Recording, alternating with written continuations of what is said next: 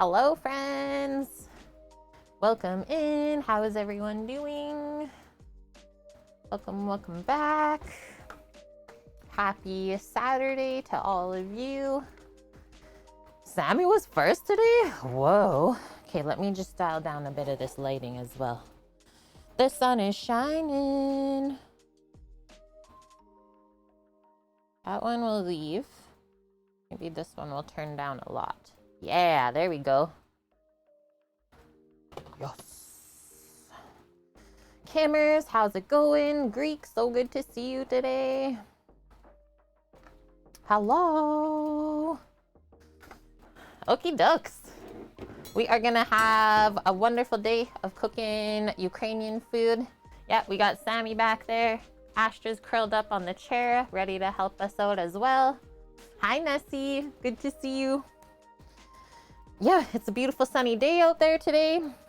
Blue skies, sunshine, love it. So nice and warm. Perfect day to cook some Ukrainian food because some of it is baked. So yeah, I don't have to freeze while I go outside. So menu today, and I will also say just before we start, this stream is for Torino Evolve. Fellow Canadian, fellow Ukrainian. He saved up 75,000 of his pots and pans points, which are the Twitch channel points, just watching the stream. I don't know how long it takes him to save up those points, so maybe ask him if you're wondering, like, because I think this is his third request we've done in the last little bit. So he's been saving up those points. So yeah, we're gonna make one dish that I am familiar with. I've never made it before, but I have eaten it a ton, and it is one of my absolute favorites. So the one that starts with N is pronounced Nalysnyky. And it is basically little crepes that are filled with a dill-flavored cottage cheese inside, and then they're baked in a cream sauce, and then the sauce reduces, and it just is so rich and delicious. Like, oh, it's gonna be so good. And then Torino also added a recipe there that I've never actually had or made before, was the pork meatballs, Kotletki. So we will definitely get into that. Bought one beautiful bone-in pork shoulder this week. I'm just grabbing it because they were on sale at the store. Is the pork here right now? I was so pumped. You save more than you spend. So it was a no-brainer. Boom, like $27 for this. And the bone is in there still. So we will do a little bit of butchery today. And yeah, it's from Thunder Creek, which is really, really good pork farm here. And yeah, I got a chicken broth going just on the side here from our chicken scraps. So we let that go overnight, and now I'm just reducing it to 1 liter. And then obviously when that is off, we will start the pork broth next from that nice bone in there. Really good collagen and gelatin. Hi, Clemmy. Hello, Crazy Mama. Hello, Yet It Is. How are you all doing? Yeah, hope everyone's having a great day. And then just a very, very simple vegetable side is sauteed cabbage with a little bit of shredded carrot. We'll do that in a touch of butter and olive oil. Quick in a pan. About 10 minutes, that's it. So we will work on that inside while everything else is baking in the Traeger. Should go pretty smooth today, I'm thinking. Why don't we make a little list for ourselves?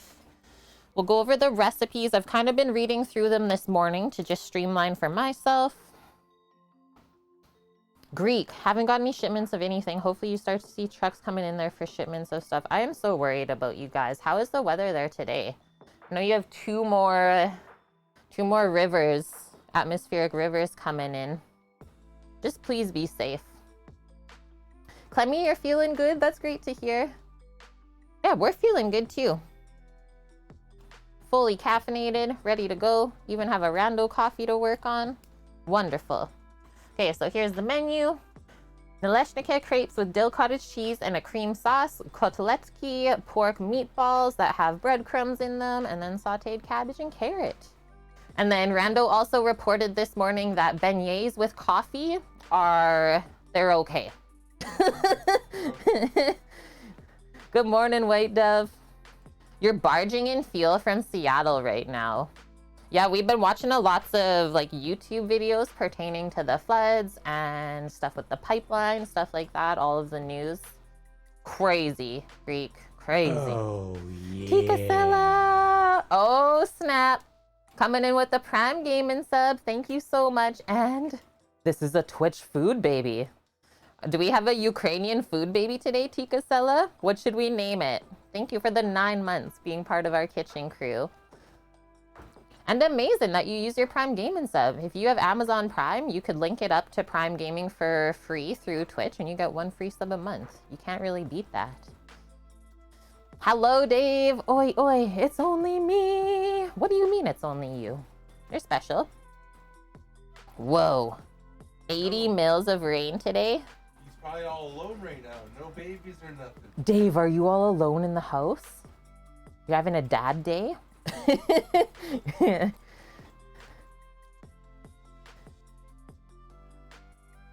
Yeah, crazy. Like, it's the water just soaked into the earth and now they're getting another rockin' worth of rain. Insane. Okay, so first things first, I think for the fresh ground pork for the meatballs, we should definitely prepare the meat grinder. So I'll just put meatballs down. And hopefully Torino pops in relatively quick here. So I think he said that he has never had these meatballs before either. So grinder should go for sure into the fridge if you don't have a freezer. But if you have a freezer, put all of the metal components of your meat grinder into there while you're prepping the meat that you want to grind. We want everything as cold as possible. That gives us a really nice texture of the grind as well as minimizes the risk of bacterial growth as things warm up. So if you keep it all cold, the bacteria will be very, very slow moving and you don't have to worry as much. You're right next to a river. Kind of like this is a good thing you're moving inland more. For sure, Greek. For sure. Okay, that, and then I'll just put butcher pork.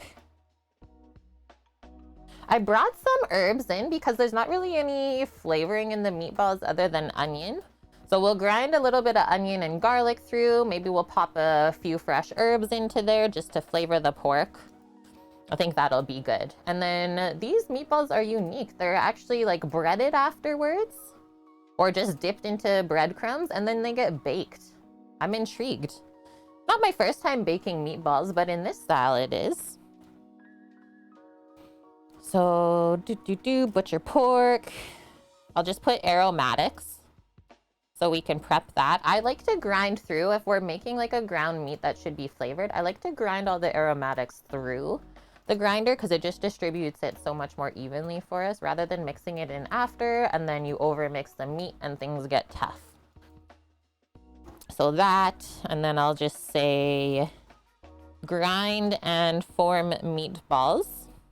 And then let's take a peek at the recipe. See how long and at what temp this bakes at. Hello, Eric. How are you doing? Welcome in. Grind the aromatics. Interesting. And then I always do that Greek as well. Like, for example, when we were processing a lot of the venison for Zach, and he wanted different styles of sausage and burgers, I would do the same thing for those types of ingredients. Yeah, it brings out more flavor. And like I said, then you don't over mix the meat after trying to mix the flavoring in. Because when we over mix and mix the protein and fat too much, that's when you get like very tough and rubbery meat. Doing good playing some NFS. Need for Speed, Most Wanted. Sweet. Have fun racing. Yeah, the oils and stuff. Exactly. And then with the mince is the grinder breaks it up nice and fine too. So it almost does more of the work for you. Okay, this is a big recipe. How much pork are they using? 2.5 pounds. Says they make 75 meatballs. We're meatballing today. Oven is at 400F. Interesting, there is mayonnaise in these. And then 40 to 45 minutes? I don't think we're gonna need to go that long. If we're baking them at 400 degrees Fahrenheit, I would say maybe half of that amount. Right, Sam? That sounds crazy. 75. Here we go. Who's coming over? Ah! Okay, 400 degrees Fahrenheit. And then because we want to bake the meatballs at the same time as the Nalysnyky, what does that get baked at? 350? Should we call it an even middle and just go 375? I think so.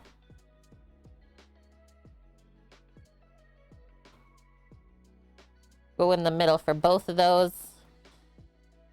Do like maybe 30 minutes. We can check the meatballs after 15. They're supposed to be pretty small, I think, Greek. Just going by the photo.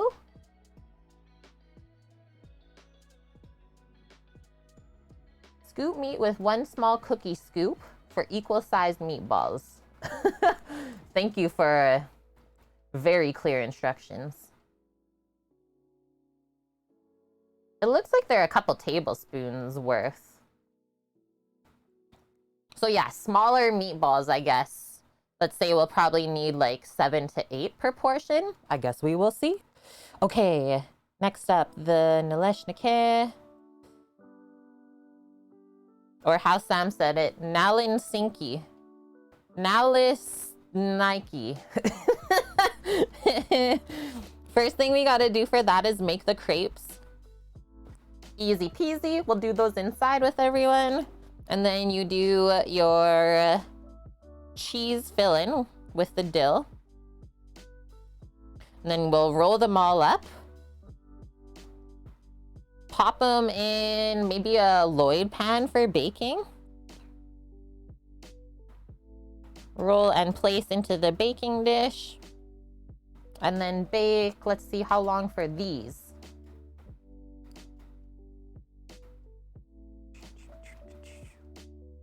20 minutes. Or until the cream is like nice and reduced. So kind of same time as the meatballs then. Perfect.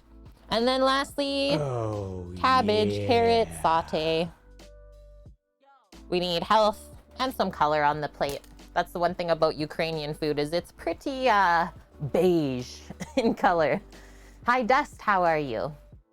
And Dave, thank you very much, my duder. You've been with us for 3 months already now. Thank you for that. Adverts, that's a no for him. Enjoy your ad-free viewing, Dave. Your special subscriber badge and emotes. Yes. Okay, let's get into it.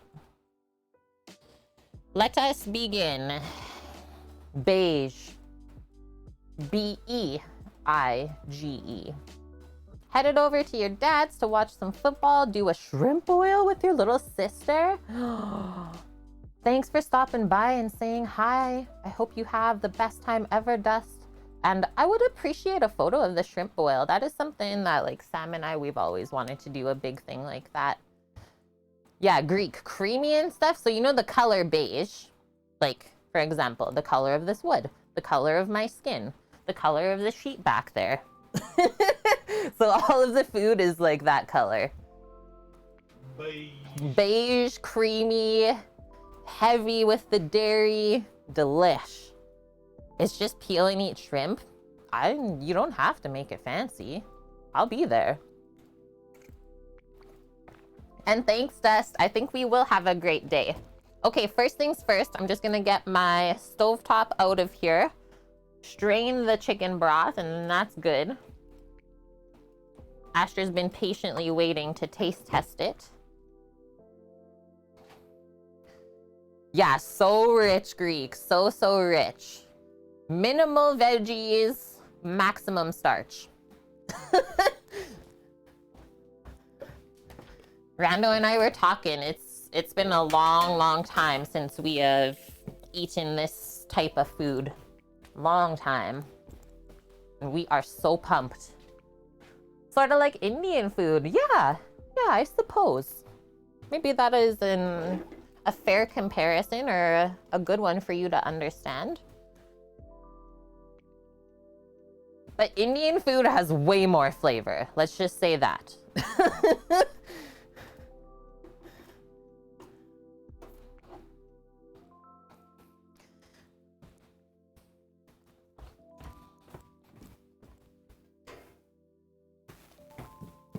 This smells so good.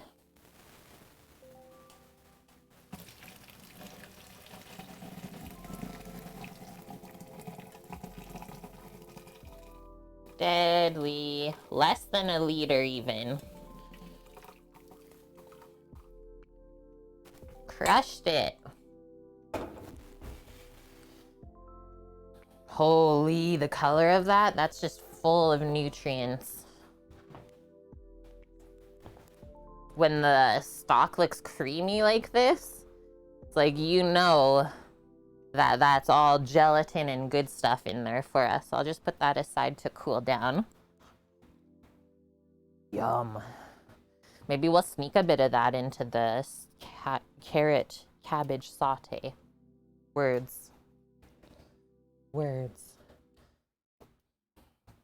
get this out of here. Okay, so first step, let's grab our meat grinder and then away we go. I was like, where did I put this on the shelf? Searching.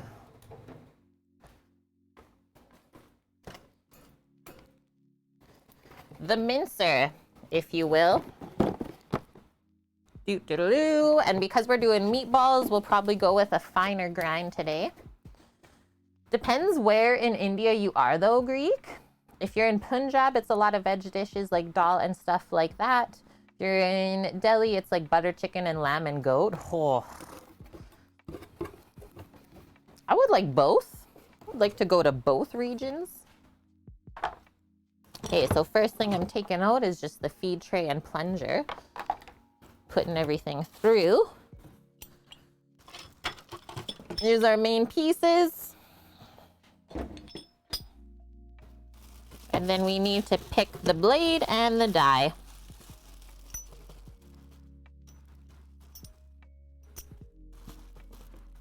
Yep, I think I'm gonna go with this one.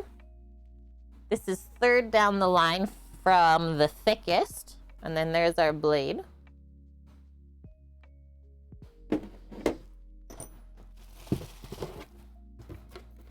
And then the south is more like spicy curries and heavy, heavy dishes. Northern India is less spicy than the south.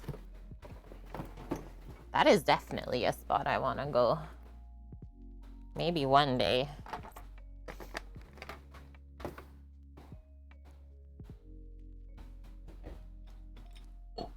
Okay, so this stuff, you can just pop in a little container if you want. And I think I'll just pop it outside.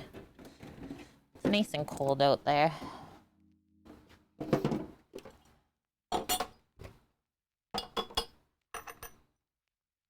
Nom, nom, nom. And as well, as I head out there, I'm going to bring a couple of my dairy ingredients. Keep those nice and fresh. Okay, BRB.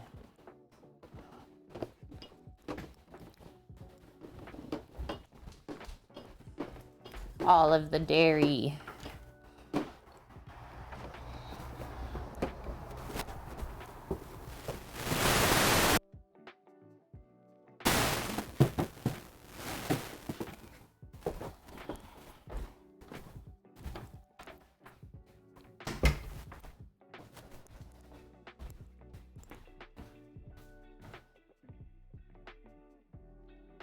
What do you think, Astra? Peepgos are Ukrainian too, are they not? What's that? And hi, Mickey. How are you doing? I think I gotta turn this one more down. Or, what about this? That's better. Yep. Pierogies. Oh! I was like, what is Peepgos? Pierogies are Ukrainian. We can also say Polish. Mickey, what happened to you today?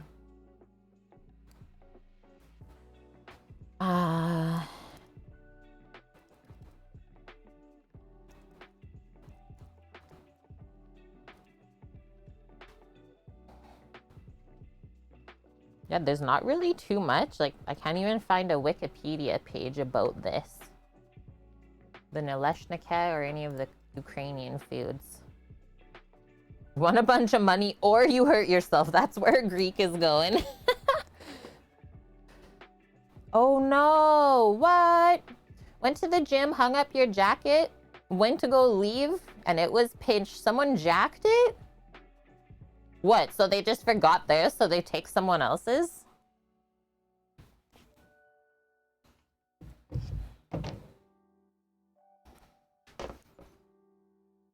Seems pretty sus to me.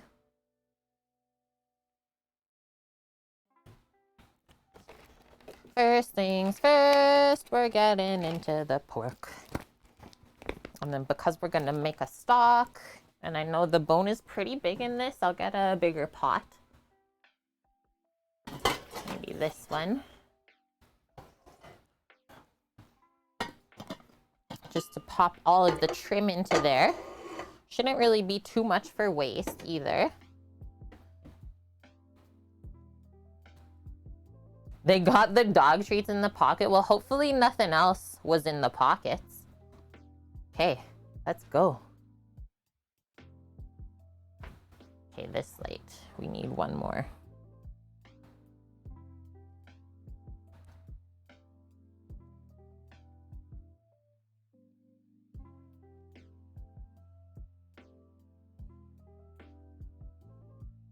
Perfect.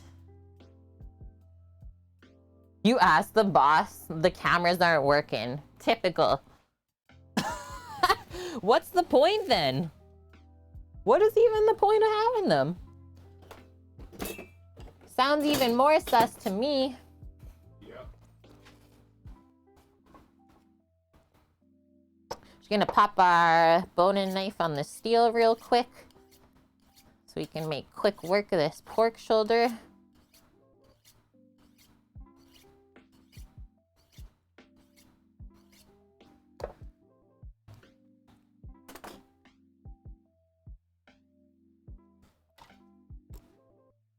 Hi, Ampersand. You got the new, is that Final Fantasy cookbook? Was looking at the pizza recipe. They said you need to proof the dough for 24 hours. Why would you proof a pizza dough for a whole day? So it must be a certain type of dough, Ampersand, where it needs that resting time for it to develop properly. Otherwise, you will run into issues. Does it kind of describe the type of pizza that you make with it? And hi, Maya. A likely story. Yeah, we're on the case, and I propose that the boss nab the jacket from the coat rack, right? Oh, nice. So it's a gym hotel that you go to. Yeah, ask for a free meal. Like, hello. Don't just, like, brush it off. Like, that's people's stuff. They work hard to have things.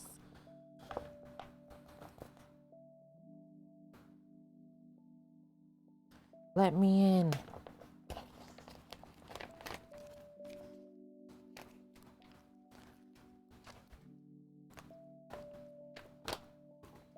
Yeah, how did I know this one would be watching real quick?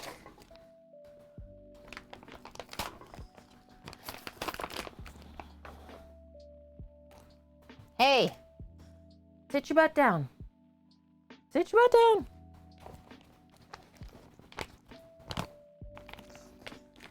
Who has ever deboned a pork shoulder before? It's actually one of the more difficult things to butcher, I will say. At least that's how I feel. But I mean, if you know the anatomy of animals and like how a shoulder blade is, then it gets a bit easier. And yeah, we're not using all of this today either. We'll only be using some of it, and then the rest will just get packed away into the freezer. Yeah, if a hotel's cameras aren't working, huh?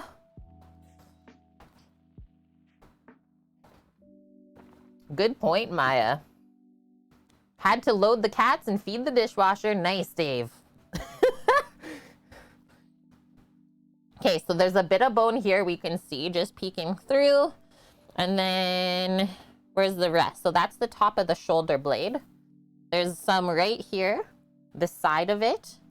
So shoulder blades are like a flat kind of bone, almost like the shape of your hand is how the shoulder blade is shaped in there. So goes a little bit that way, and then this is the other part of the bone there. So I actually usually get into it from the back side so we don't disturb the fat cap on the other side too much. And then we can also start to like trim out some of this stuff for the stock pot. Anything that doesn't look too good. Weird veins, connective tissue, glands, stuff like that can all be repurposed elsewhere.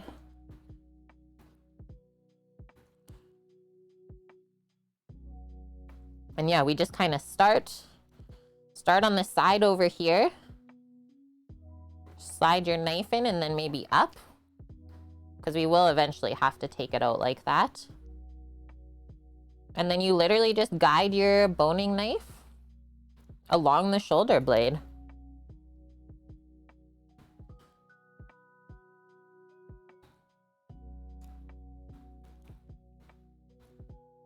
I want to see how long this takes me because I haven't done it in a while. There's also a big piece of knuckle over here.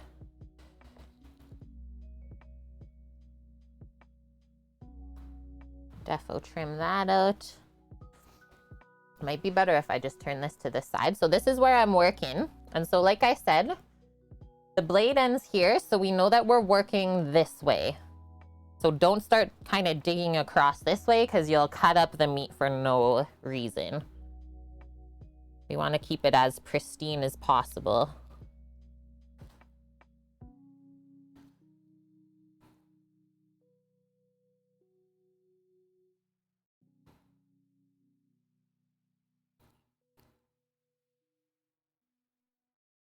And so that's why if anyone's ever bought a pork shoulder deboned, that's why this part kind of just flaps open, because that's how they have to take the shoulder blade out.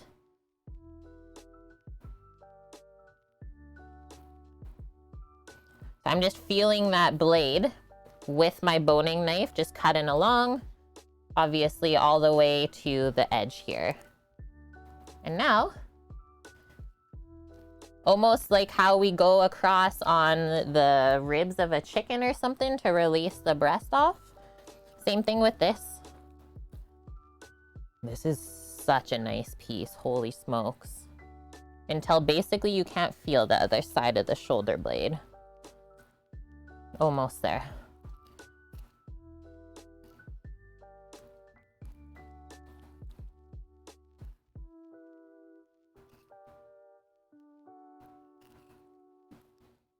Okay.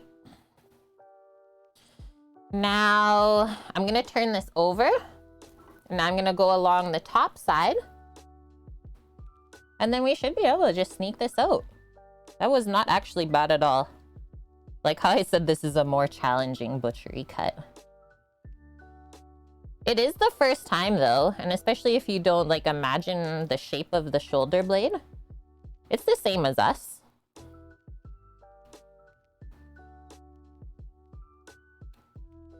And then this part where I'm digging through so we can see how part of it comes up here is the shoulder blade kind of ridges up, and we have this crest that you have to cut around. So if it feels like your knife is getting caught on something, it probably is.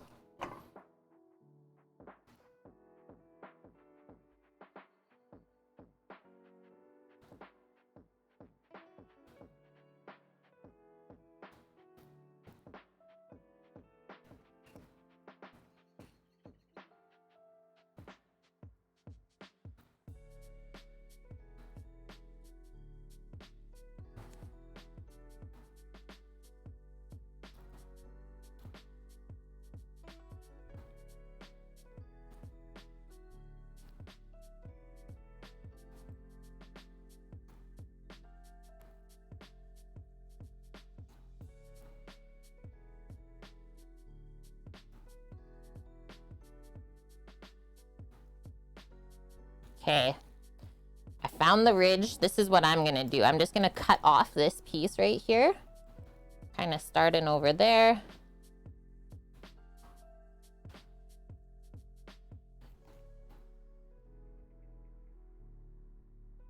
obviously we'll use that for grind.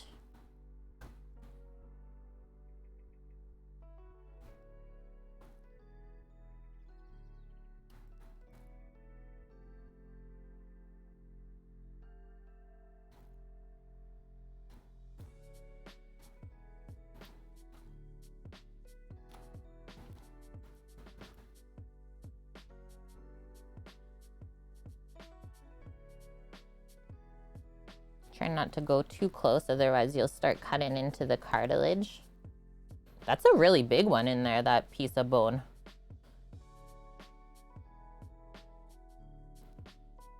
But it is so satisfying when you take this out.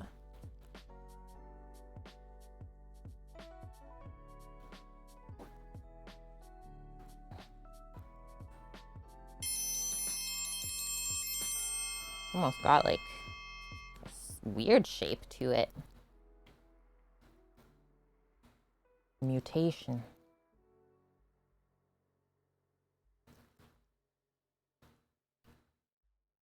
Kaya Zuai, thank you for the follow and welcome in.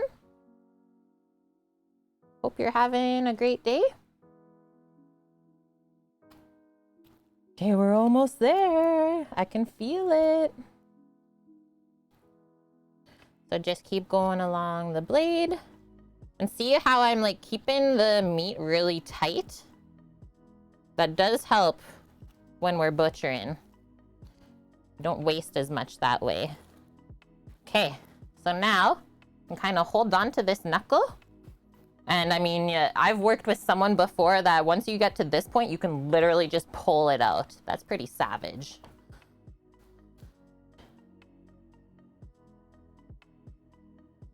Boom, boom, boom.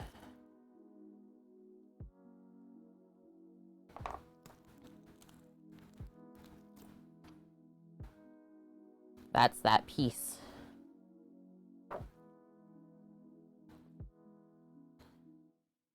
The satisfying tear.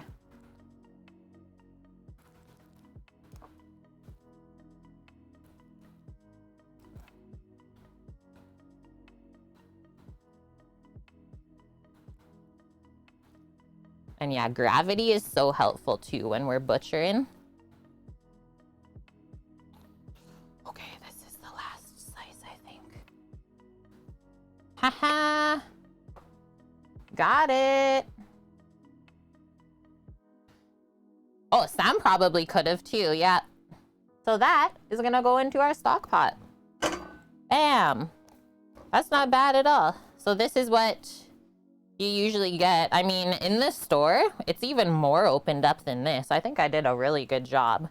Because like we could easily just put that back together and pop this whole thing on the smoker.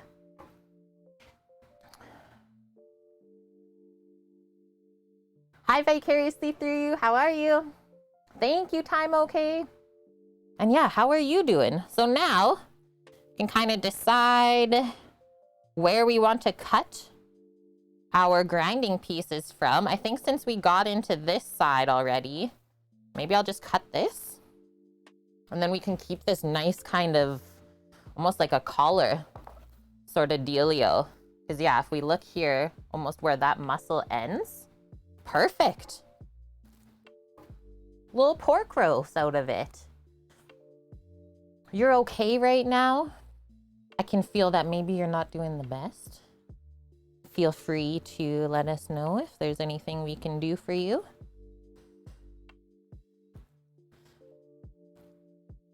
What did that take me to bone that out? Less than 10 minutes, right? Look at that. Hello. That's gonna be so nice to roast. So I'll pop that away.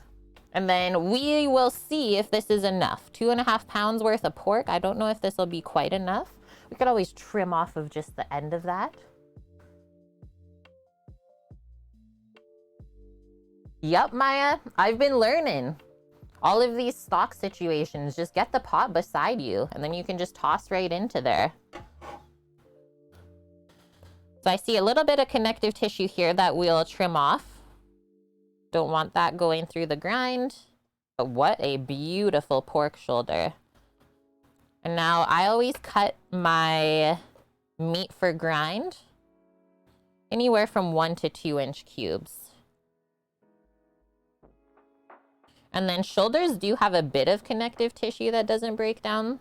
And that usually has a bit of sheen to it. So just watch for that.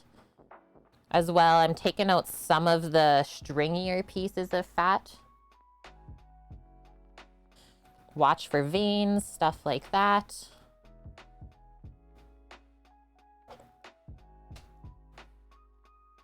I'm not worried about this touch of connective tissue inside of that muscle. That's more like fat than anything, and that'll be good flavor and will break down easily. So now we do that. Back across this way. And I mean, the quicker that we butcher this, the colder it's gonna stay. And the safer and better of a meat grind we'll get. This part. So pretty big piece of connective tissue just running through here. I'm gonna see if we can clean that out. Maybe even just split this muscle off.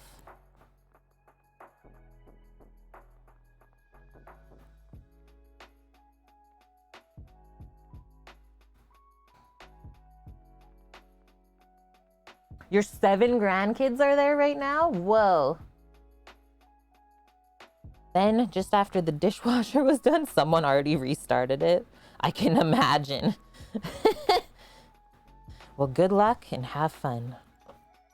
Okay, so that worked good. So now you just slide our knife in and hopefully just take all of that out into the stock pot.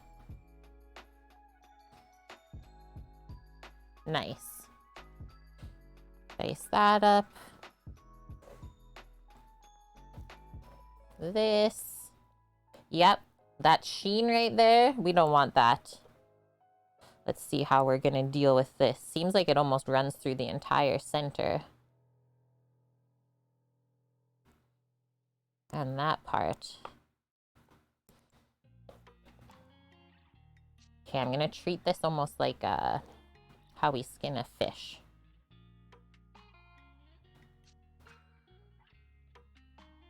Yep.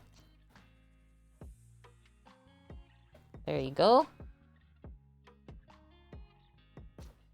Just that little bit snuck through, not bad.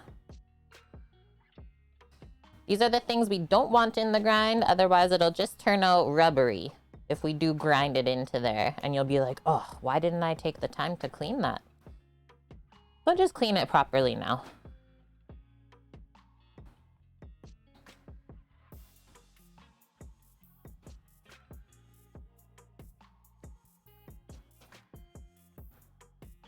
And then any pieces of pork that kind of don't go on the knife, just clean that off of there. Oh, wow. We really cleaned up. Like, we took all the muscle off of there. Cool.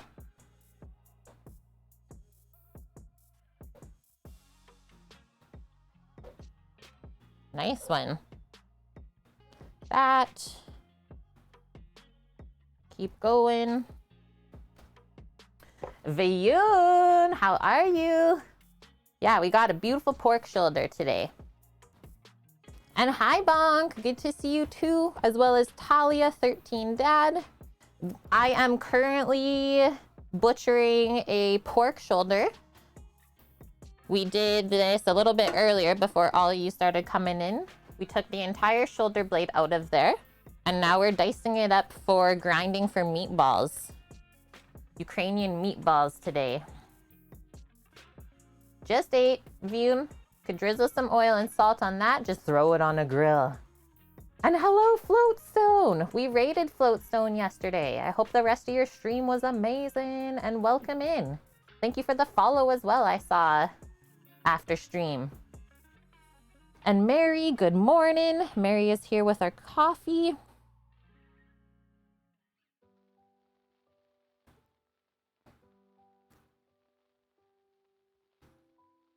I'm just cleaning out some of the stringy fat with veins and stuff in it. That can go in the stock pot.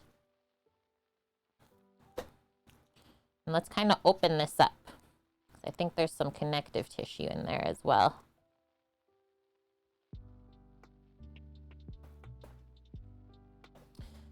That stuff, maybe take some of it out. A little bit of fat is good just to keep things from drying out, but this actually looks pretty lean over here. Let's do this. That was all good stuff. And then in here, we clean this out. Hello, Armored Baron. Yeah, I'm so looking forward to this. I have not had Ukrainian food in years. And yeah, pork meatballs. Go, go, go. Go follow Floatstone. I mean, we've been there, right? We know what it takes. It's hard work.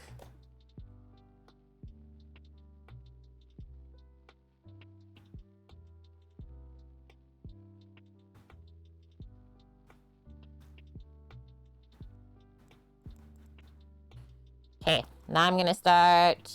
Yeah, this is all beautiful looking. Just do strips down this way. Boom. Boom. Again. So 1 to 2 inch cubes. Any bigger and then your meat grinder will just struggle. Any smaller and you will get like too fine of a grind. You had to grab more food last night after watching the stream and you already had dinner. I'm so sorry.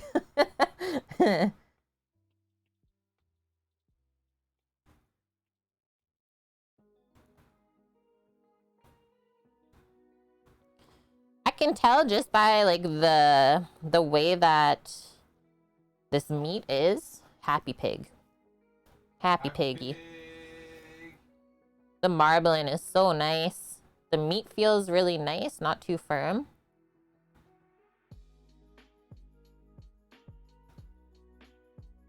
Just clean this kind of center piece out of here.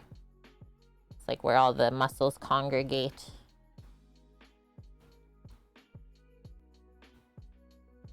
You'll be out of here in 2 hours, Bonk? Oh my gosh, finally. Tattoo day. What? I don't want to see you back here until you've been tattooed, Bonk.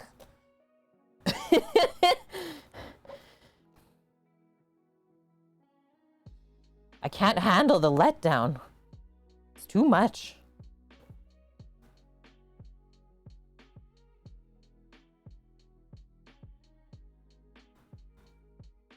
And yeah, I hope it goes well. That too. You've been wanting cake for so long now, but you're lazy, Vune, so you bought a mousse au chocolat tart today. And? Is it yummy? Did that satisfy your want for cake, Vune, or are you still unsatisfied?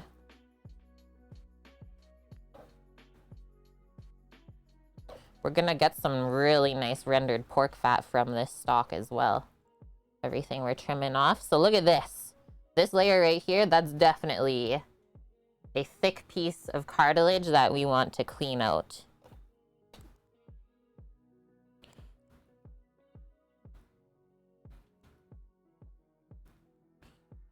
We'll say, like, pork separates from the connective tissue pretty easily. It's quite enjoyable to butcher. So now I'm going to turn this over. Maybe do a little slit before I do that. Boom. Oh, yeah. That. FCB. How are you doing? Welcome in. So good to see you. And a resub. 13 months in a row. A baker's dozen already? Wish they could be cookies. Me too.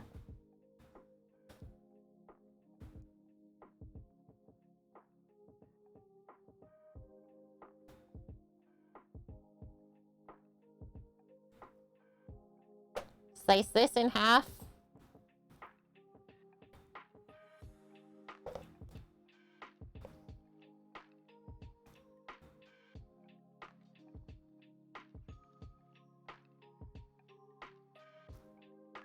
Oh, want your tattoo to look like that? Okay, one sec. Go with my clean hand on my apron. I need a sea bonk.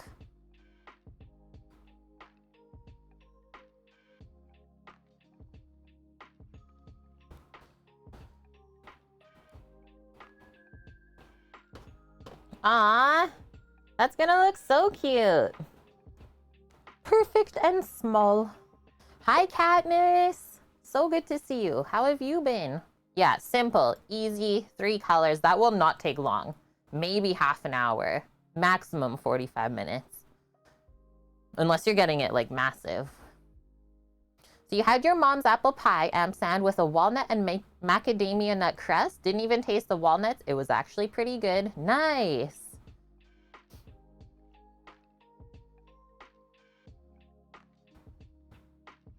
Yeah, Stumpy, just in time. Welcome in. Good to see you. Oh, FCB is in Denver. Wait, is that where Mosley is? Oh, Sam has his headphones on.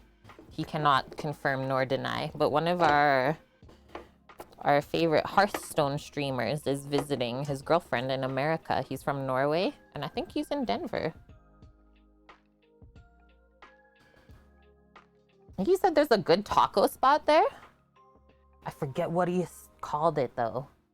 Katniss, awesome. You went camping for Thanksgiving. Did you luck out with the weather? So I think we need a little bit more meat just for the meatballs. I'm actually going to trim off of this side.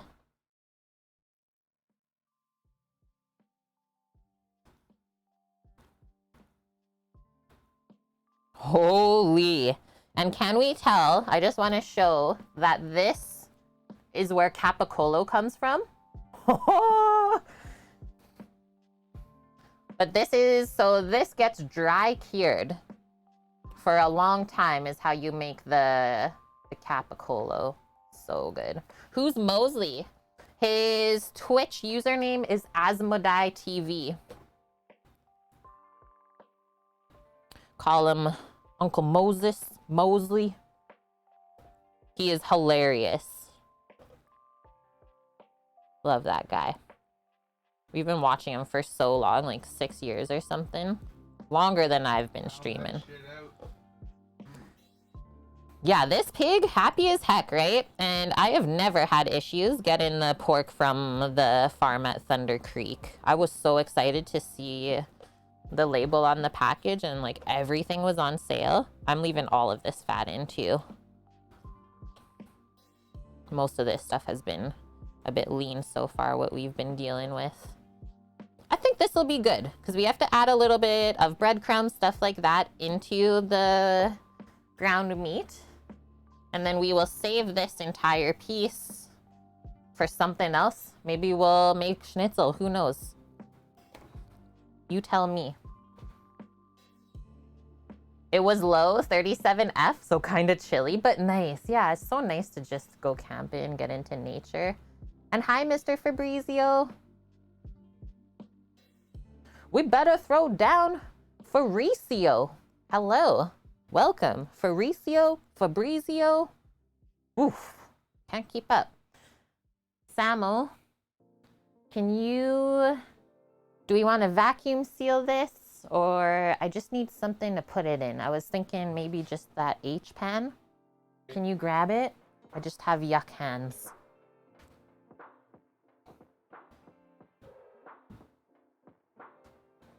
We need to pack up this other half of pork shoulder. So the entire shoulder that I bought, all of this stuff, including the trim, which we're going to make a stock from instead of wasting. $27 for this. And we should get like, whew, we typically make enough for 4 people to always have. This will be about 6 portions, I'm guessing, from the meatballs. So yeah, a lot of meals from that one pork shoulder. I am going to, yeah, right now, Armored, at the store, you actually save more than you spend. When I come back, I'll show you the price tags. Like, I went past the pork aisle, and I was like, skirt, backed up with my cart. Everyone was looking at me and I was just like, what? Start messaging Sam all of the price tags. It's like, why is no one buying this right now? Y'all are silly. So for the pork stock, we just cover that in cold water. I'm not gonna do it now though. I'll be dealing with that after stream. So I'll just pop a lid on that and put it into the fridge. Just don't want to bung up my station.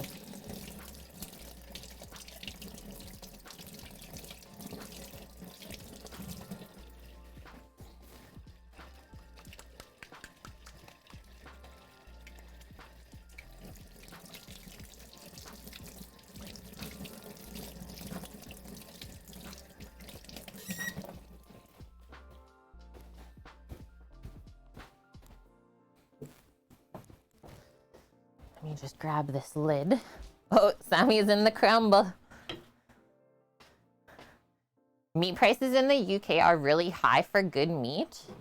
I mean, one thing about where we live is we're like in the middle of farmland.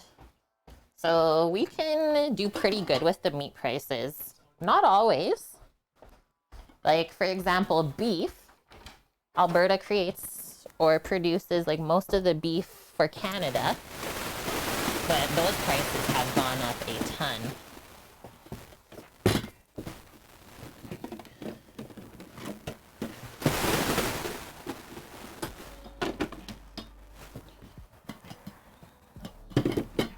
There we go. All of our stuff is happy. I'll just pop the pork in a bowl. Put that in the fridge. And then we can deal with the rest of this stuff. Yeah, we're over halfway, Greek. It's so exciting. Let's do this. So, for the whole pork butt bone-in was on special $2.65. So this one we didn't save more than we spent, but still. $2.65 a pound for that. And the quality. Some of the other ones, for example, pork belly. So we were kind of thinking of maybe going to grab some and making bacon. $3.99 a pound. You almost save as much as you spend. $3.29 a pound off. And then this ham. Save $2.50 a pound. It only costs $1.99. I was like, I wish I had a massive fridge for this. R.I.P. I am just going to use a pair of tongs to transfer this stuff so I don't have to wash my hands again. There was a ton of interference on the mic just now when I went outside viewing or elsewhere. Thank you for letting me know as well.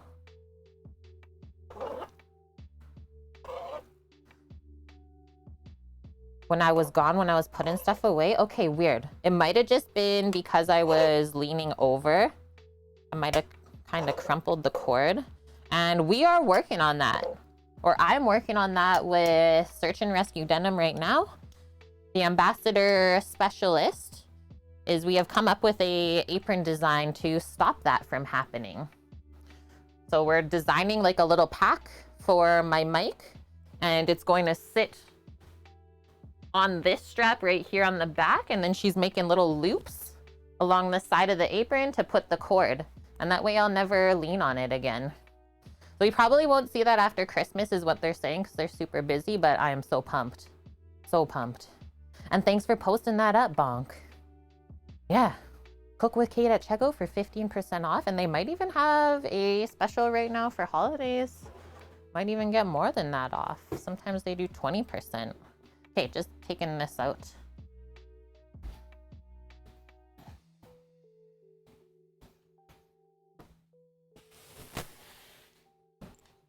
Come on, Ashta. Hey. Good girl.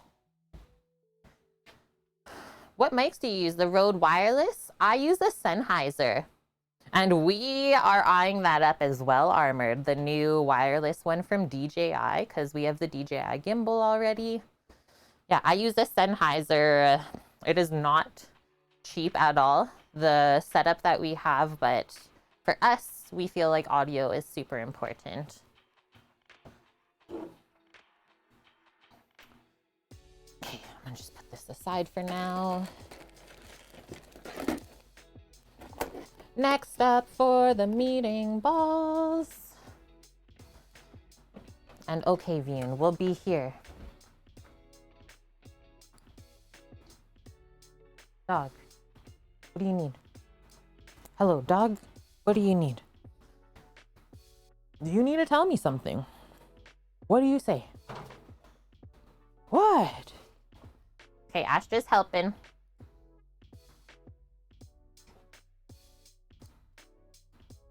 Yeah, you can deal with watching poor video if the audio is good, but not the other way around. Totally.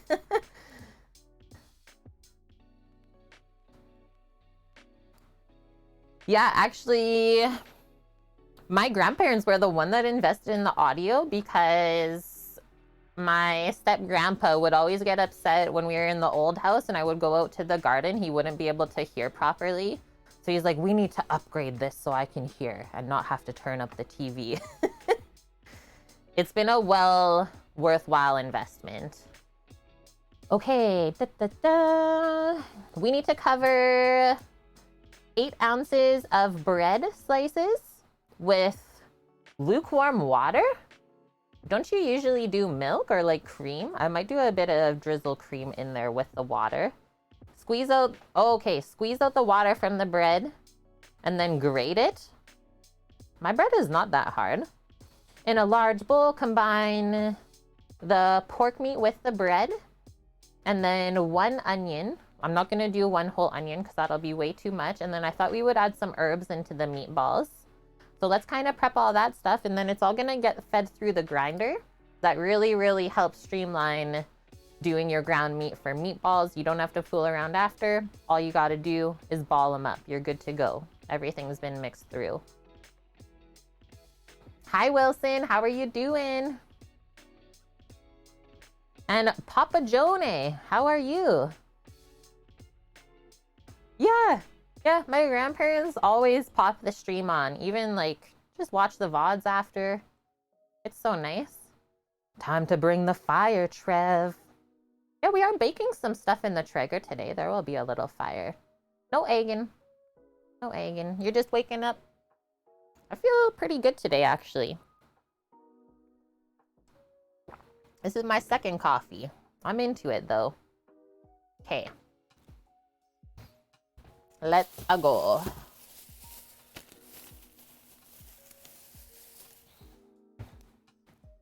Family crest. This is Mac Tools. My bro's coffee cup.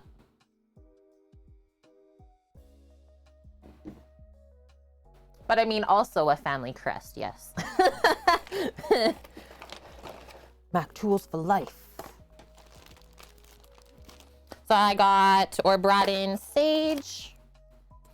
I thought we would maybe do some chives over the cabbage and carrot later, garlic. This is what I'm using for bread.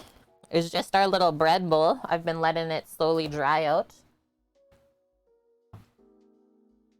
Hi, Torino. So good to see you today. And can I also say this stream, it's for you. Thanks for requesting all this deliciousness. You didn't miss too much. All we've done is prep the grinder in the freezer and finish butchering up our pork shoulder.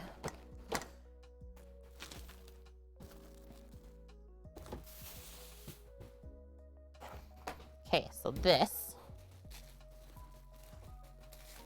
You've never seen Ukrainian food? I've not had it in a long time. It is part of my heritage though.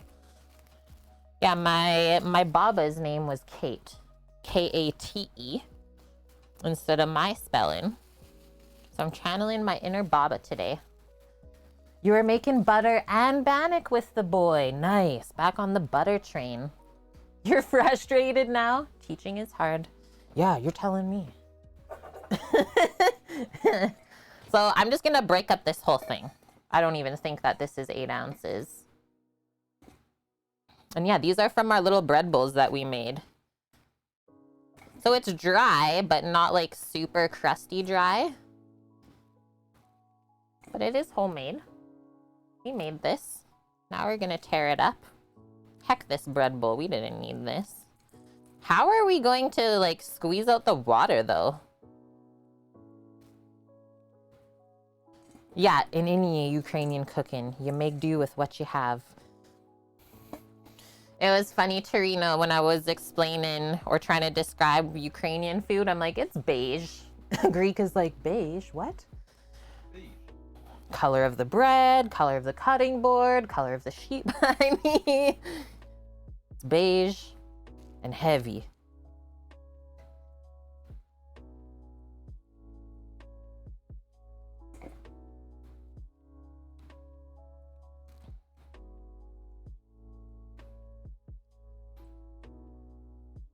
So should we, maybe I'll keep the crusty pieces to put into the meatballs, and then the really loose crumbs, we'll just use that for the breadcrumb around. So I'll kind of separate this out. Have fun with it. Ukrainian food is very peasant, at least according to your baba it should be. No fancy cuts of meat, or sometimes even no meat, right? No fancy veggies, use as much leftovers as you can, for sure.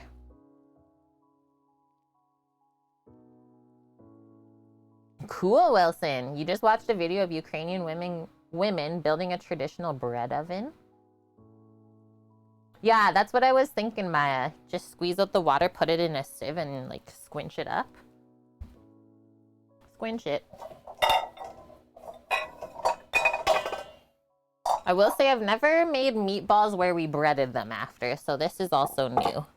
Just gonna rub out a little bit of this breadcrumb.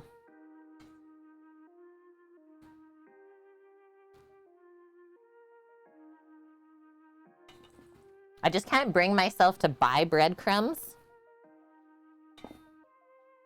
when you should have bread butts kicking around to make them from.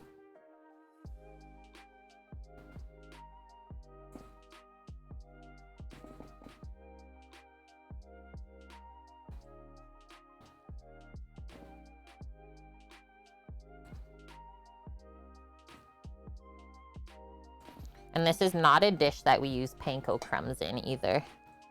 Really nice fine breadcrumbs.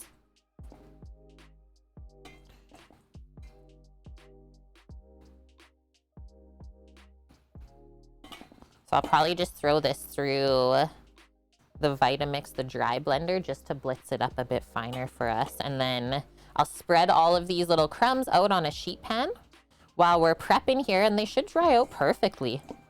I have the fan going in here and it's a bit warm.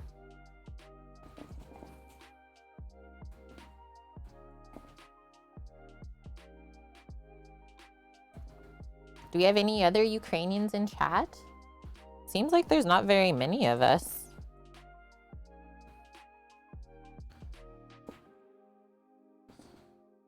It's just me and you, Torino.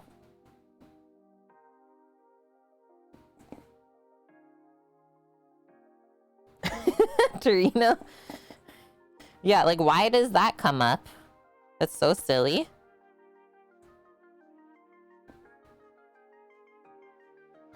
Yeah, there's a couple Ukrainians in Ukraine, Kate. I still have yet to go there as well. Never experienced that country. They don't give a heck? Wait, weren't we just watching a thing last night in the news, Sam, saying that Russia's about to invade Ukraine or something? Yeah. Oh no!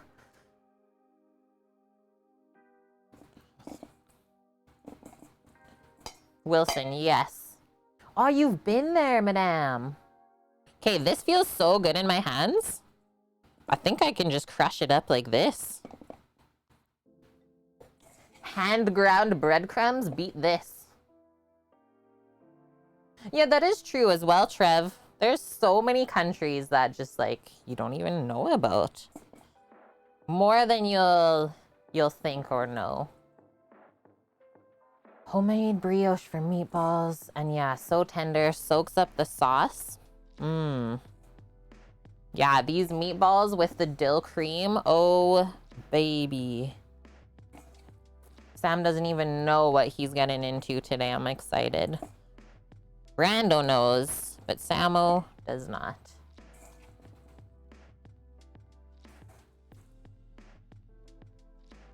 Yeah, they're like trying to form a coup.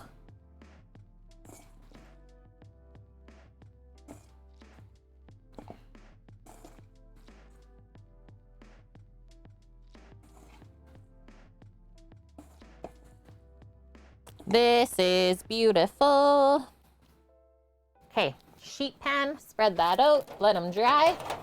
So we get it crispy, crunchy. Salivation Nation.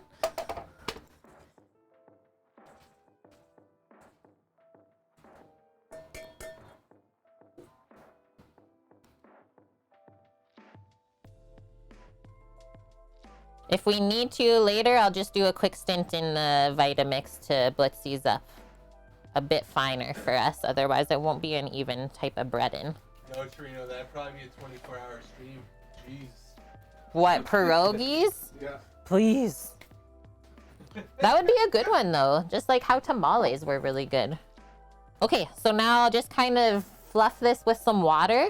I think I'll honestly just try and put enough water that we don't have to soak it up or squeeze it out. Just enough to kind of moisten will be good. Yeah. I was also saying, Trev, like just the chicken in the jambalaya yesterday that we fresh butchered ourselves, the texture is so different. Like, why is it like that? Yeah, we'll let this soak.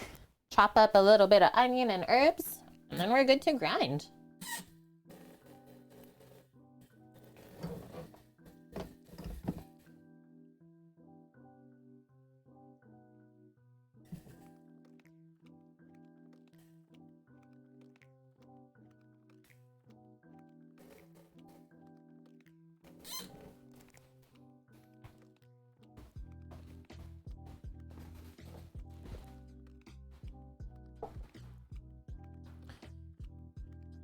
A bit of water, but not too much.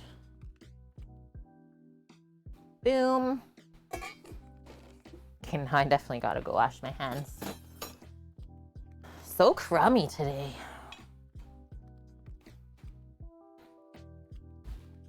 Yeah, rogies, so much prep. And then like the easiest cook ever. That's like most of all the good stuff in the world though. Takes a long time to make. Quick cooking. I think I'm gonna pop this light back on. We needs it. Okay, so definitely not all this onion. If anything, maybe a chunk like that. I really don't like when all you taste in meatballs is onion. Just can't do that. So we'll just do a small chunk.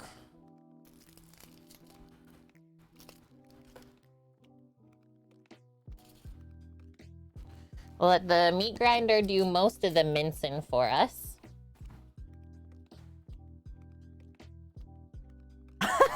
Dorino, if I see anyone eat a pierogi with ketchup or gravy, I'll be disappointed, but not necessarily angry. As long as you eat it, no waste in food. Yeah, pizza pop sized pierogies. Pierogies and ketchup. Woo! So good, madame. Kind of mince this up a bit fine so you can just mix it into the pork shoulder. Something like that. A little bit goes a long way. Hunky Bill pierogi makers. Oh. A new chocolate show on Netflix?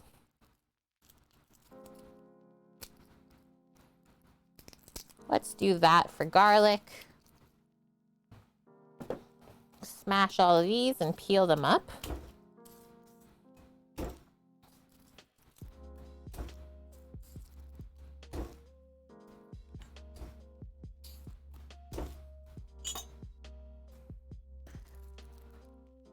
popped up a day ago for you. I don't know if we have that on Canadian one.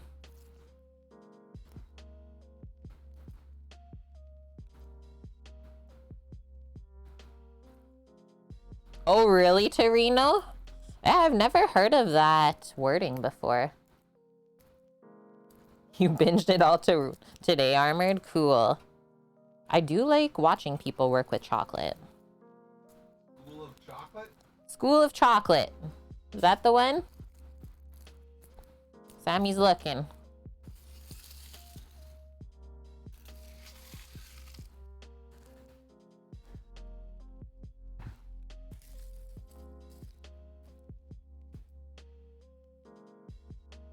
Perfect. What? Nice. That's the one. Nice.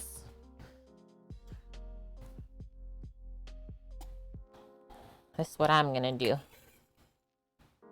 Pop the aromatics in there. Where did that piece of onion go? And then I'll just kind of sprinkle that in as we go through the meat grinding. Mince up the garlic nice and fine so we don't have big chunks of it.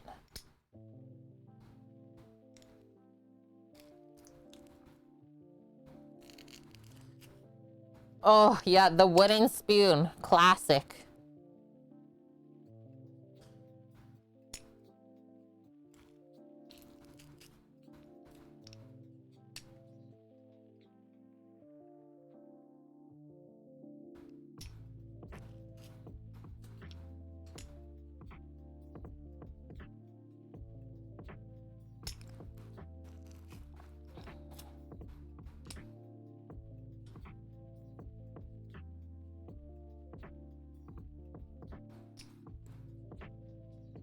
Clean all that out. Grabbing my paring knife. Scrape that. Anything else in here?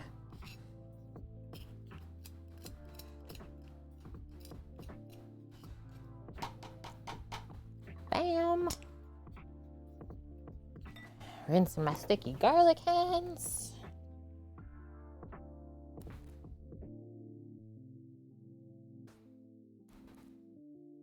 Oh, shoot, Torino. I didn't make the crepe batter yet, but it's going to take us a little bit to keep prepping. We will make the crepe batter after we grind the meatball stuff. Then we'll just put it aside, make the crepe batter, and then we'll form our meatballs while it's resting. How does that sound?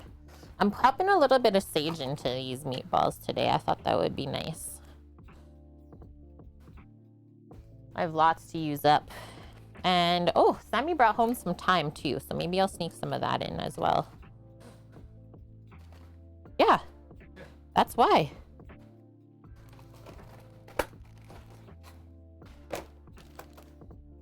And we could even do a touch of parsley. A pinch of parsley in the meatballs is nice. We're making fancy Ukrainian meatballs.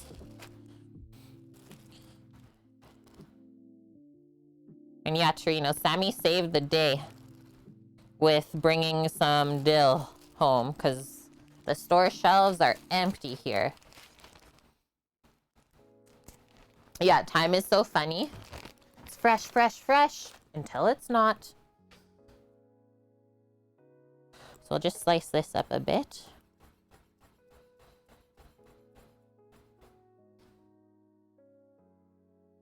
Sage is so soft. It's like velvet. And then I'll just strip the thyme leaves right into here.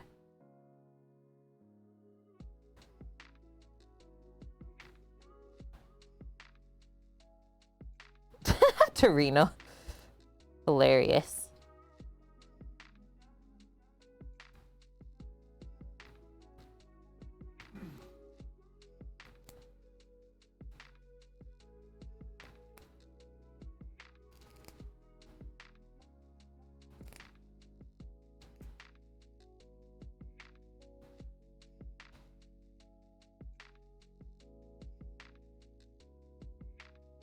Hey, trying to get this stem. It snuck through. Here we go. And now the parse.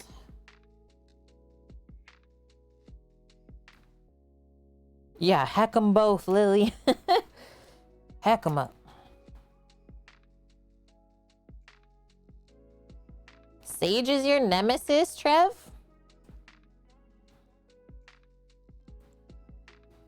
It is really easy to overpower with Sage.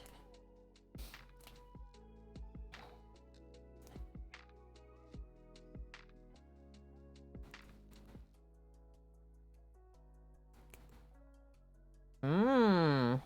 Yummo Greek. Spicy Korean ramen. Where'd you get that from? And thank you, Dave. Kate, have these. I just found them under the cat. Thank you for the 45 bitlies. Going towards the food truck fund. The kitty was keeping them safe. Yeah, right. Spicy for you, Greek, is like way more than what other people would even be used to. We'll give this a little bit of a dice up, just because I don't want it to get bunged up in the grinder. Yeah, if you were on Chopped and sage was the secret ingredient, you would cry. Panic would ensue.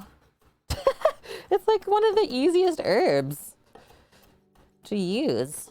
But yeah, if you overpower with sage, you won't forget that. It's like, whoa. I mean, one thing that's nice to do with it is just to fry up the leaves, crisp them up, and use it as a garnish. Sage and squash is really good together. Yeah, Stumpy. It's only classified as spicy if it actually makes you sweat. I would say that's a pretty accurate statement. Okay. That is our meatball aromatics, let's say. Just gonna give this knife a wipe before all the herbs stick on.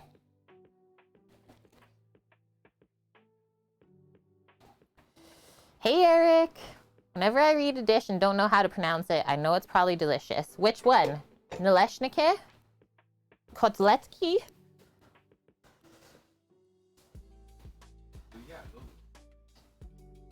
Yeah, you should have heard Sam try and pronounce it this morning as well. Nalysnyky?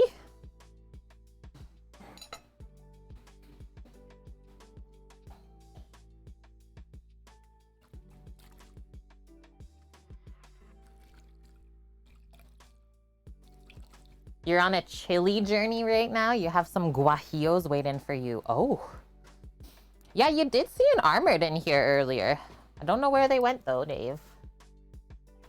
Okay, we got this. Maybe I'll just mix it up with a spoon. Spoon it in with our pork shoulder. We have the bread over there as well. 3 different components, and then one other thing. Before we start feeding the pork through the grinder, let's season it up a bit. Season the internals. Defo coming in with some cracked black pepper and some salt.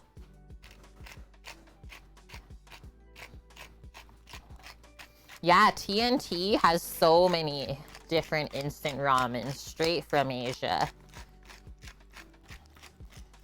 The North American instant ramens are just not made the same at all. Crap ingredients. Doesn't taste as good. Healthy dose of salt and pepper here. This amount, that should be a good start. We can always do a little sprinkle of salt over the meatballs before they go bake.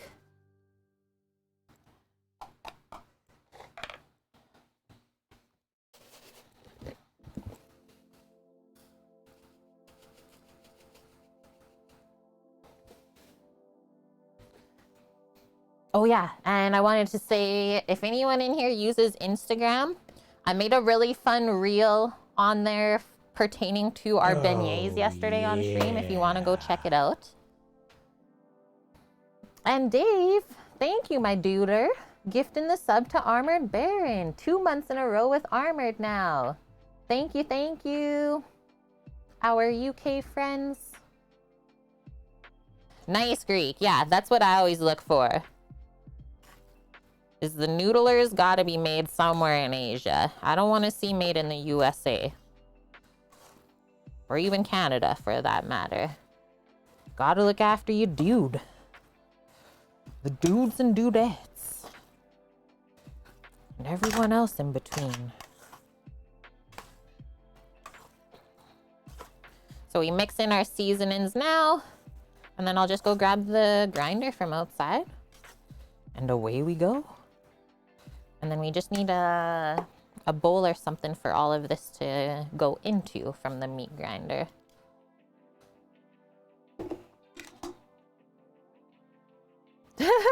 Thank you, honey.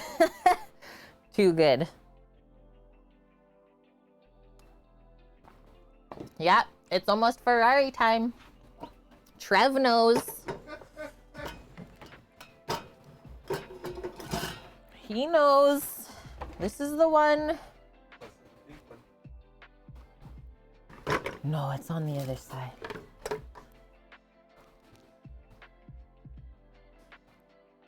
I'm using Old Faithful. Okay, don't actually plug it in. I'm just getting it set up for us. They are taking a break this weekend for F1 Greek. I thought they were racing, but they're not. I think just because of America Thanksgiving, stuff like that. Yeah, madame, you can decrystallize the honey when it starts crystallizing. You just gotta heat it back up again. Kind of just bring it up to a simmer, and then you will have liquid honey again. But since it already crystallized, it will want to do that again. So just letting you know that. You put some into a jar instead of a plastic bottle. Notice it's starting to crystallize. So just pop it in the microwave even is what I usually do.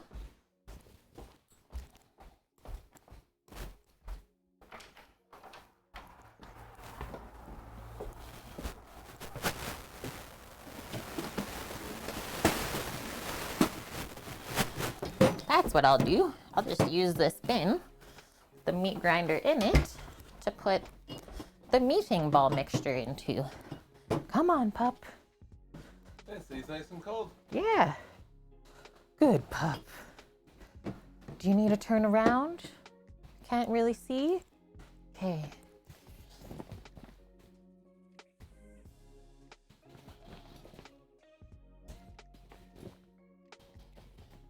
She's so good.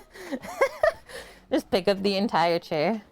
She's like, what the heck is going on right now? She likes to watch. She really loves to watch. First piece. Crystalline. Oh my gosh, Canadian band. You loved it, Bonk? The Insta post? Thank you. It made me really happy. So when I make a post where I'm like, yes, I love this, I'm hoping that it makes other people feel that as well. It's my brother and his partner's dog, and she's a rescue. They think that she's part German Shepherd, Rottweiler, and maybe some Husky. Yeah. And she doesn't bark, she moos. So if you hear that in the background, like, yeah, that's the dog. It's not me or Sam. Made your first roux and cheese sauce today, Eric, for mac and cheese. I'm so proud of you right now. So first you made the bechamel, mother sauce. And then you made Mornay from there when you added cheese into it. Look at this guy go. He's awesome. Yeah, and Madame knows this firsthand when she visited in the summer. She also licks right in the mouth. Also did that to the gas fitter that came to hook up the new heater in the shop. So you're not alone, Madame. You should hear her on the side right now. The sigh. She's like, stop it, guys. Stop talking about me. Yeah, it's not the cows. You got it, Trev. I don't know why, but for some reason I could see like cows just outside the window here grazing. I could see that being a thing. Let's go, Randall. Okay, that. Our feed tray and plunger to help us. We need to open this up even more. Yeah, no lick in the face, straight to the mouth.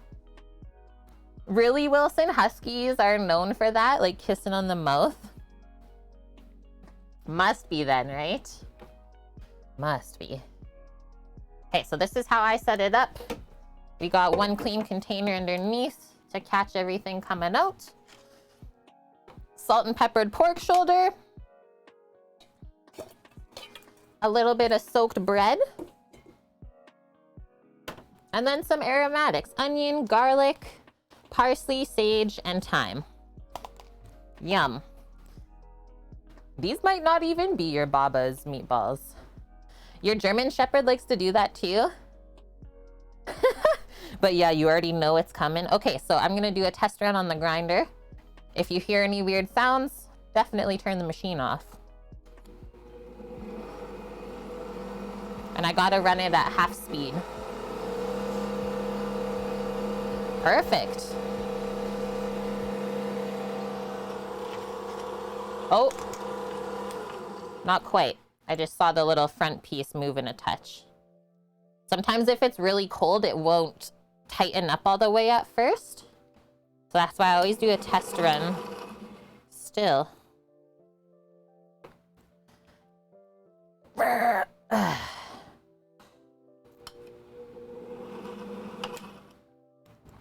Something's ished.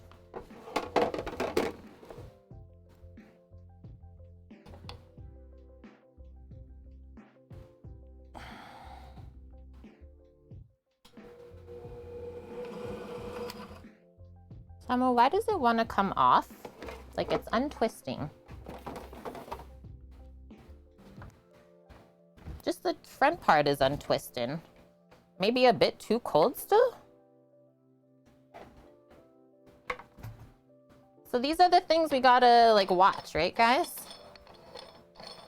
Is if things aren't working, don't just carry on. Restart. Literally take it apart and redo it. So like that is tight.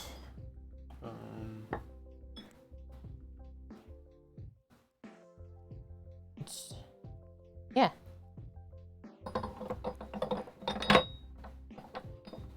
Oh yeah, wolves, right? Lick straight in the mouth. Hilarious. You popped it with the blade up?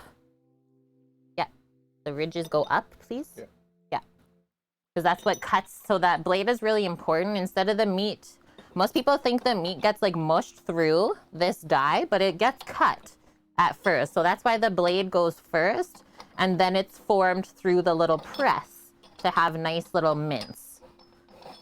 Floatstone, you had a Jack Russell who would pry your mouth open and stick the tongue down the throat? Wow, that's aggressive. I unplugged it. Safety reasons.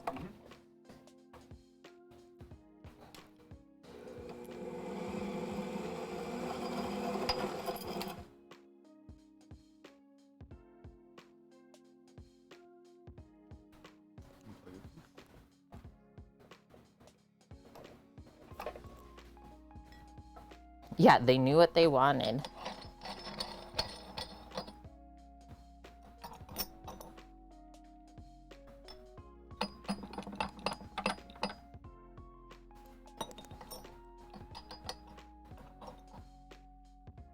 Like nothing is built up that would stop it from sitting in there nice.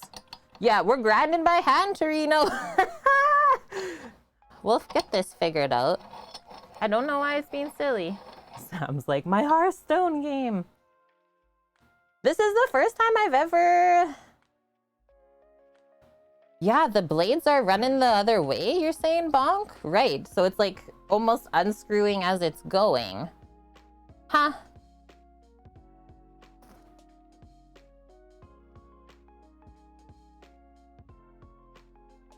This is how you first set it up, madame, and then you pop it down the other way. There's no rubber washer that's ever been with this. You retightened it and everything? Mm-hmm. Holy shit. Yeah, like I can't tighten that anymore. It just pops up. But like, see how that kind of looks sideways in there, right?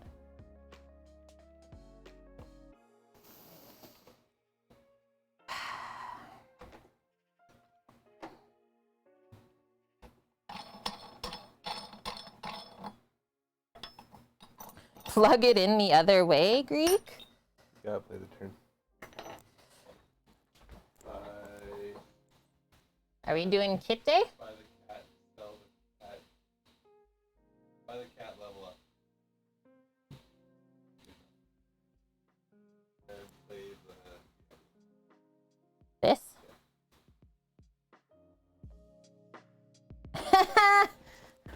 Cooking and gaming. Polarity. Yeah, no, it always gets made or like popped on this way because as you can see, the design of the incarcerum is a bit different. And then the way that it is this little rubber thing here is what keeps it nice on the board when you turn it over the other way. So funny you say that, Torino. So one thing growing up is my Baba and Guido lived like really close in this area where we are now. And there's a KFC. We always used to stop at KFC first. Get a bucket of chicken and bring it over. And then Baba would make everything else to go with it. It's like it just kind of is moving around in there. What if... Well, it's loosening. It's not going anywhere. It is. It's not going anywhere. I want to see if we were just tightening it too much. Oh! And it's just getting back to where it needs to be. So go to half then, is where we have to have it set. Now it's not moving, guys. Did we over tighten it then? Yeah, just over tighten it. So it gets to where it wants to be and then it stops it. Should be okay. Okay, I've never had that happen before, so I have no idea. I don't like wrecking my equipment. It doesn't sound bad. It doesn't sound bad, no. Like if you hear the metal grinding, like definitely not. Like you guys are saying, is maybe it's just a safety function where things don't get like over pressurized and then break the actual machine, right? It could be a design feature. Good one. When in doubt, check it out. Okay, we're good to go then.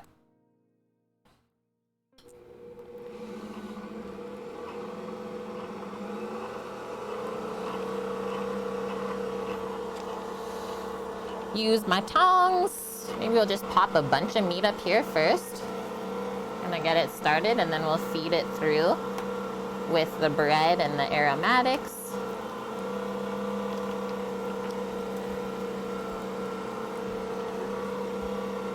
Over there.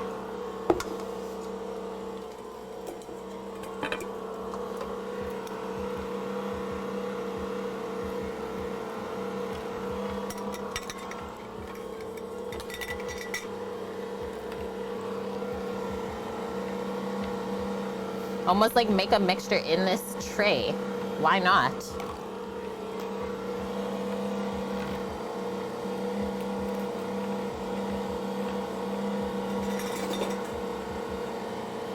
That was so close. We almost lost all of the schmaltz.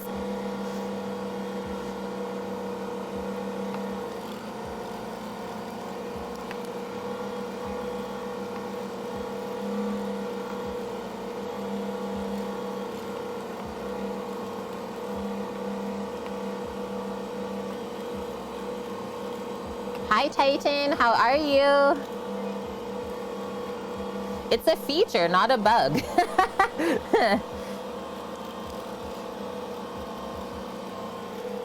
We'll come in a little bit more.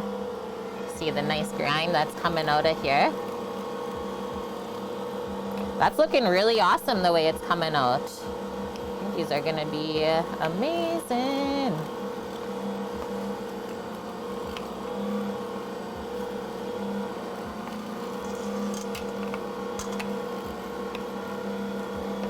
We're almost at the end here, and then we'll do a little restart. Thank you, Sam.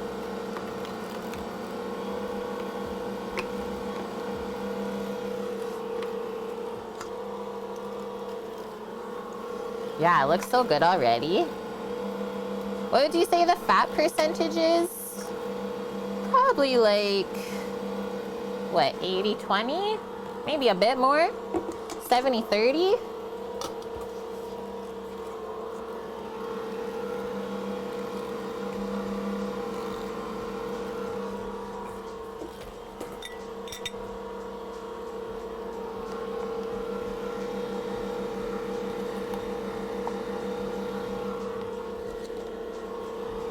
It smells so heckin' good already, too. Like, the herbs getting blitzed up. The essential oils coming out.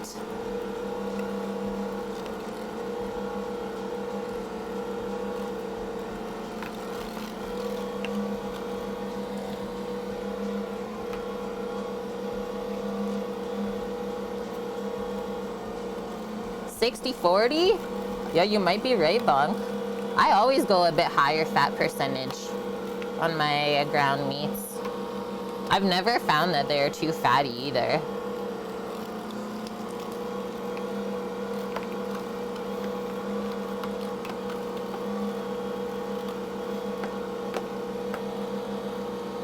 These are gonna be so freaking good. Kotletki.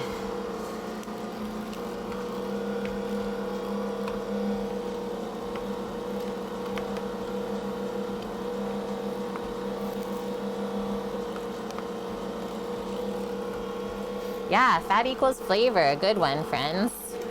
This may be better if we pop this way, just for the lighting. Yeah. Yeah. Okay, gonna do the rest of this. Finish it off.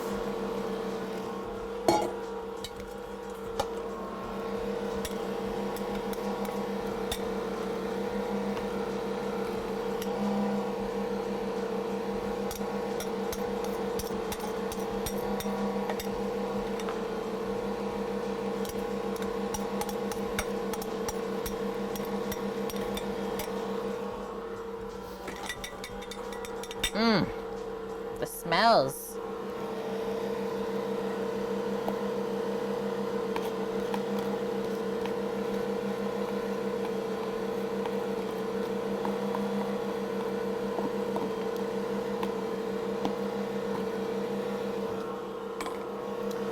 Wipe that off with the plunger. We don't waste nothing around here. Nothing. Okay, away we go.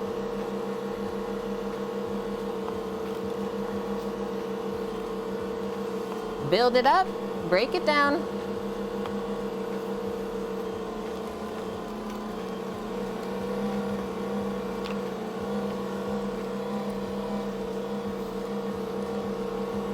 Yeah, you're not chunk, you're just flavorful. Of course you can say that, Dave.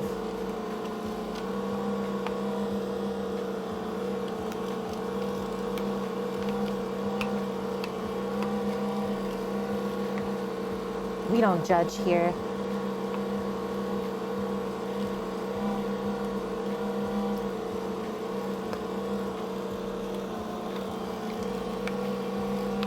Nom, nom, nom.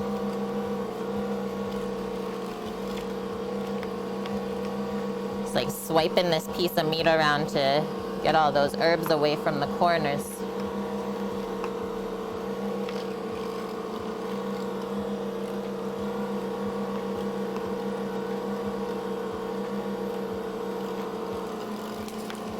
Whoa, that sounded insane. Did onion juice squish out just now? Totally sounded like it. Oh, watch out. I don't know what that was.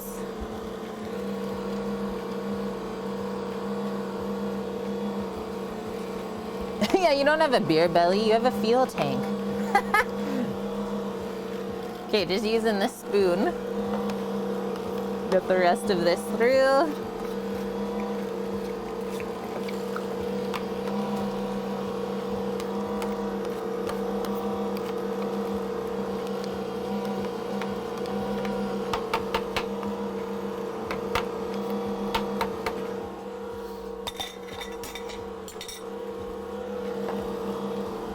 And then just to finish it off, usually like kind of pump the air through just to get the rest of the meats flowing through there. Man, this mixture looks really nice. I'm happy with this.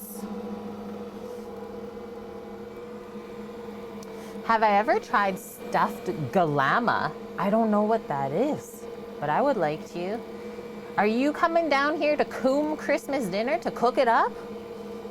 I mean, if you need me to, we can maybe arrange that. Actually, I don't even know if the borders will be open at Christmas time. I'm going with this new variant that is going around here. 0 travel plans. Yeah, Google stuffed galama. Where's Paloozer when you need him? Our Googler.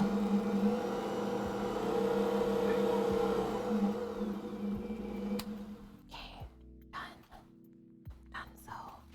Just gonna commingle some of my dirty dishes here.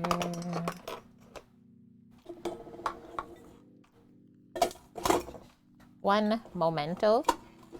It's stuffed squids. Ooh. I don't think I have had that before. Just trying to think to like any crazy seafood I had in Southeast Asia, but yeah, I don't think I've ever had anything like that. So now, we always unplug before we start taking things apart. And oh, almost lost a coffee. Yeah, 0 travel plans. Don't want to see nobody.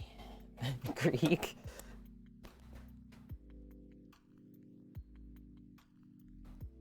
I really like squid.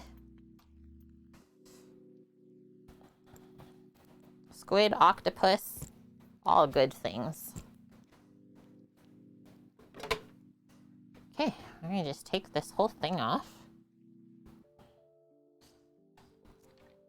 The Newfies do stuffed squids with dressing. Way overcooked. So chewy and yummy though. Yeah, I was just gonna say, I'm okay with those items as long as it's not too chewy. You gotta massage it and it takes time to make properly. There's no rush in those things. I've seen squid tubes at T&T. Yeah. You do calamari. Yeah, T&T actually has like a pretty good frozen seafood selection there, which I would be okay with maybe using. Oh, that was so easy to turn off.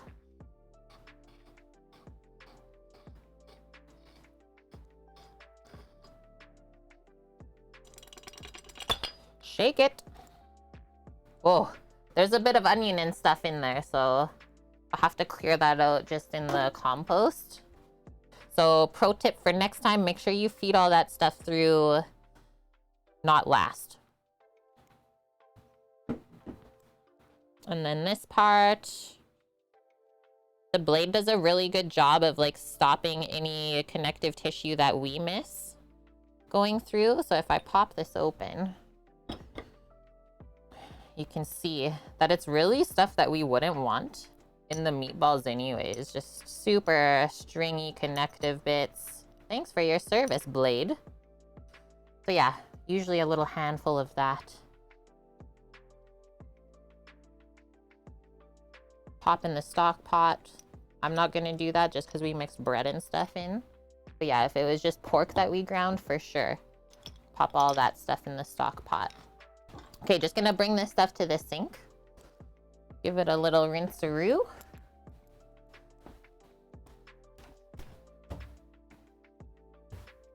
And then we'll just pop the lid on there. Let that mixture meld together for a few moments and we'll make the crepe batter like Torino was suggesting. Because you need to rest it for a little bit of time. And then while it's resting, we can form the meatballs, prep our veggie sides, prep up the cottage cheese and dill filling for the crepes. It should all work out.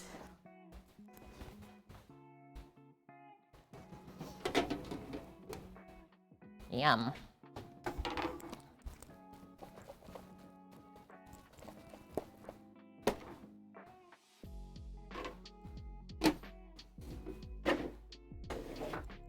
Okay, just gonna pop this outside. Not my first rodeo for these things today, though. It actually is. We're all learning together here. And these are usually some of the most fun streams.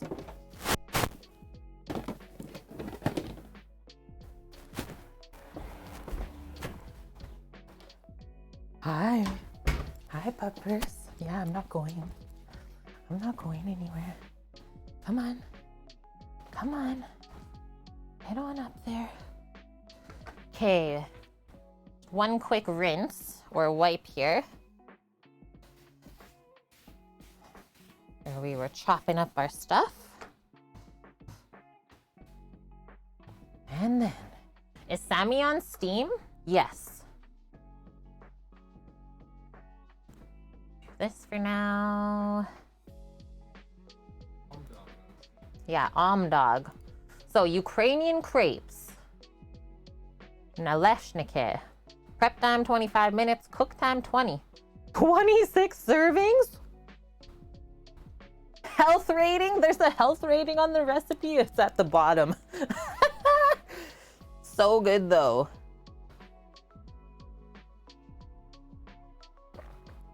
$11 ingredients, 45 minutes. 26 servings.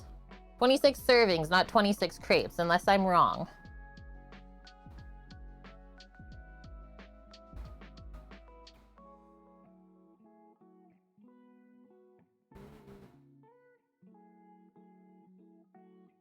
They put them into a 13x9 baking dish. I'll just do it in the Lloyd pan. Probably cut it in half. Well, doesn't seem like that much though. Like it's only 2 cups worth of cottage cheese for the filling, which I actually have double that amount. I have ricotta and cottage cheese. 1 cup of flour for the crepe. 4 eggs to make the crepes. Some salt, and I need a little bit of milk. Yeah, that'll feed 4 adults, exactly. Me and Finn are gonna get destroyed. So to make the crepes in a bowl using a handheld mixer, nice. Beat the eggs until light and fluffy. Add milk, water, flour, and salt, and beat until all ingredients are incorporated and the batter is smooth. Just from experience, I usually do all of this in a blender. Way easier. Don't have to fool around as much.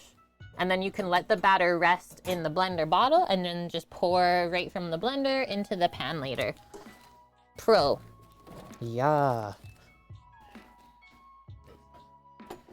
That was outside? Yeah. Is she protesting under the desk? Protesting. Auntie didn't give me any of the meatball mixture.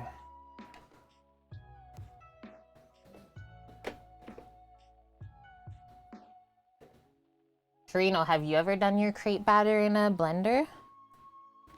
I just gotta go grab some milk. Keeping it safe in the fridge. Yeah, you have. It works so good, right? Sam and myself, we used to make, oh my gosh, hundreds of crepes, maybe even thousands. There was a sweet one for brunch and a savory one on the menu all the time.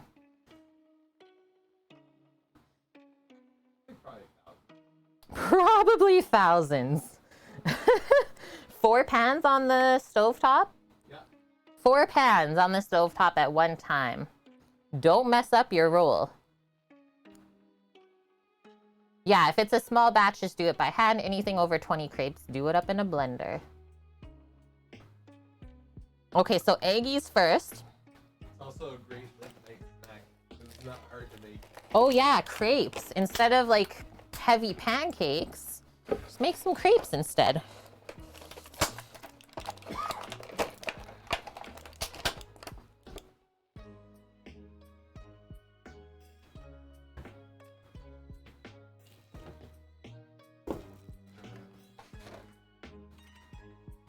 Wow.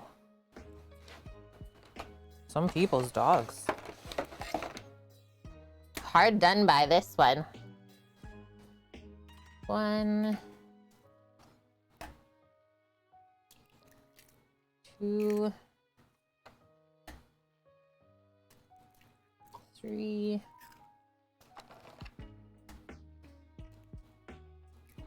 4. And these are gonna be like baby crepes today. Small crepes. Quick rinse-a-roo. Or did I lose my hand towel? Lost it. Okay, so they said blend this up first until kind of light and fluffy. So maybe I'll just set that to go and I'll go grab the milk real quick. Nutella in a warm crepe? Yeah, Nutella, sliced strawberries. I need 1 cup of whole milk. So I'll just get these mixing on low speed for now. I will go grab 1 cup of milk. I'm just gonna mute while I go do this, BRB.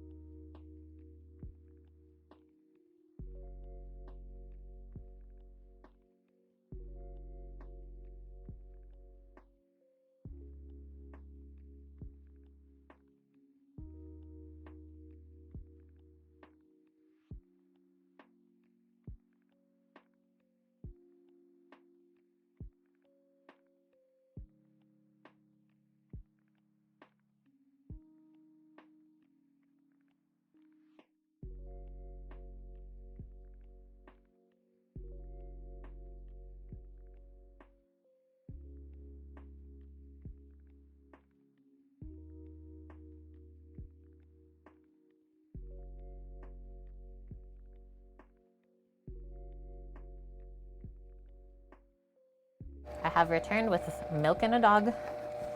Okay, those look good. Just showing. That's pretty light and fluffy, just on low. What does that take? A couple moments. That's about it.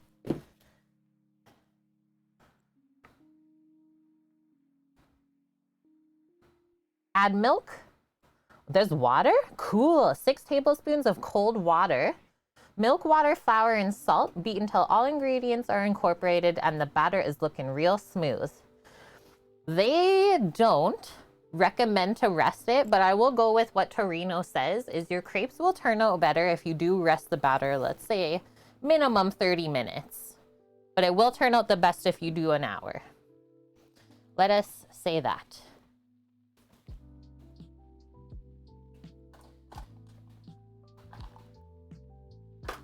Gonna measure my milk here. Katniss, at least you didn't return from milking the dog. Yes. Yeah, just so some of the bubbles disperse. Exactly. I don't know why, but this dog is like obsessed with the milk right now. Samo? Extra? Boom. And that's why I didn't do the eggs on a higher speed. That was literally on 1. I will go grab a little bit of cold water.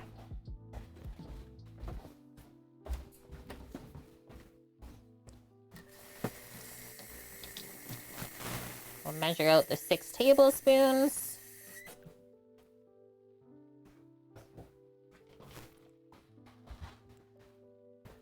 Good girl, Astra.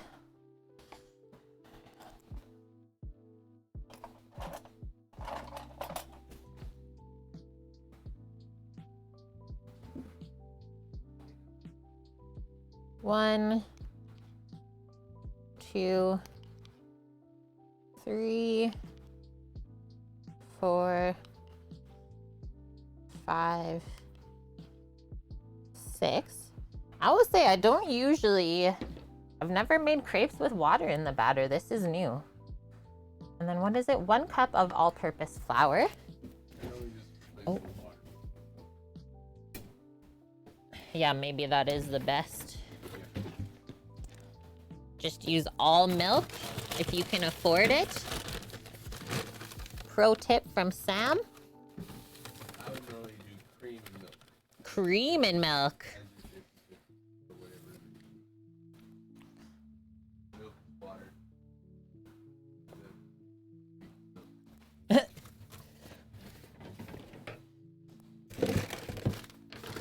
And then just a pinch of salt. Really important. Make sure you don't forget that one.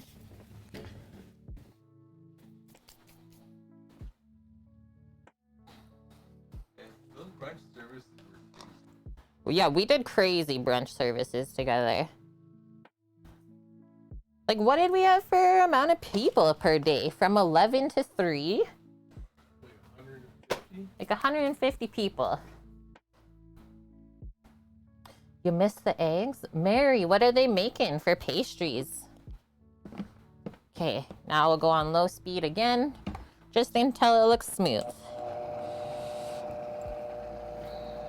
And yeah, the blender does such a good job of getting rid of the flour lumps. Hee hee! I like crepes. We got a good crepe pan too. Pasties. Oh, nice. This. Yeah.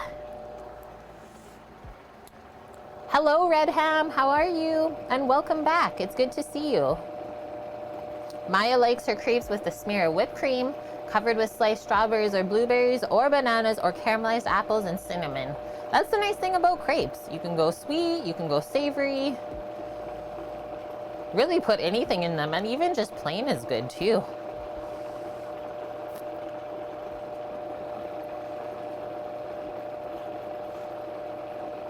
Okay, let's see.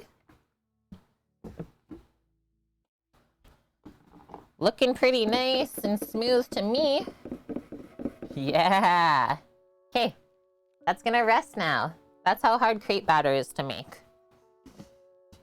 And we used to make, so this is in this, just over 2 cups worth. We used to make 8 liters, 10 liters, 15 liters worth? 10 to 15. 10 to 15 liters of crepe batter. Too good. What about, maybe while I have this out, what if we blitz up the breadcrumbs real quick with the dry top? I think I'm going to. They've been drying slowly over here for the meatballs. That's a sheesh Greek. That's how your dad likes them, Maya? Bit of whipped cream, then rolled up and dusted with ice and sugar. Yeah, pretty plain.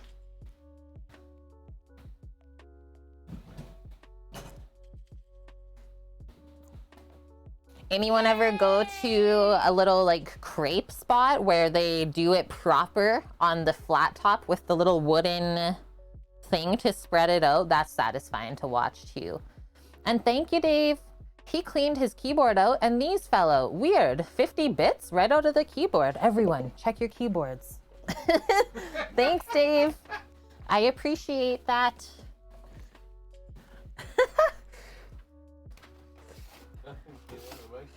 Sammy checked his. Must be something special for the UK.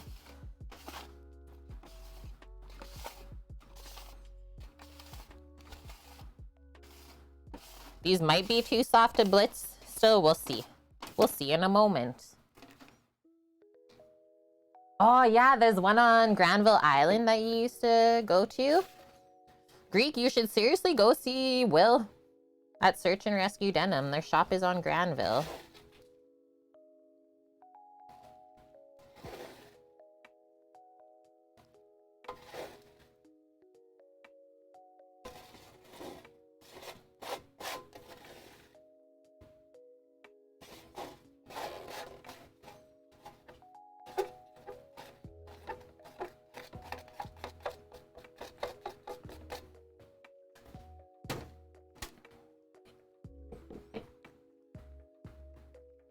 Oh, Granville Street, not the island. Word.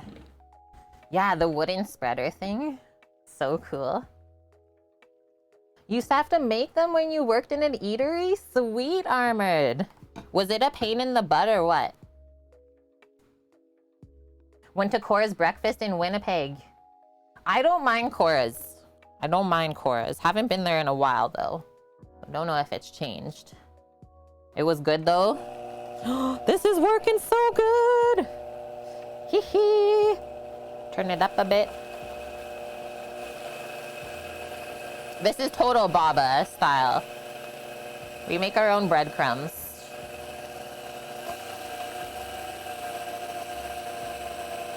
It was pretty zen actually.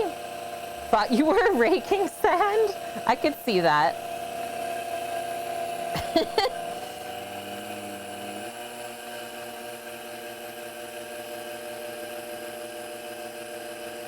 Preferred to be on pizza oven. Me too. Me too. Okay, I'm gonna stop it. Just give this a little shake. A little bit more.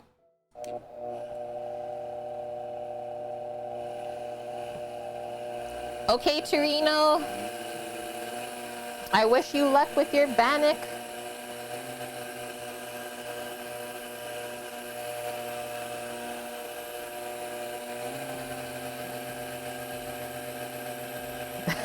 Yeah, Maya. Your sister buys her breadcrumbs, and then when your mom goes to visit, she has to hide them. Because your mom's a chef. I love that. Just get called out. I would. Be like, seriously, you bought that? Like, look how nice that looks. Such a good consistency. So now we'll pour that back out and let it just kind of keep drying out for us.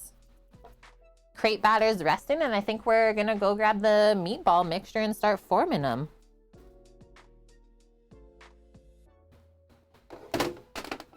We need a tap, tap, taparoo in here. Yeah, the bread's not perfectly dried because it's wanting to clump together a touch. But that is all right.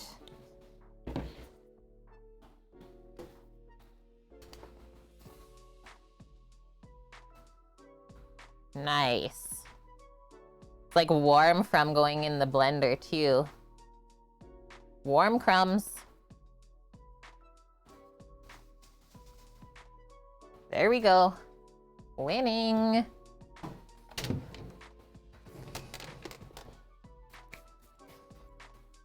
Done with the blender now.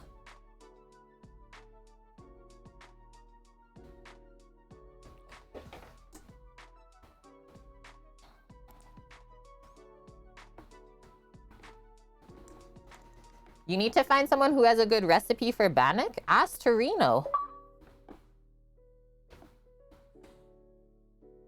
It's okay, Greek. We can still understand, even if your things are blargin.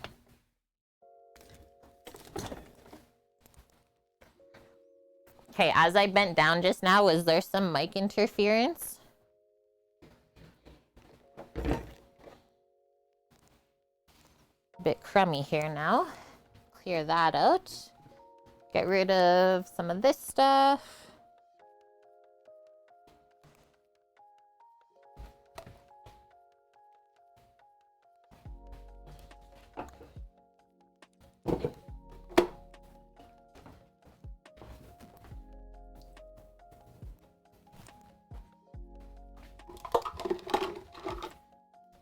Grabbing the pork.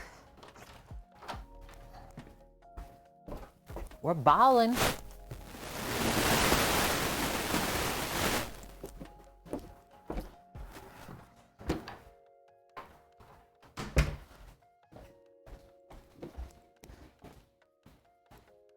I think we're doing really good for timing today. I feel like we're just rolling right along here.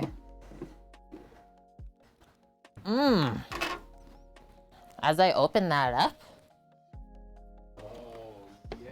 Oh, yeah. Did you see me waft in Sam's face? Take this. Tastier.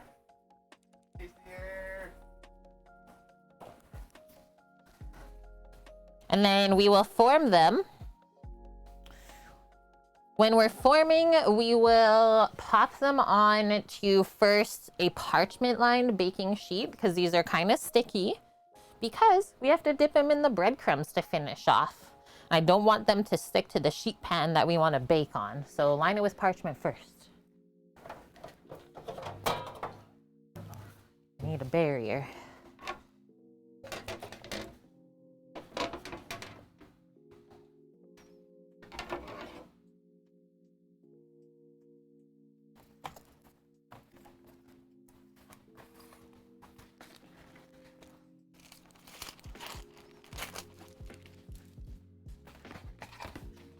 Get on your chair, please. It's the best spot for dogs. It is known. Astra says it is known.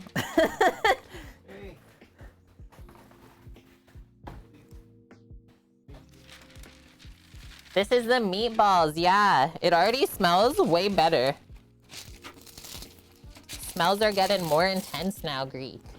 So we made them a little fancier than what the recipe was. It looks like quite a bit, right?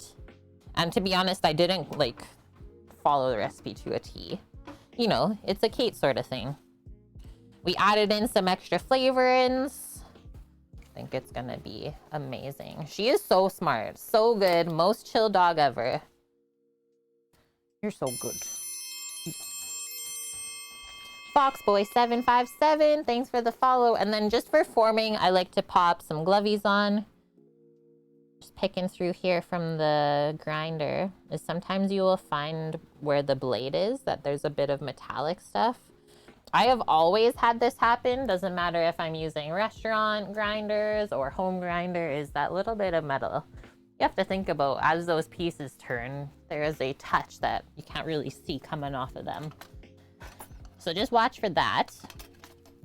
And then I'm just gonna get a little scoop here for us. I thought this would be the best. Something like this. Just dig in, scoop out. We'll do all the scoops first and then form them with our hands afterwards. Not 75, but like maybe 30. Oh, we'll probably get 75. You'll be surprised. Yeah, metallic. So it builds up usually within the fat as we're grinding, Greek. And then when you take apart the grinder, you'll see this little like chunk of metal colored fat. And always pick that out. And then those are the things like I don't think that people in the grocery store do. Small meatballs. Boom. Pack it in there. Oh. Use the side of the pan.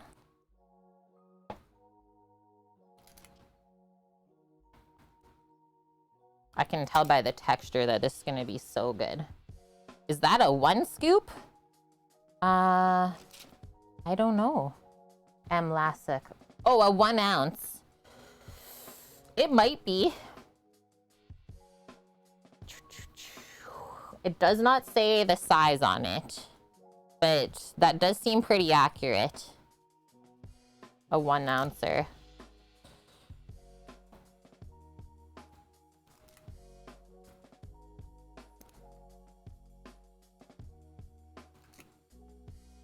It's okay. Sometimes chat can't spell. Usually it's because of autocorrect. And sometimes, I mean, Kate can't talk, so it's fair. Don't have to apologize.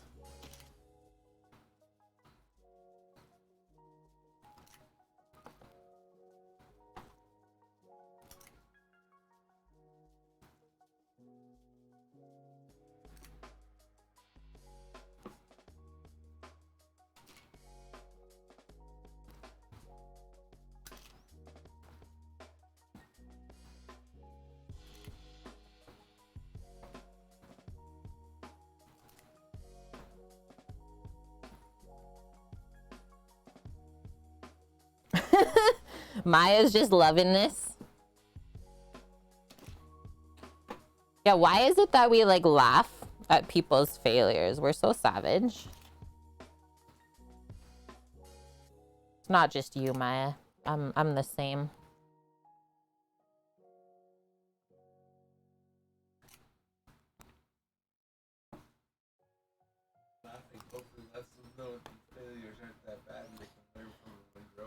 This is what Sammy says. When people laugh at other people failing, it's to help them not feel as bad. To like lighten up the mood. That's a good way to look at it. Rather than like laughing at them, you're trying to laugh with them. So now that we're done on that side, I'll start going along this edge. Greek, how many meatballs do we have already? We're probably already at 30. These look so dang good. I want them right now.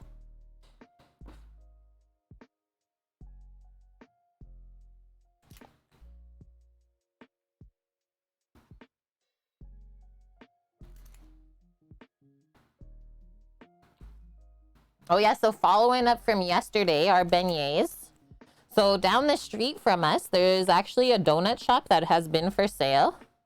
And so Finn came home from work yesterday and tried one of the beignets. Silent, just eating it, looking at Rando, and she's like, so why are they not taking over the donut shop? I was like, oh, Finn.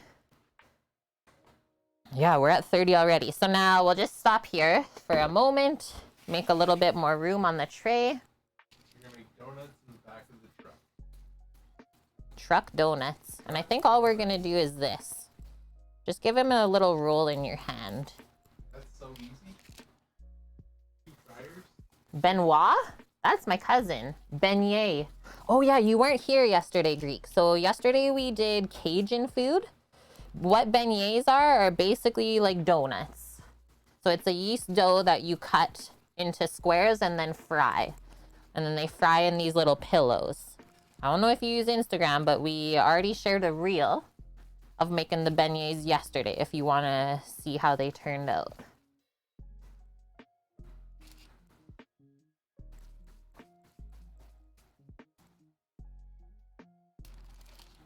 So see how now as I'm forming the meatballs, I'm packing them closer together.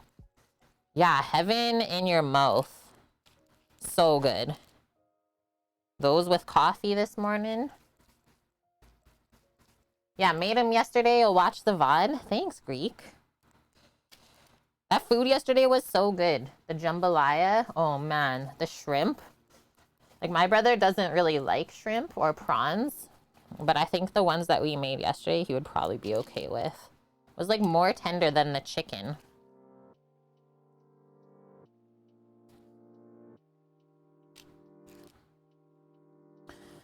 Just going by how these are looking as we're forming them, they definitely won't be dry or lacking in flavor.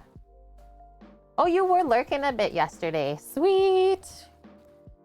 We love our lurker workers. Lurker workers. At work eating your lunch? Awesome. Happy to be part of your day. And thanks for always coming to check on us, too. Hi, Katie. Yeah, speaking of lurking, how are you doing? How's your weekend? You're making some dinner?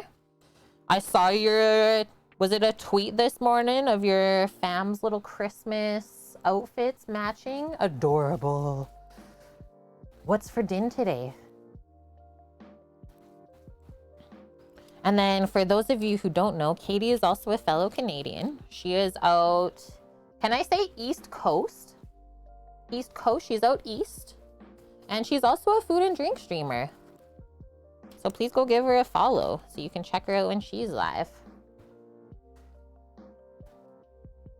Greek had an Italian sausage panini, red and yellow peppers, and a bit of chipotle aioli. Yummo. East Coast, so nice. How are you guys doing out there with like the storms and stuff? Are you okay? We're worried about all of our people on both coasts. Scallop potatoes, deadly. And a nice salad, that's a great start.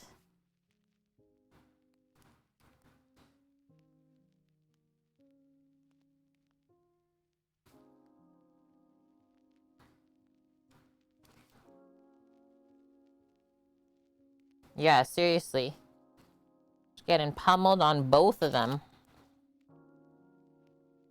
Oh, okay. No storms there, just really weird weather. Yeah, it's definitely like unseasonably warm here right now. So good. Matching PJs for the girls. Love it.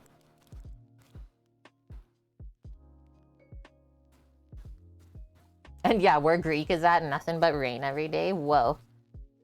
Hello, Eidos. That was a good attempt. Nalysnyky.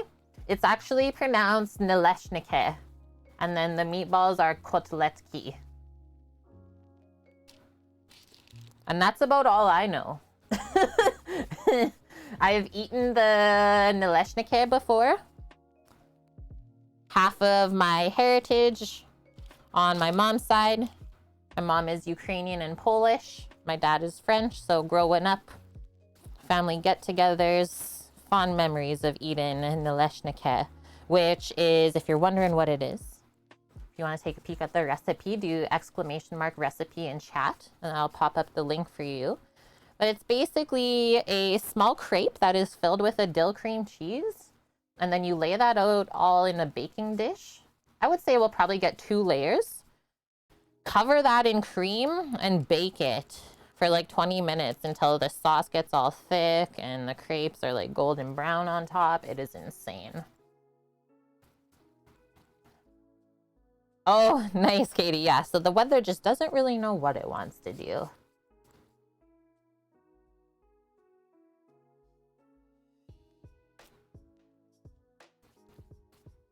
Hi, Cookie. Thank you so much. It's good to see you.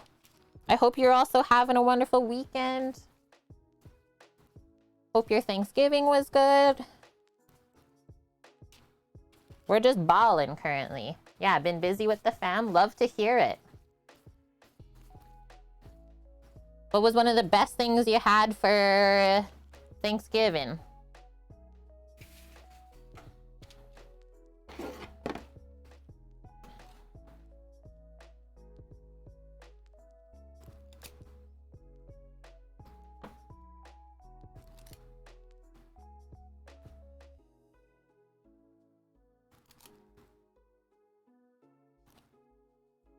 Hi, Halquin. Good to see you. Hope you had a good week. You brine the turkey, Ados. Boom. Yeah, lesson learned. Always brine the turkey. It does help. I mean, whether you do a wet brine or even just a dry brine, making sure you season it the day before helps it stay juicier. And then the flavoring's also on point too, right?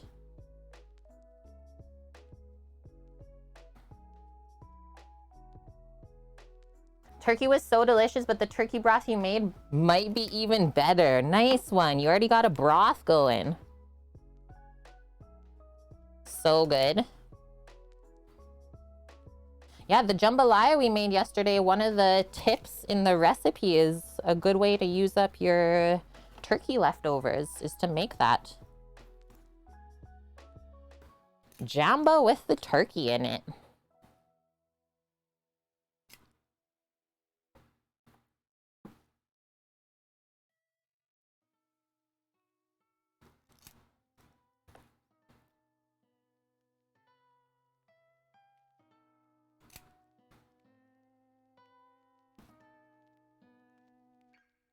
This is gonna be an entire sheet pan full. This is what Sam is saying. Make a turkey jambalaya and put that into a pot pie. Oh, okay. He says no rice though. So maybe more like a gumbo then? I know the Cajuns feel very strongly about their food, so I don't want to say the wrong thing. Hey, Chris. How's your Saturday going? Welcome. Welcome in. Okay, let's keep balling.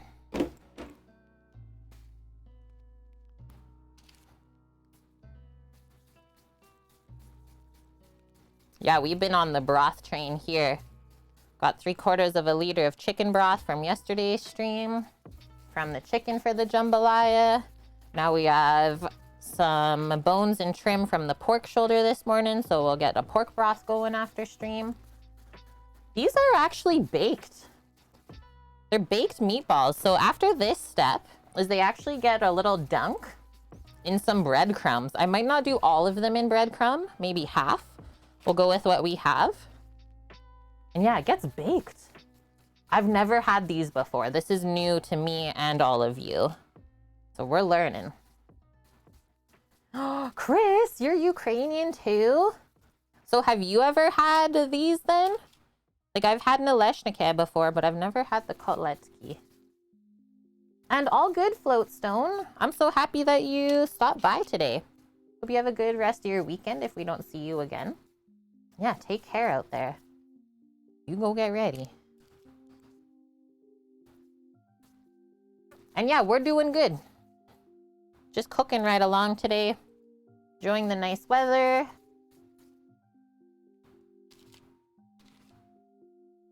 Channeling my inner Baba. You've never had the meatballs either. Oh, good one, Maya. Yeah, just freeze the meatballs like this and then just take them out and pop them on a baking sheet to finish. Love that. Pereshke, dead. That's my other favorite compared to Nalysnyky. So pereshke, it is P-E-R-I-S-H-K-E is the spelling. So think little buns, guys, little fluffy buns filled with the same filling that we're doing today and baked the same way in the cream.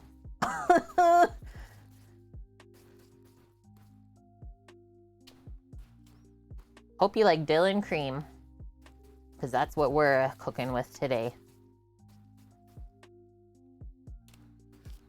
And yeah, Sam has never had any of this.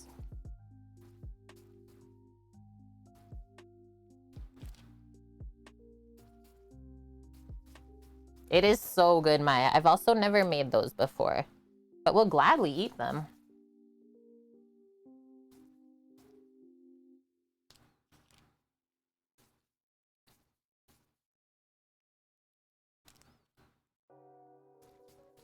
Can do this with potato filling as well. Oh, the Nalysnyky? I've never had that version, Torino.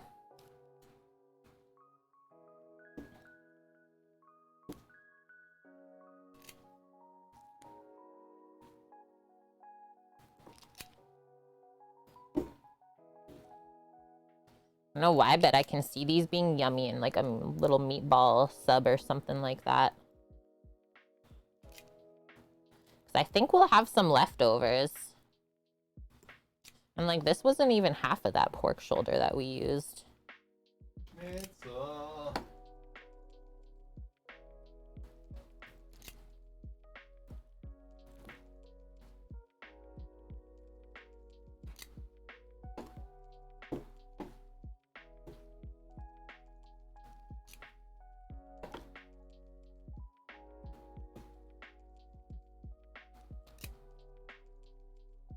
Yeah, it's so warm out. I think I might pop the window open again. Huh? No. Why? You're cold? He's comfy. I guess I'm working it here. Cooking is exercise.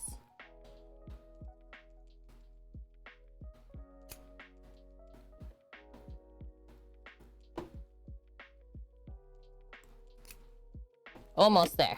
Not that much of the mixture left. Maybe 15 more.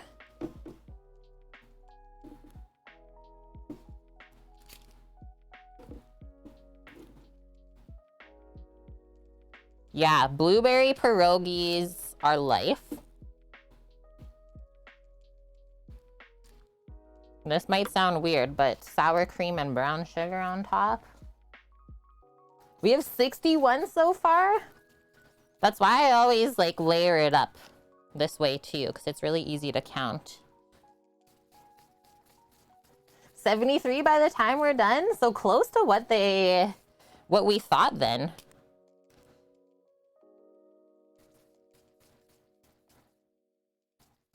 Oh, the petishke you can do with potato. Sauerkraut pierogi is so good as well. Toss it in butter, drizzle honey over it. Ooh. What about honey and butter?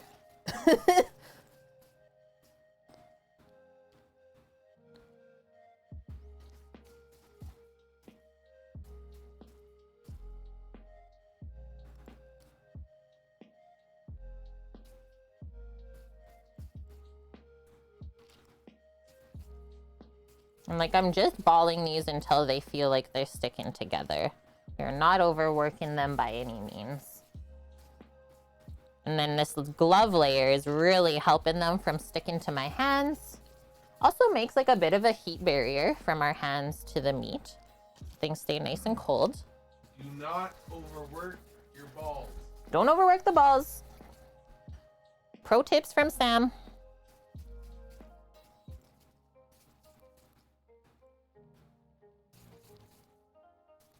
Astra agrees.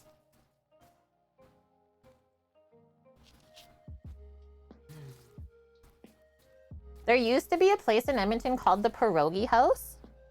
Remember your parents taking you there? Yeah, I never went there. That's right, Bonk. Keep them tender.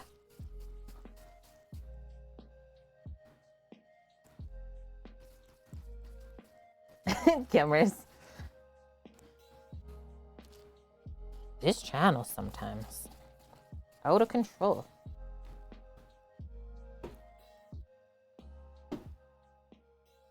Made us this way. Yeah, it's true. Nobody to blame but myself.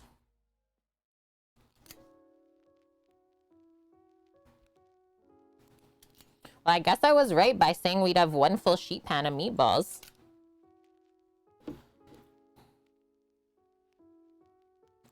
No skimping. Chris, if there's extra of this, you need some in your life. You gotta tell me now. You can't message tomorrow. Because then the snacks might be spoken for.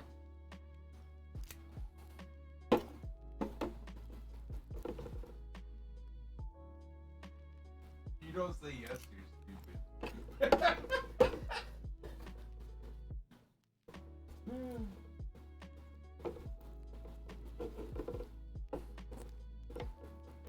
And? Got some fat burger today. Nice. Was it good? And? Yeah, Eric, way too easy to make those jokes in the kitchen, for sure. The innuendos, they can go for almost ever. Teaches you character.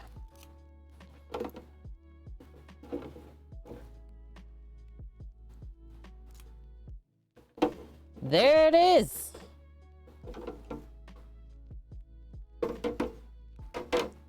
Low key, the best chicken fingers you've ever had? Whoa.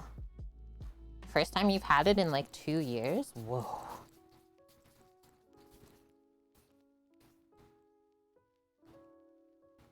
Sound like some money chicken fingies. Do you want to know the definition of innuendo? Sure. Let's learn.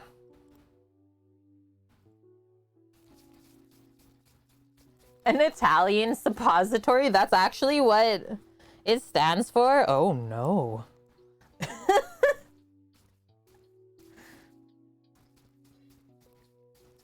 That's way worse.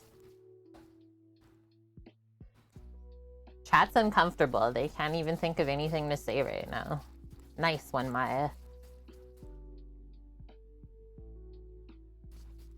Oh, it's a joke. Oh, okay.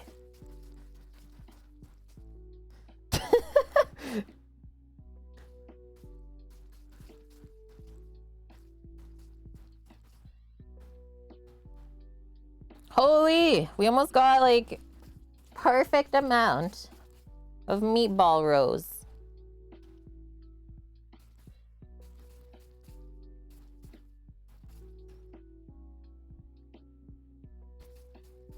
These are gonna be so good baked in the Traeger.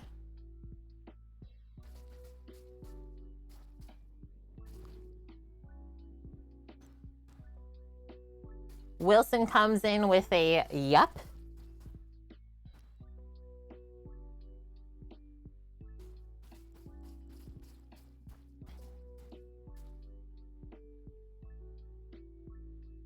Yeah, everyone was looking it up. Totally. Oh my gosh, it actually is an even amount. Who does this? Okay, there it is, Greek. Even rows of meatballs for the people. So next up, I'm gonna take one glove off. That glove is gonna be on my left hand.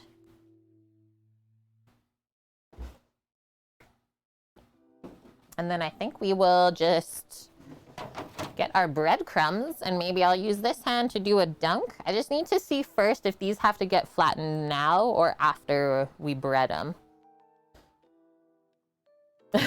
Vune. Ramen Sam put you onto is very good. Yeah, the little tonkatsus. Money. 90 maybe? There you go. Pop it that way so you can successfully count. 94.95. Insane. Scoop meat with a small cookie scoop for equal sized meatballs. Roll them in the breadcrumbs and then flatten one to about 1/2 inch thick. Transfer onto a baking sheet. Yeah, you'll most likely need another baking sheet, so we'll need 2.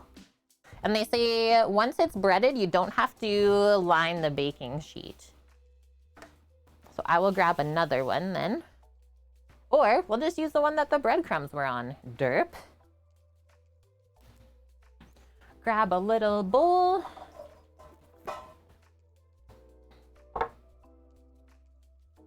One row has 9 in it? Okay. So we only hacked 1 row then. 88 Ukrainian meatballs on the wall.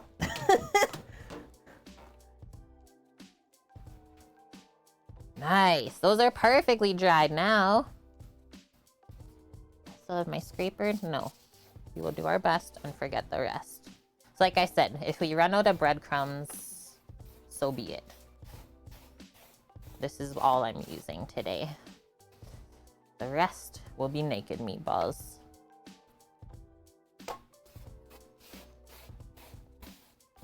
I'm not scared of the Ukrainians, but you guys might want to be. They can come at me. I'll deal with it.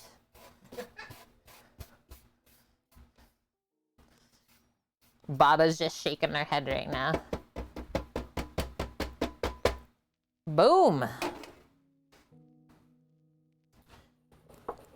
So this is what I'm thinking. We do a dunk, and then when we put it on the sheet pan, we flatten. Oh, and that's right.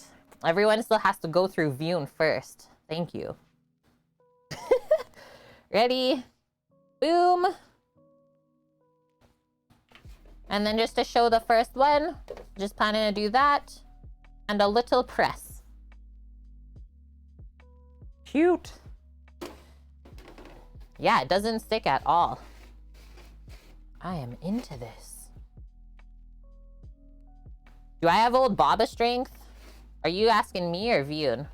I definitely do. Was born with it. Why does this remind me of like little chicken nuggets almost? Are Ukrainians the first people to make something resembling that? Totally looking like chicken nuggets here. Pork nugglies.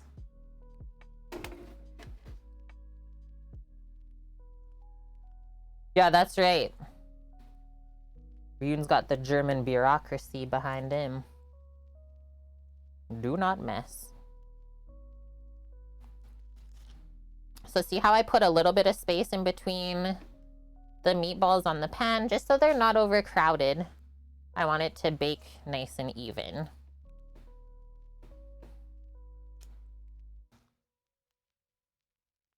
Oh, you could easily eat a couple of these for sure.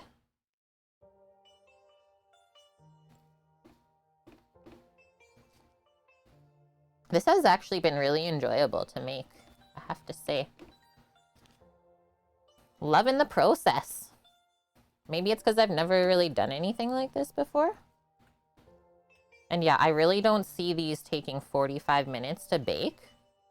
Probably the same amount of time as the crepes. 20-25 minutes at 375 Fahrenheit. You can't eat beef, Wilson? Is that just because of a health-related thing right now?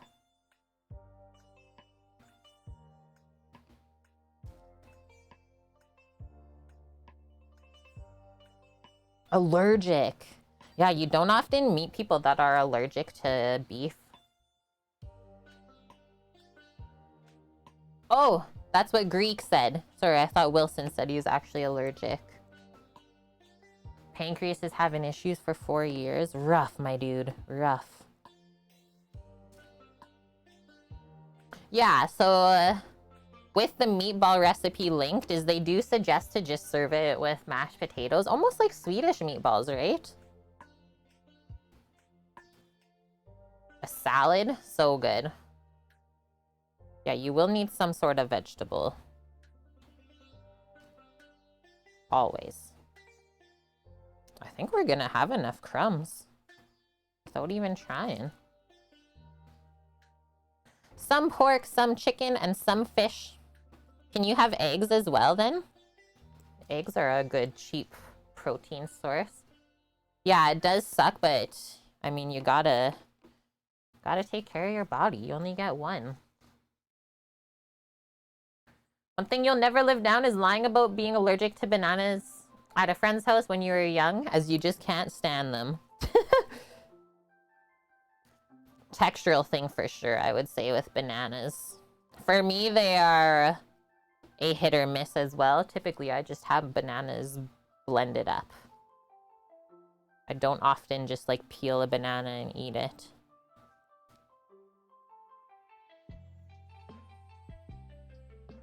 Yeah, make some spätzle.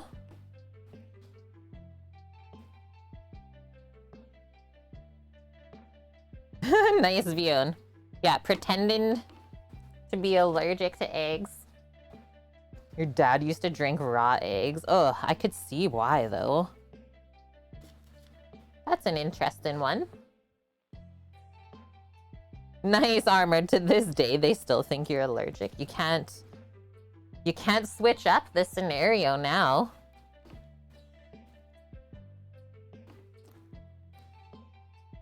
That's a deep secret. That's got some weight with it. Look at this.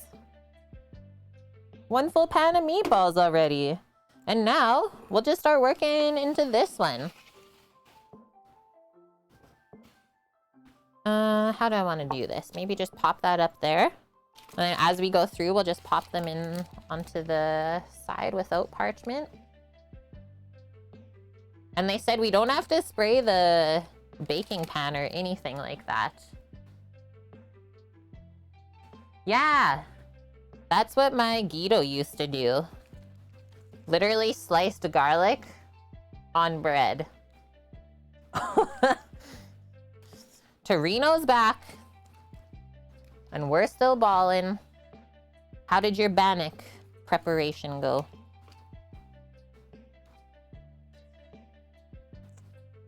And then Armored's granddad used to eat just the garlic cloves by themselves. I think mine did the same too. Yeah. If only they knew about like garlic confit, but then they would probably say like once it's cooked, it's not the same. Right?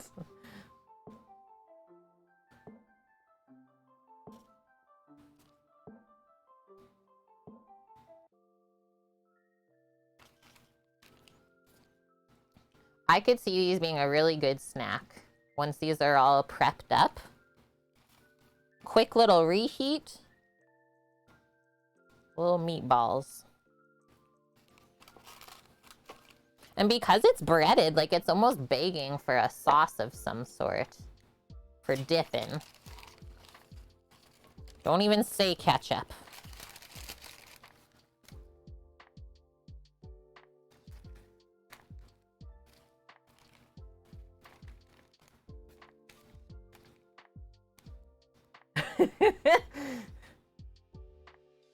I knew you were gonna say it.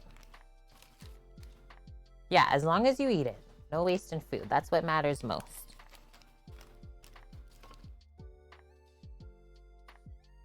Cheese sauce?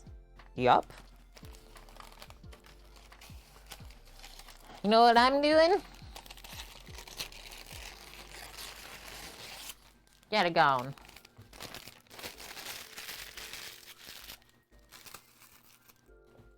That was a pro move right there, chat.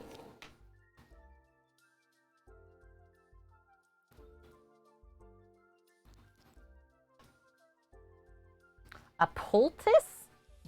A poultice. What is that? Like a mixture of such? Onion, garlic mashed up, placed on a face cloth? Whoa. Yeah, what are we actually doing here today, Bonk is wondering. Besides just playing with these little balls. We're breading our balls, okay, Bonk? We're giving them extra texture.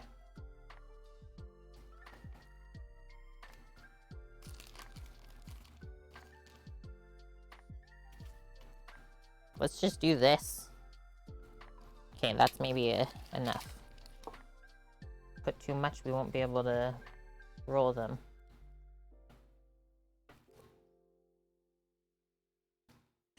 Crumblies.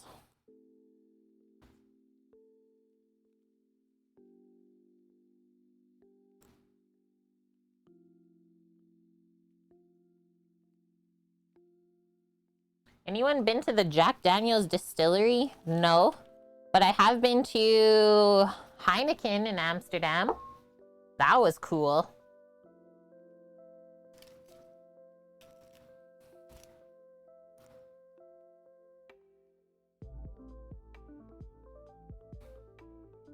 Yeah, that would be so much fun, Wilson.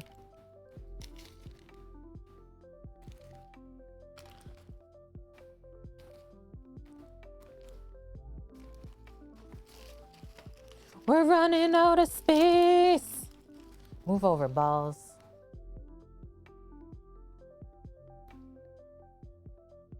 Armored, what is happening? Those two words together?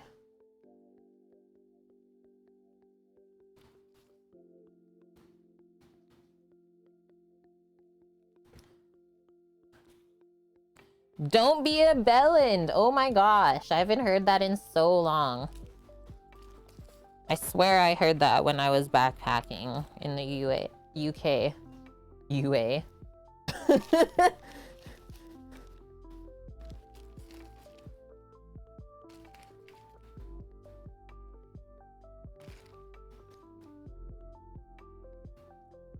That is so cool, Wilson. They got their own like little cave to get special water.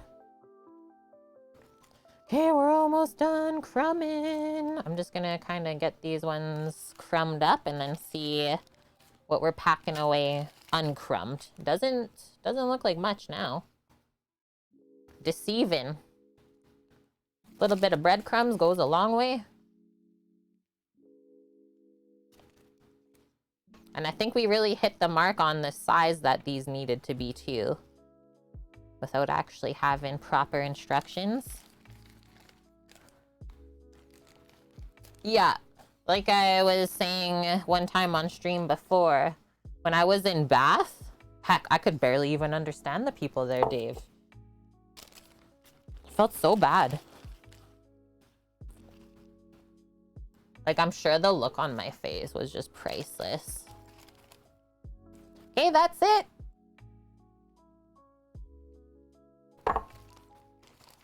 Only 9 balls extra. That is such a Ponzi place.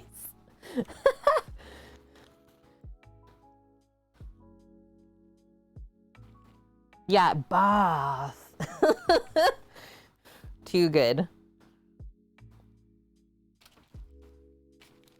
Almost perfect without even trying. Baba would be proud. Oh, a mushroom sauce.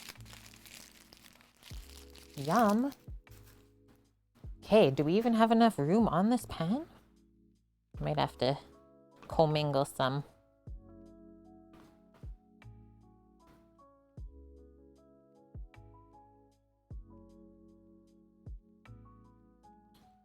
Pop some on the other pan. Make it work. Okay, we can go a bit closer. Might even be able to sneak in another layer. No. Just go closer together this way.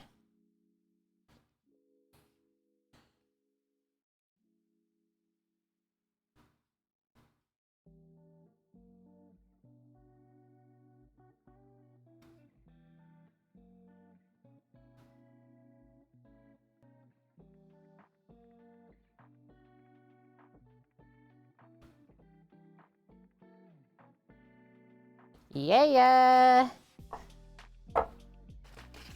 Okay, Bonk. I wish you luck. I hope that you do get your tattoo today. Channel yourself through the pain. I think you'll be a-okay. I don't think it'll be that painful for you. And yeah, look forward to seeing a photo of it. If you can pop one when it's all done. I know tattoo artists hate taking photos right when it's done. They're like, it doesn't look as good right now. Like, listen, I need to see the progress of how it heals and such.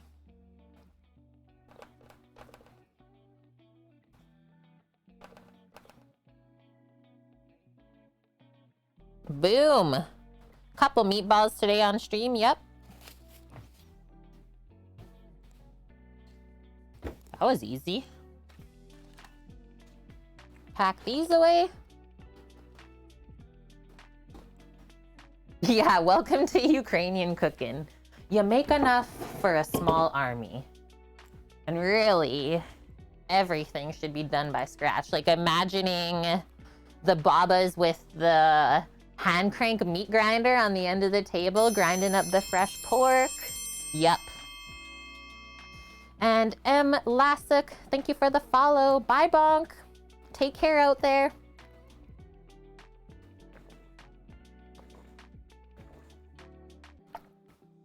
Okay. So, next up, also, I just realized I don't have my watch on. And since we're gonna start cooking soon, I'll need that for a timer. I think I'll just put these to this side for now. They'll probably bake up like momentarily. We'll pop these extra meatballs into the fridge.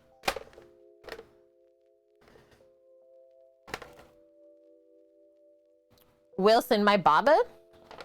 Did she speak English? Yes. Yep. Okay, have a wonderful Friendsgiving, Eric. And yeah, your cheesecake looked amazing, and I'm sure your mac and cheese is bomb. Have a good visit, and I hope you get stuffed with lots of good snacks.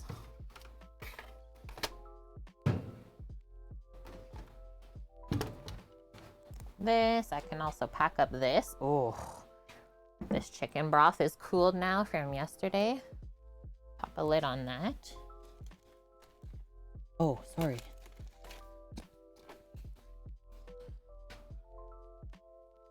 Little bit into this for the one.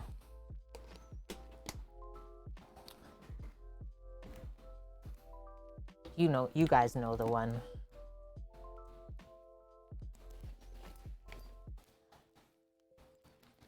And then here's our crepe batter. So I guess we will start prepping up our pan to make the crepes. Okay, watch out.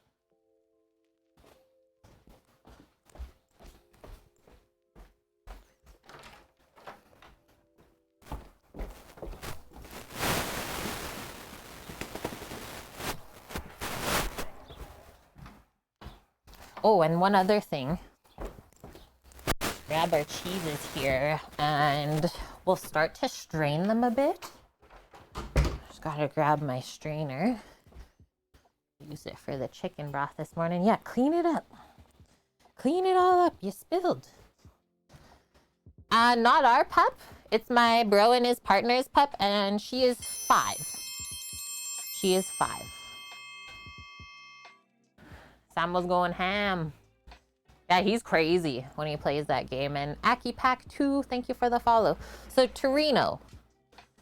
I do know what dry cottage cheese is, but no, I couldn't find it. This, I think, is gonna be really, really good. Avalon cottage cheese and then the Italian ricotta. So we'll kind of combine both of those and give them a strain so it's not too wet inside. Legion Fur 02, thank you for the follow. You finished it?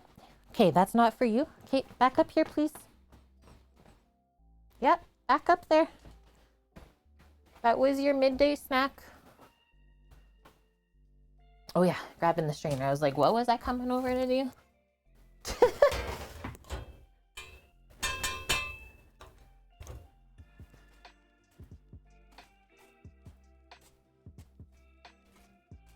And honestly, I was straining the chicken in here. I'm not even gonna rinse it.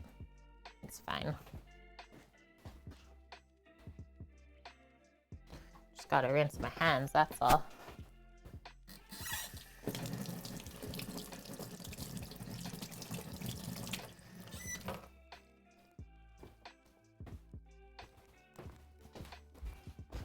Boom, do that over a bowl. In there, please.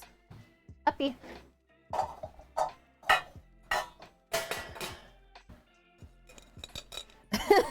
Is cottage cheese made from real cottages?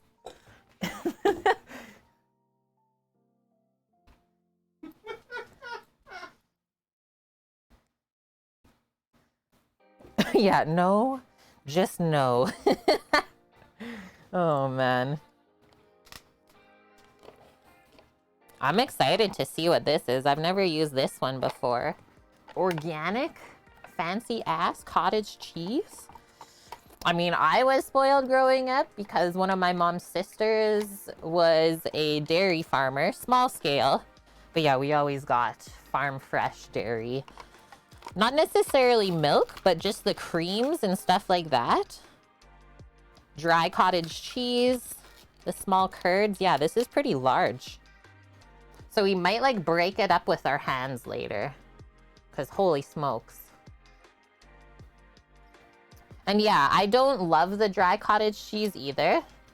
Like I would just crush this. Cottage cheese and a little like seasoning salt. Classic. Lowry's.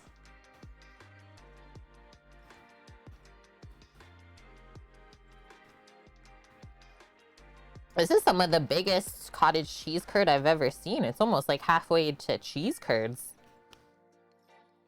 I will definitely break that up a bit with my hands once it has been drained.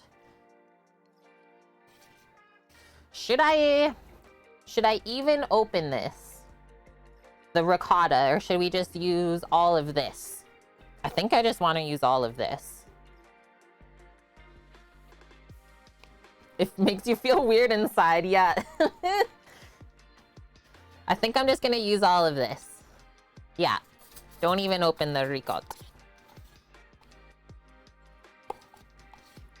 Samo's going in like, what the heck is this? It's gotta be so creamy. Like, I'll probably save the stuff that drains out and we'll just use that for the sauce for baking. That's good. Oh, wow. Mmm. Yeah. That tastes like it's from the farm for sure. And look, it's not like it's like super watery. That's like cream coming out. There's fat slicks on top. Whoa. Yeah, once you put dill and salt and pepper in. Okay, so we didn't even need this. I'll pop it back in the freezer then. Winning.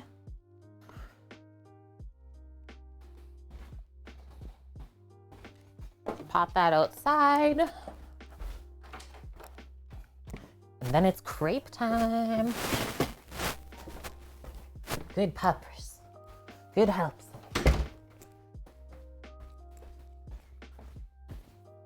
I think that entire container of cottage cheese was like $6 or something. So it's a good thing that it's good. I was like, I've never spent this much on cottage cheese. And let's do the induction for the crepe batter.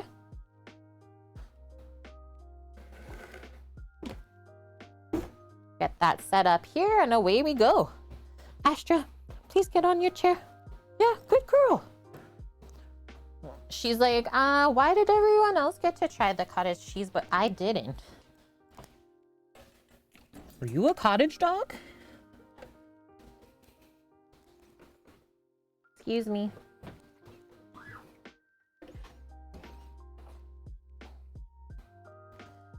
Yeah, make them nice and thin, otherwise we will run into issues. Hey, get up here. No scrounging. If you need a protest on the rug, that's fine too.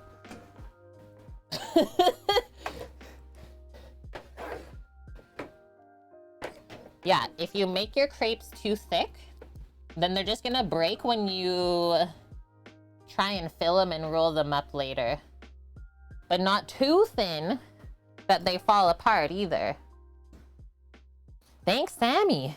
Posting up our new TikTok, or sorry, yeah, Instagram reel. I did put it on TikTok this morning too, though. I was so pumped that I like found the perfect song for it too. This is our cast iron enamel pan. So we can't go too hot, but we also can't go too cold. I don't know, I've never made crepes on an induction, so let's just see what we end up with here. And whenever I make crepes, I always just use this to spray in between. Don't get you started, Dave. I'm not that good of a TikToker. Not at all. Tips for good induction tops. You bought 2 from IKEA and their fuse is blue. Maybe don't buy it from IKEA. So whenever we invest in cooking equipment, spending a bit more is totally worth it. Try and get something that is European made as well, if you can. So this is Eurodib brand. And they usually are made better and also have like better warranty and stuff with those products. Yeah, I'm sad for you, Katniss. Like, I would never even consider an induction top from IKEA, just because I'm assuming that it would be trash. And you're right, Torino. First crepe is always a tester.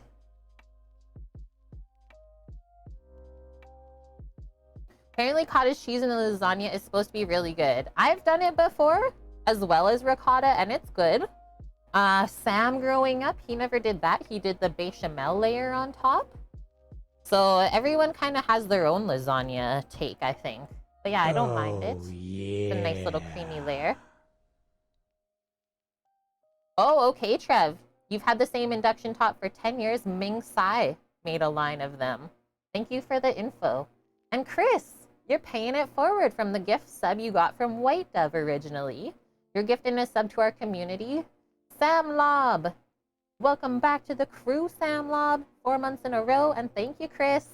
We appreciate that. Building up our community. Yeah, mixing cottage cheese and ricotta is good too. I've never had that happen, Katniss. Blowing a fuse on the induction.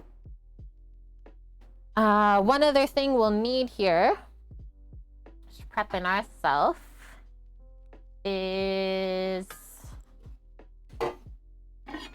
going to just grab a plate to pop the little crepes onto to start cooling as we go along. And I'm actually just going to take a quick bathroom break before we get into this, because once we start, we can't stop. So be right back. I'm also going to turn this off because it's already hot.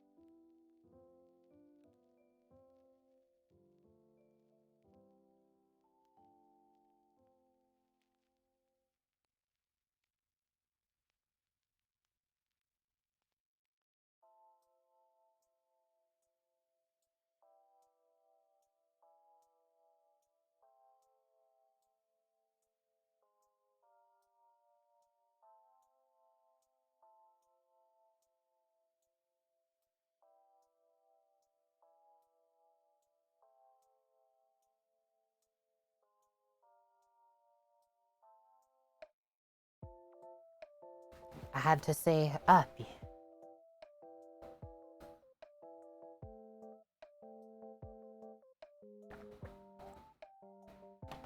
Okay, sounds good, Katniss.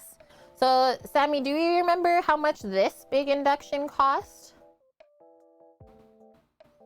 Around 100? 159, he is saying. But this is like a heavy duty one, like meant for big stuff. Okay, so we're back on.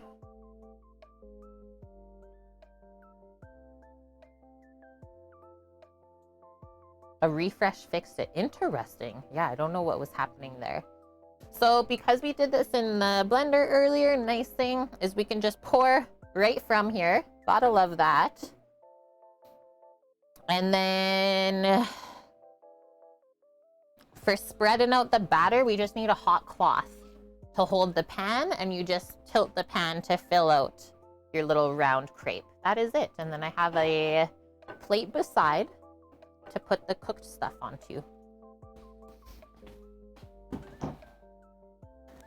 And then while we do this, our cottage cheese is draining on the side. And it just got to get mixed with dill and some seasonings. Might do one more little bit of oil here. It's looking a bit splotchy. And usually if you get the first layer really nice and oiled, you don't have to worry about the other layers sticking. Take it from someone who has made thousands of crepes. But this is also my first induction crepe. So just going by the temp, it looks a bit hot. We don't want the batter to brown too quickly, so I'm going to just dial down the temp a touch.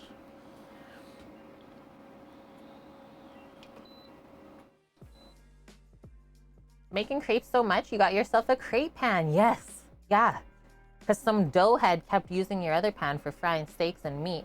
Yeah, meanwhile, you do have skillets for that. Doughhead, that's such a nice insult. Like, I would be okay being called that. You doughhead. Okay, so did they guide us with the amount of batter to put into here? Pour a 1/4 cup of batter into the pan?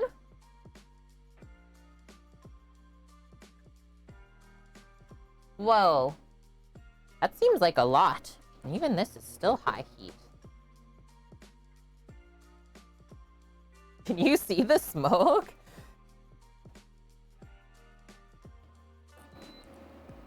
Yeah, relax.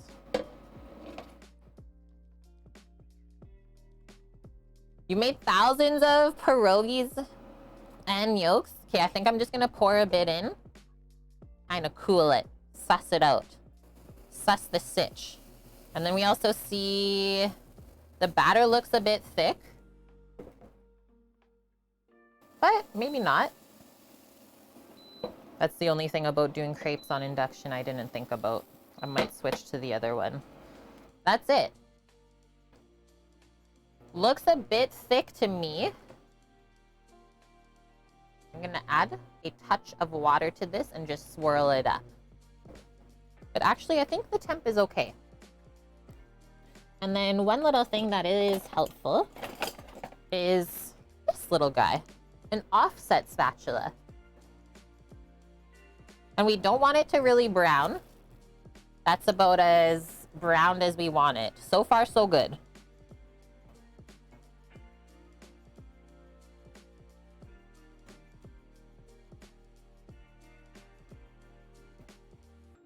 Takes them 5 hours to make like 10 dozen pierogies? That's a not very efficient assembly line there. I know, it doesn't have to be perfect. You know me though, Torino. Honestly, I think this is good. I don't think we need any water. Because see how it's flopping? Yep. Okay, keep our spray. One hand to pour, one to swirl.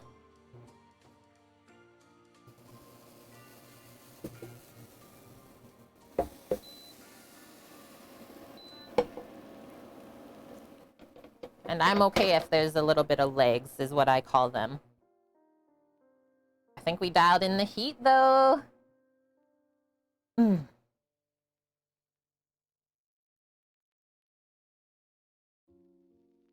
Can you guys hear the beep of the induction?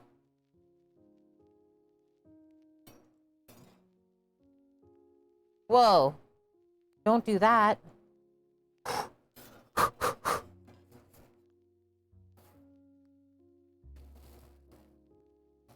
Whoa, that's Flavor Town. I'll go one lower on the heat. Just because I don't want it to get too dark. And then when we flip it over, it doesn't take nearly as long to finish cooking. Like, it's pretty much cooked through already. That's it. Just laying them out on the plate so they can cool off a touch.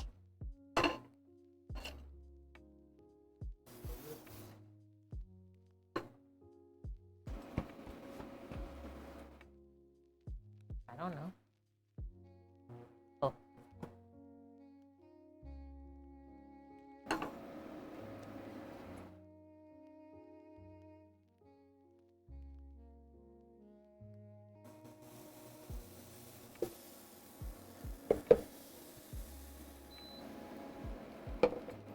And then the other thing is try and make them all consistent in size.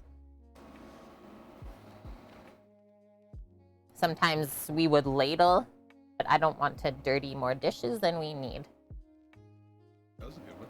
Yeah, that's a big. We'll put that one right in the center of the baking pan. Bonus. You'll come from this side? That's it, yeah. Okay. That's right. She's like, what are we doing right now, team?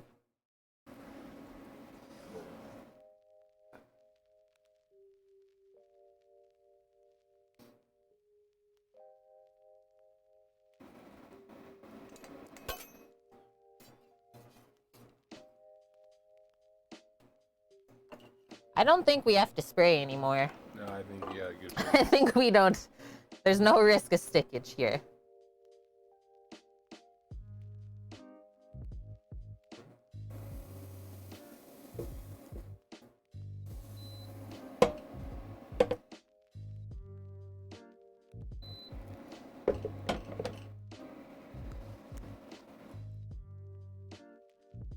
Go, go, go. May I make the next one? Do you want to make the next one? Sure.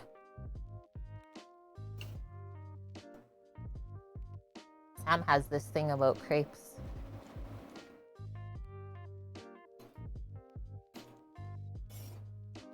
Whoa, look at that.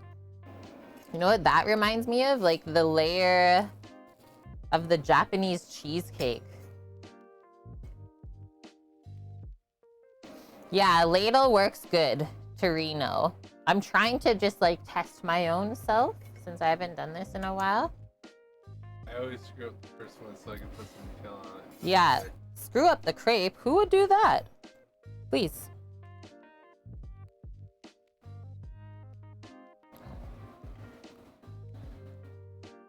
Oh, you're leaning over that way? Right.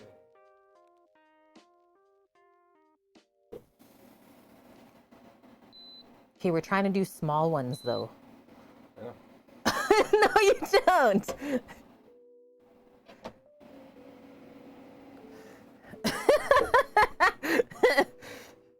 Oh yeah, you're just putting it in your face. Here, take your caramel. Lindor.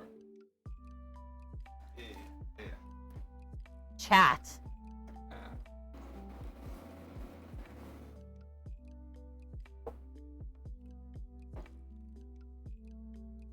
Hey. Okay, we need to spray. Now he messed up the pan. I didn't mess it up. It's still fine. We got stickage. Yeah. Now he needs a plate even. I know. I'm just impressed that you're making your own snack. Look at this. That's not how I left things. I'll deal with it then. Can you tell he worked in a kitchen before?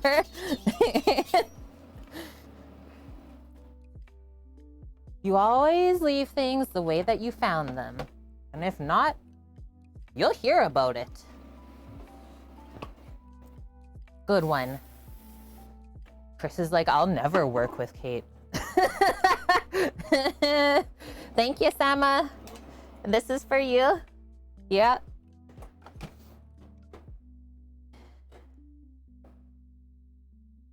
Yeah, Bob would be like, did you not just watch how we did this?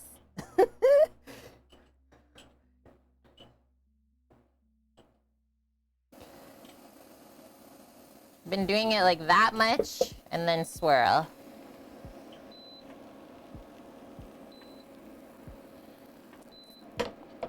So far, what do we got here? 1, 2, 3, 4. We'll probably end up with like 1 layer in the Lloyd pan. Let's say about 20.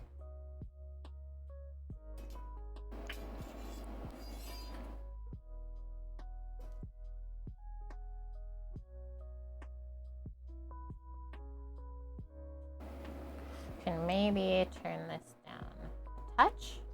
Nope. Oh, other way.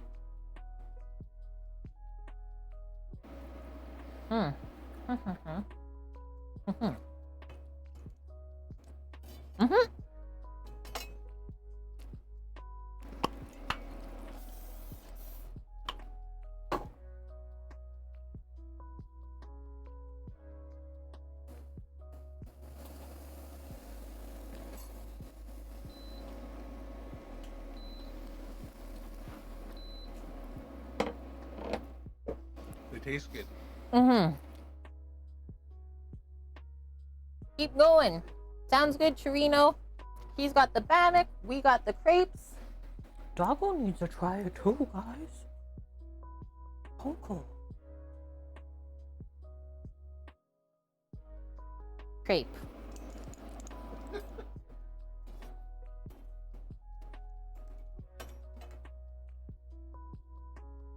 Mumbling communications to a T.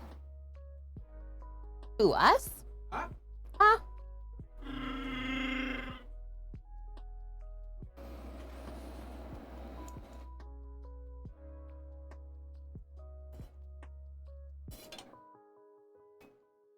Just keep creping. I think we would sing this song in the kitchen too. I'm creping.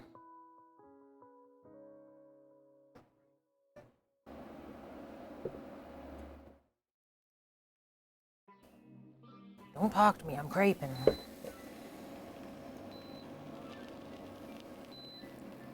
The legs. Ooh. You're gonna post a simple bannock recipe in the Discord? I think Greek was asking about that. So he will be very happy to see that once it's posted. Thank you. And I'm sure some other people will too.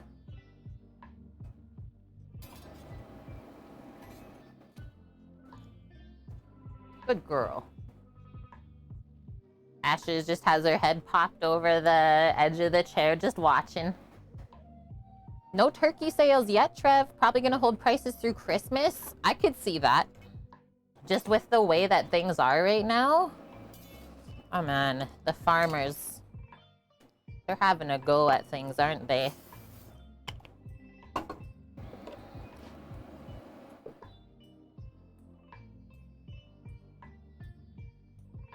Now is the time to start sourcing locally.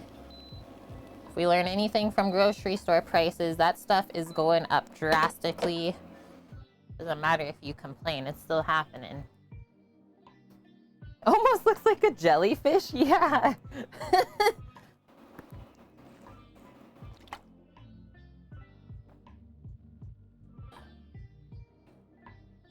So on my induction, I have the wattage at 700, and then the temp is at 120, so pretty low. Pretty low for temp-wise on this. I mean, it's very delicate, right? In the olden days, turkeys would be like 20 to 30% off the day after, right? And the packs of turkey legs, oh, Load up the smoker.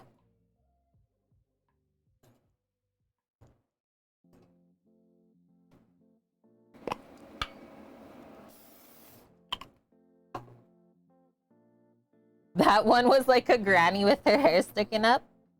A baba before they put the babushka on.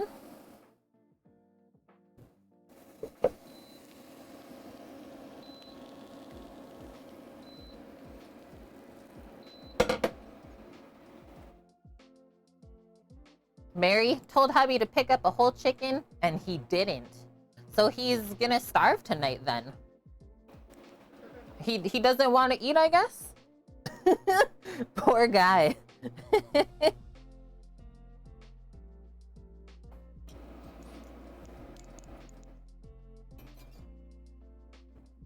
Maybe he drove past the store and it was super busy. He's just like, nah, can't. Yeah, maybe I wouldn't recommend making crepes in a cast iron pan, Trev. Non-stick pans were great, but I don't own anything such as that anymore. I'm terrified. If there's anything I'm more terrified of, it's the non-stick coating on the pans that goes into your food. I'll get a workout any day.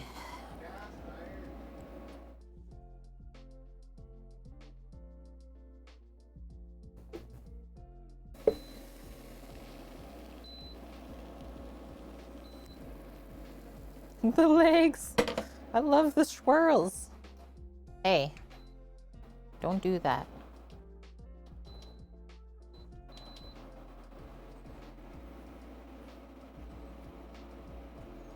After all the compliments on your brisket feast and ice cream, really? Mary is not impressed right now. I feel ya.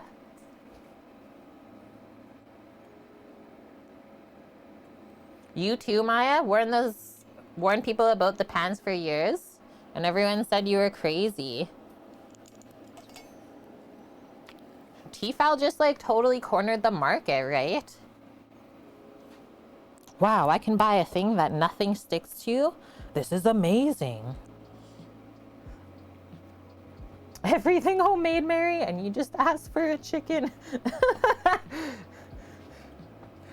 Chat, we need to send Mary help. Maybe Quill has an extra chicken. Quill, where are you at?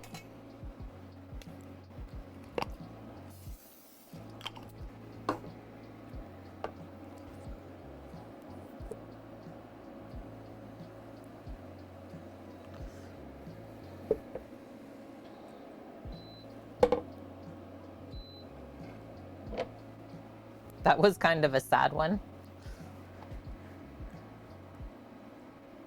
Really, Torino? Remember when Dad bought Mom a Tefal non-stick pan for her birthday once? Open it and toss it right in the garbage. Imagine doing that with a gift from someone? Savage. Never trusted him. I love it. You've owned 3 or 4 non-stick pans over the years, Trev? Surfaces don't degrade and peel anymore? Okay.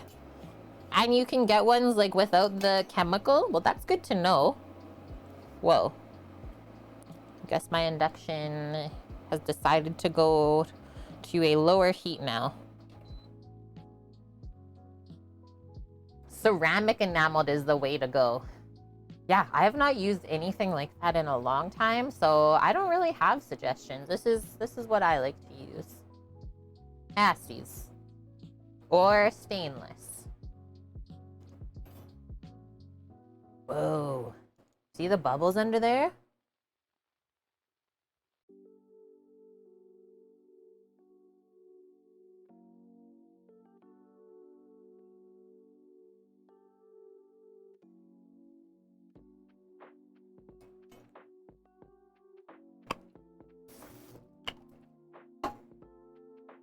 Yeah, there's not a pan type that you don't own, Trev. That's cool. I respect that. Go, go, go. Do the swirl. Gotta swirl quick, otherwise the induction will turn off because it'll think that I am not cooking anything anymore. Yeah, it's alive, Wilson.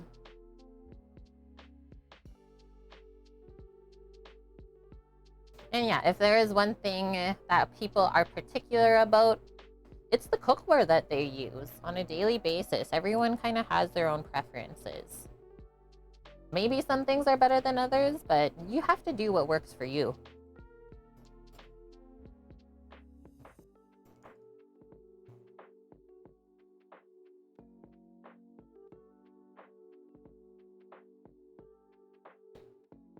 How I know it's after 3 p.m. Sun's going down. Just pop this one light up a bit more. Let there be light. All cast iron there, Wilson? Nice. Do you have like some really big pots with cast iron? Most flexible non-stick is probably a well-seasoned black steel. Holy. But those are pricey though.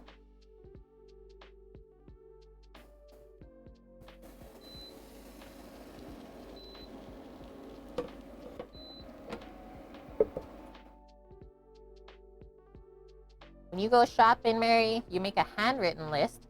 Hubby said he put it in his notes on the phone. Obviously, you didn't write what you wanted. Also wanted more salted Kerrygold butter. Call him out, Mary.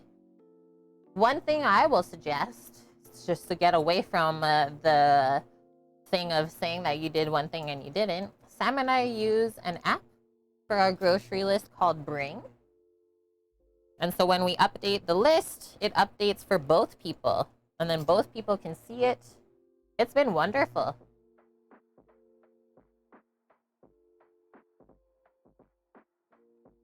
Right, Greek. Yeah, better than here, Kate. The sun never even really came up here today. I have to say, I don't really miss that. I am someone that needs to be around sunshine. And you don't really realize that until you leave that cloudiness. And it's like, wow, it feels so much better.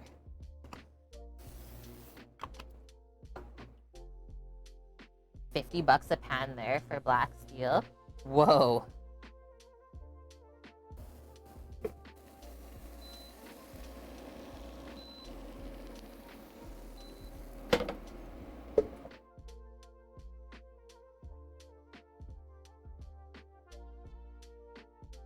We're almost there. Maybe 4 more.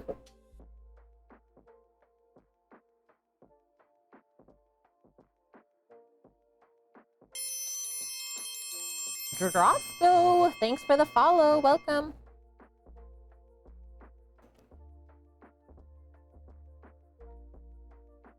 And yeah, I'm thinking right after this, we'll mix up our cottage cheese and then we'll start heating up the Traeger for the meatballs and our Nalysnyky. And then inside, we just have to cut up some cabbage, grate some carrot, saute that up while everything else is baking away. Great little menu that we planned today. Nothing too stressful. Around -12 there, Mary. Yeah, we've had a great week. Great weather week.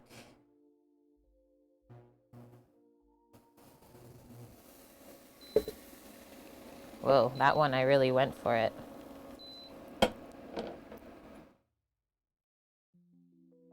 Kev, are we making crepe meatball sandwiches? No. Oh, -12F. Ooh, that's kind of chilly then.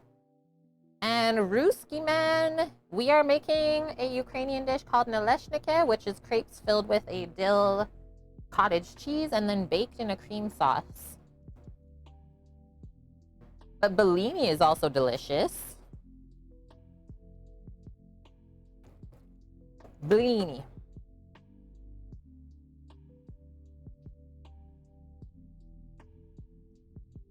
A leaping sheep with skinny eggs. Or I was thinking this is almost like a turkey. It's little, what do you call that little thing right there? Off of the beak and then the legs. Turks. Turkey crepe. I've learned anything from Steven Ranella. How to do turkey calls. Yeah, the beard. And we'll learn even more tomorrow on our sponsored hunter stream. Gotta go pick up the whole duck for that after stream today. Still, the costing co. Yeah, the little wobbly thing off of its chin. Accurate.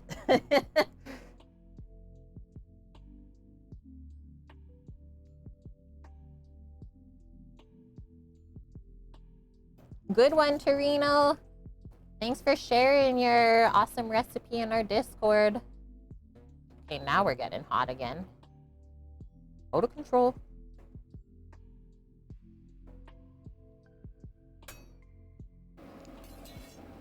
How cold is cold? Cold. Hello, Earth Girl now.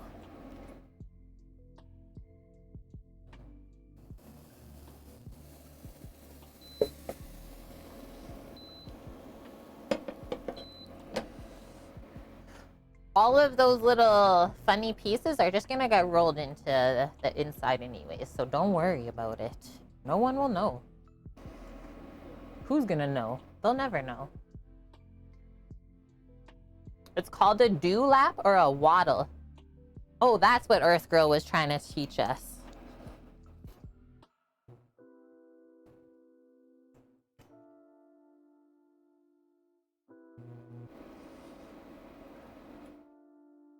Yeah, that is cold for Alabama.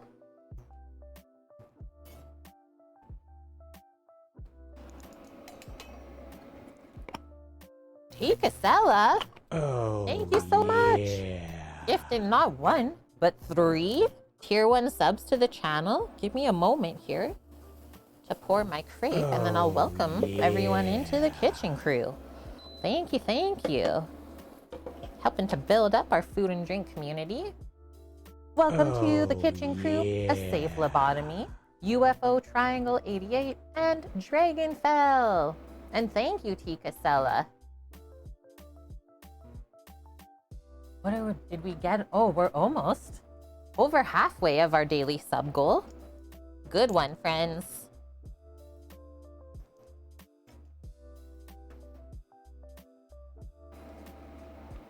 Below 0 Fahrenheit sucks. Yeah, because how cold is that in Celsius then? Chilly.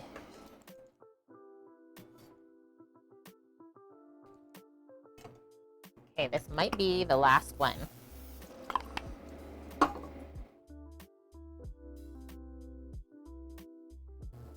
Yeah. Last crepe. And she is small. Small crepe. We might be able to fill in a bit just by drizzling. Go along the edge. Ah! It's too much fun. We did it.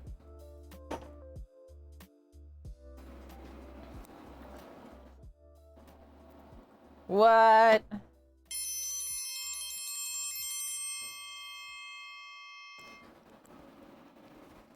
That's our celebratory crepe dance here. We didn't lose any. None of them got messed up. Sammy even got a taste tester. Yeah, Torino. Below 0 Fahrenheit. That's only like minus 25 Celsius. That's nothing.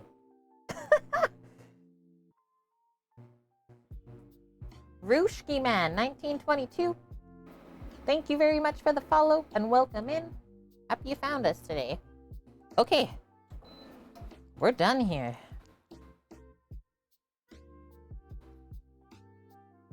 Oh, believe me, Wilson, this summer was something else here. We got an extreme heat wave going through. Yeah, our bodies like really felt it. That was insane. Just like almost felt ill for like a month with those temps. This I am just going to put in a safe space for us. I think that is down here.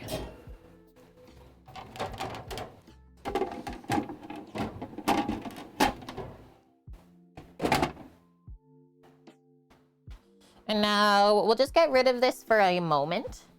Astra, on your chair, please. That's hot. Don't touch. Looking at me like, oh, heck. And you got me.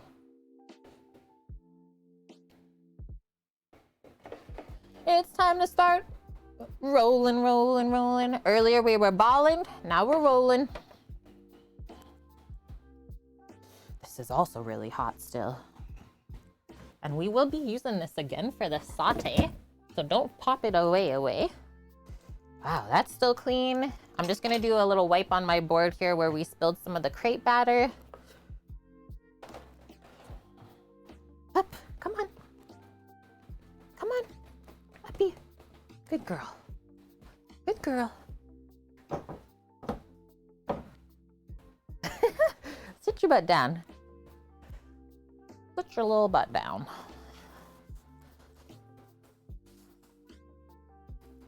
That stuff gets sticky quick.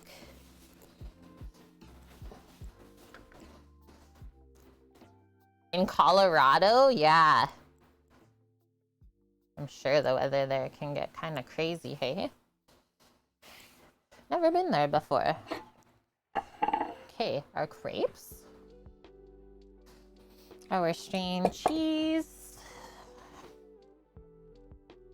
We need to chop up a bit of dill here. Just rinsing out my soapy cloth.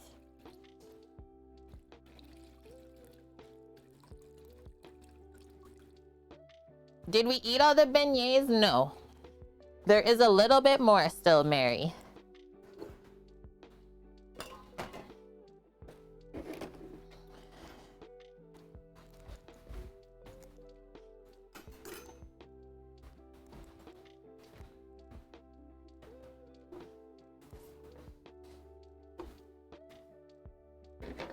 We got maybe 10 left.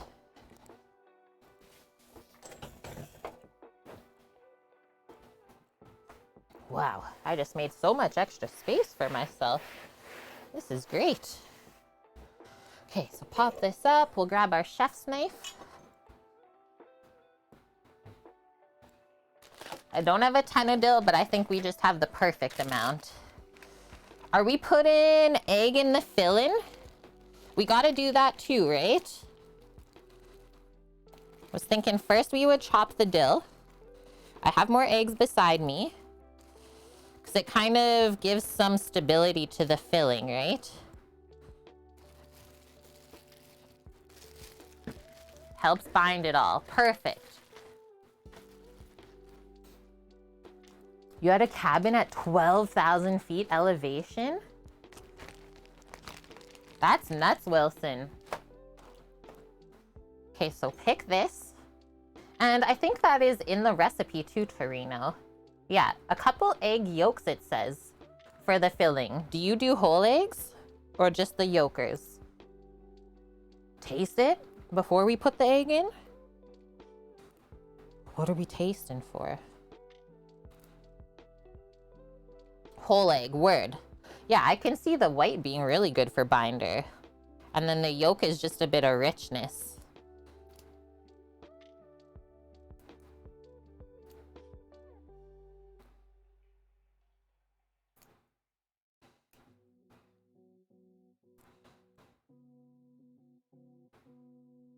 Is the Mile High City. So cool.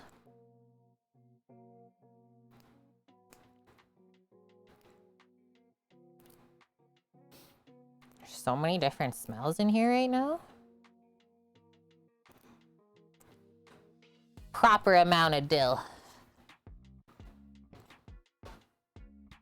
And then one thing. Actually, yeah, I'll just chop this all up and then we'll deal with the cheese next. 1 whole egg and 2 yolks like her mom used to.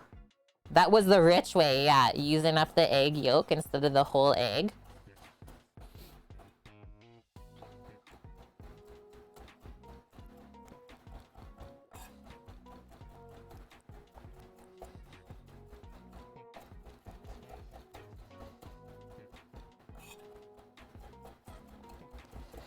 I can almost taste this now, since we're getting close.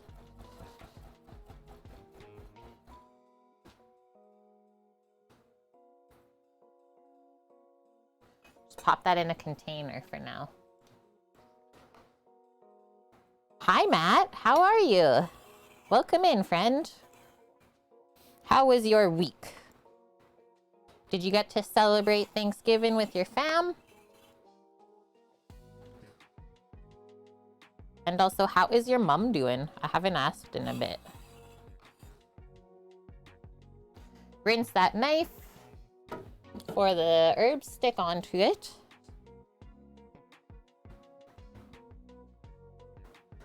Mom is home now and recovering? Awesome. More hoses than a car, though. Yeah, but, I mean, eventually she'll feel better, right?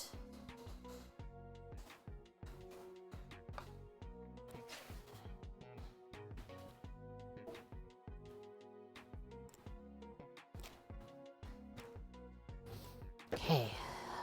So this stuff underneath that we were draining, I want to save that and put that into the casserole. Just pouring over the crepes. Just lift this up. Maybe I'll just hold it over this.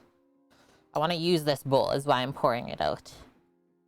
Yeah, that's like straight up cream almost. Thank you, Avalon.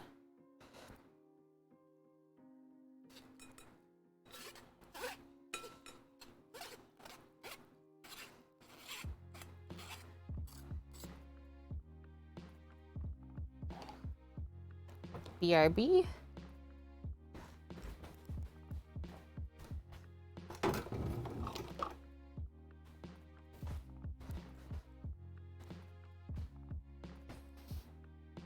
Okay, so I wanted to kind of mash this up a bit more.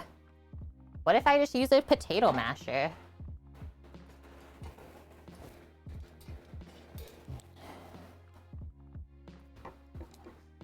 Matt, you messed up the turkey somehow, or it was the roaster. You could not get the temp up to 160. Had to throw it in the oven. Whoa. What were you trying to cook it on, the smoker? No mashing. I feel like it's too big though.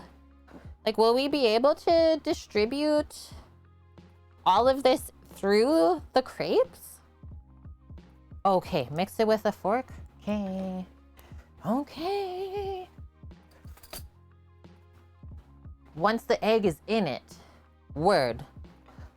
So first we put this then. Oh, a roaster at 350, but the internal breast temp would not go higher. That's kind of weird. Basting too much and had the lid off too long? Maybe. Sometimes that will do it. And yeah, if we kind of mash the dill into here too. Another thing I'm gonna do is a couple cracks of pepper and a pinch of salt, definitely, through all this richness. Well, that's good, Matt. I mean, that's the thing with cooking, is sometimes it just doesn't go according to plan. And we have to really adjust to what's going on. So I'm glad it all turned out in the end. Good job. That shows your skill right there.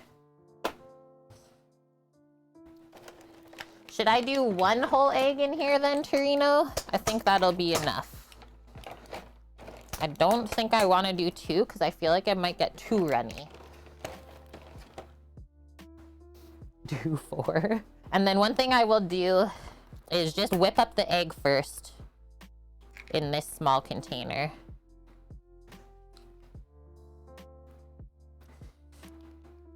We actually did use 4 eggs in the crepe batter, so it's funny you say that, Matt. Or 1 whole and 1 yolk. What do you think, I'm rich or something?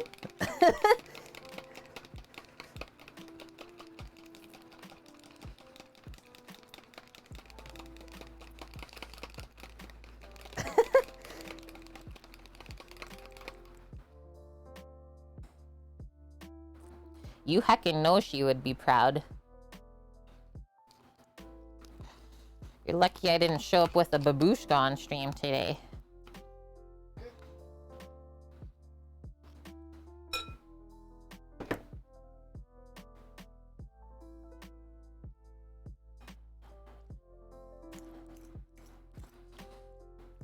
Yep, I think that was a good Good suggestion doing the egg.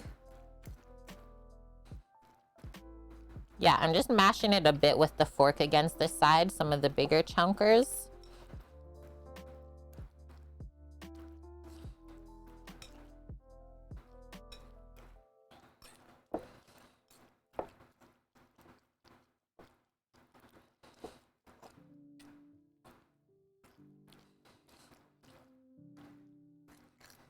Does Sam like Norwegian cookies? Sam, do you know what Norwegian cookies are? Mary's asking. He doesn't know what that is. But if I know Sam, he likes most things pertaining to cookies.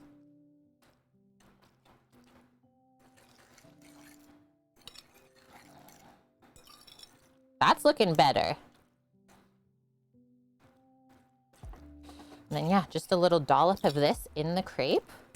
I think this is the perfect mixture. Oh my gosh. We're almost there. Is it food? Yes. Gone. Exactly. Is it made of food? Yes. That's all that matters. And my nose is running. I'm just gonna go blow my nose for a sec. BRB.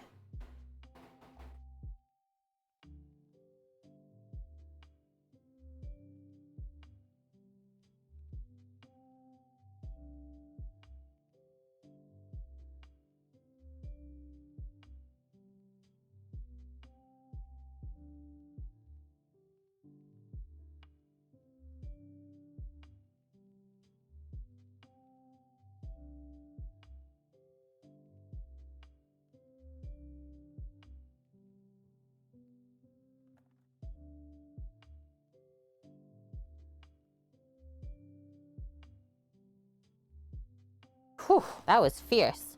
Okay. And I would say it is supposed to be this loose. It is because of the egg, it only looks loose right now, but when you cook it, it's gonna get more solid. And then the crepes are gonna soak up some of that liquid as well. And because it's baked in a dry heat in the oven, it will dry out a bit. These are all the things that I have thought about. Before we start assembling, I'm gonna go turn on the Traeger for us, because I think it'll take a little bit to heat up. So hopefully when we're done rolling these and assembling, meatballs go in, Nalysnyky goes in. I'm not gonna mute. I know my mic goes all the way. Sam, do you think I have to clean that first? Yeah, you're gonna go. We're gonna go clean it? Yeah. Okay. Chat just gets to listen then. You can bring the camera out.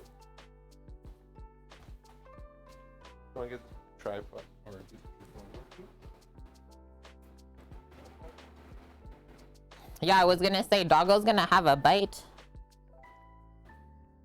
Okay, let me see if this will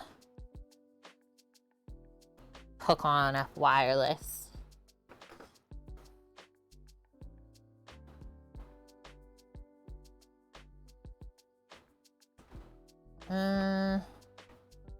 Yeah, we'll just speak sweet nothings if it doesn't work. Exactly. Don't worry. You learned how. Okay, sounds good, Matt. And nice of you to take care of your mom. And so happy to hear that she is doing well. Thanks for popping by, my dude. I hope you have a wonderful rest of your weekend. I know, we need to send this to you, right? Okay, so I do this. Task manager. Yeah.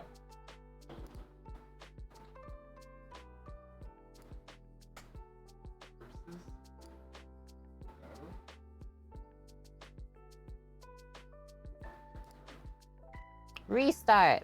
Yep. Restart your app as well on your phone.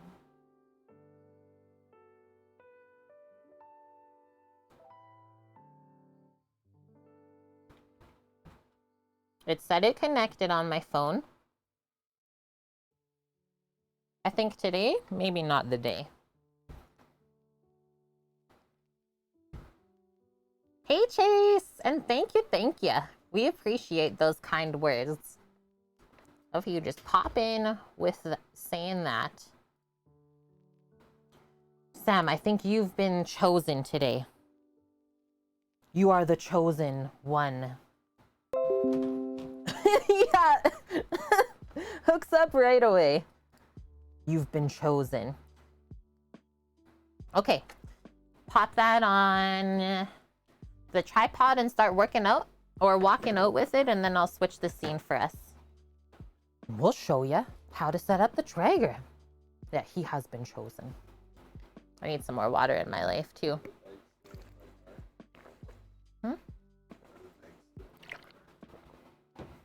Vac? Nope, they're inside here. I'll grab it. I'll bring it out. Astra. Astra, are you ready? We're going outside. What are you getting excited for? What? What?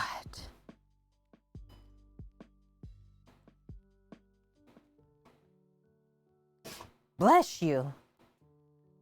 Yesterday, I did a menu that you grew up on. And today, yeah, totally learning something new. This is a dish that I grew up on. Hey, do not. You know better. No scrounge zone. Hey, when the dog flicks your hand up. Hey, do you need something? Sam, is there anything else that you need? Oh, okay.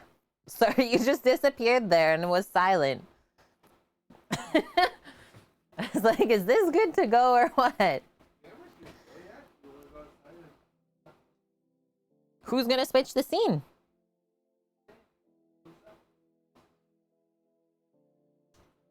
Astra. Change the scene. You got this. Just have to press the button. Yep. So easy. She's like, okay. She loves the pets. I gave her lots of pets this morning, though. Usually I don't pet the doggo while I'm cooking. And she knows this. You going with Uncle? She's like, nah, you're the chef.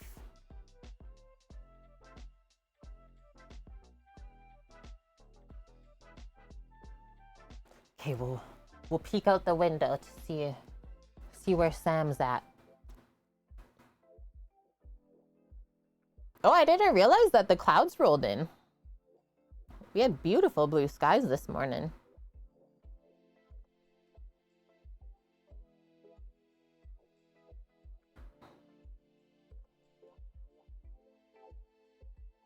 And then I might need to put on a little sweater too. Okay. Getting it set up. Yeah, Astra video producer. All right, friendos. Let's go pop outside. I will bring my iPad out so I can read chat with y'all. And we're just showing how we clean out the Traeger. Since Sam did a bit of smoking this week for work, a pastrami. And then I will grab a vac bag.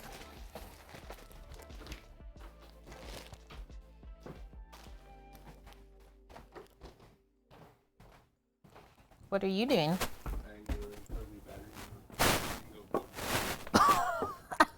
Oh my gosh.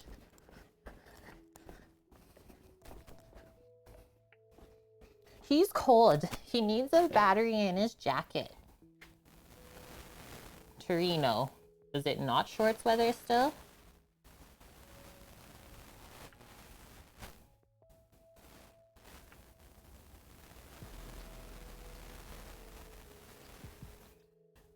Okay, y'all hear me? We're good? So, well, first things first. Oh, yeah. Yeah, that's not how I would leave a Traeger. Defo not.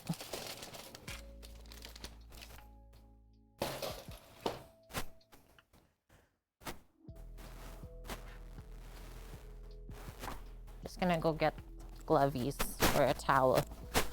She's chilly now without the sun. as the dog trips me walking up the stairs.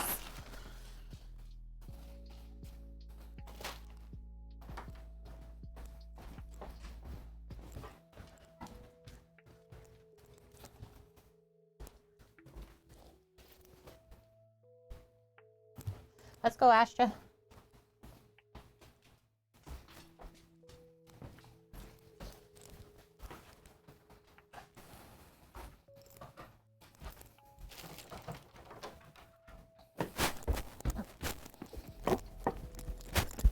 I'm running.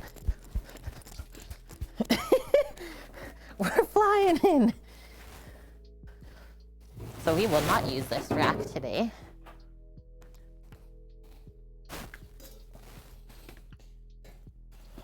Hey, leave it.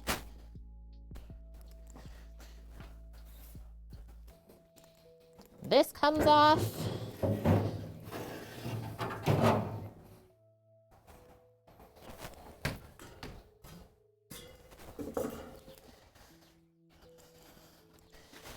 And then this comes out. And so this is like the only maintenance you really have to do with these things. Just make sure that you don't let the pallet dust build up. Nope, leave it over there. And so we just vacuum it out. So I'll kind of see if I can show you. So all of that stuff, if you do anything too high of heat or too greasy, it will light on fire. And then you'll probably end up burning out your electrical components. Astra. She's like, yeah, I know better.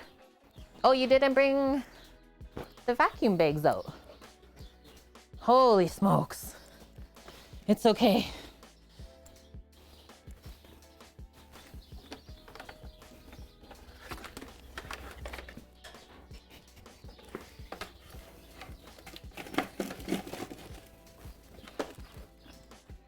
Oh, baby, this is full. Guys, can you tell it's Sam's day off?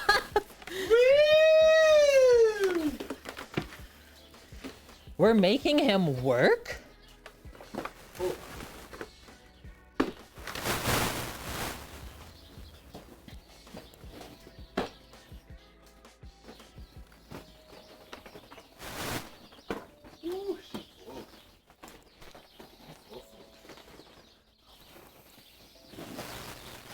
One of them type of Saturdays. You get the Traeger going, sit next to the pit with a coffee, bit of brandy or whiskey in it. Yup.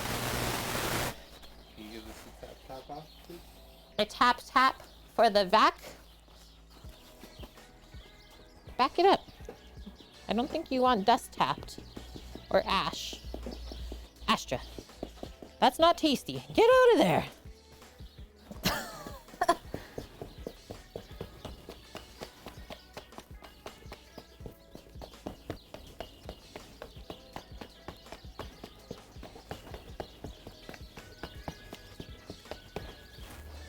Nice. Shop vac, yep. The electric buzz. Is anyone else noticing? It might be rubbing on the shirt, but I haven't done anything different than what I usually do.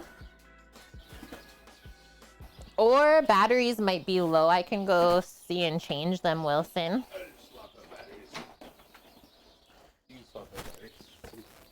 Okay. Not for you, Maya. This is the sitch. I'm just showing them what we usually do. You don't have to say what.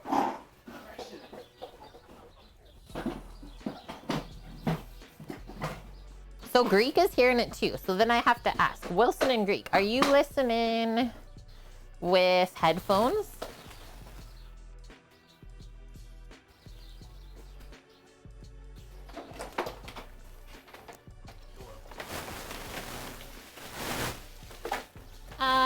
No, I usually just use this one back there.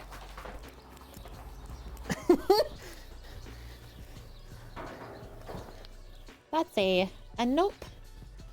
Yeah, if you notice it when I bend down, it's the wire.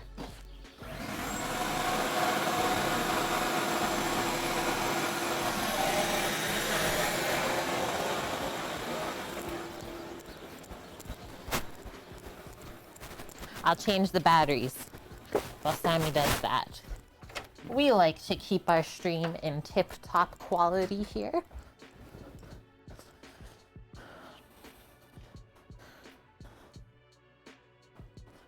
Just gonna mute for a moment.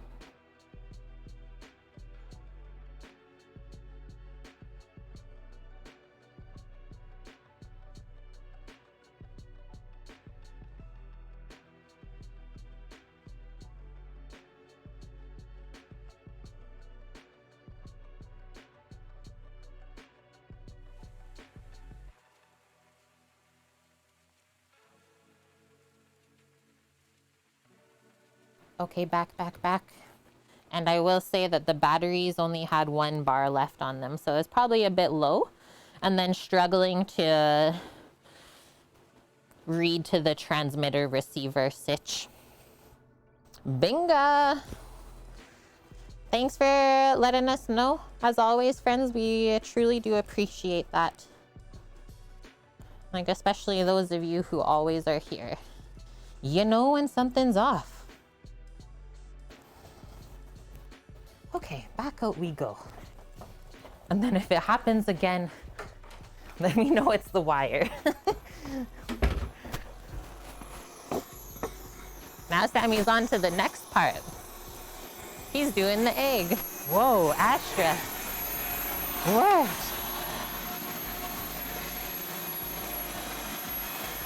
We need a playtime. Ah! You did that. Okay, back to business.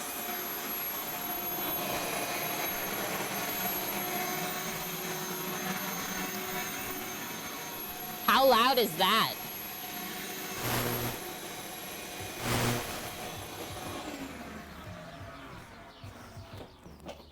Oh.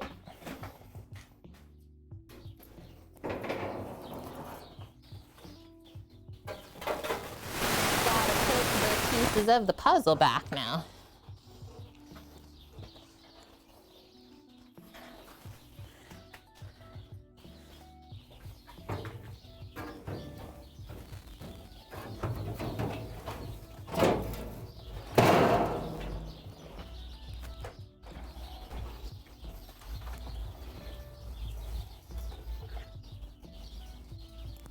That Birdlies, it's Birdly hour.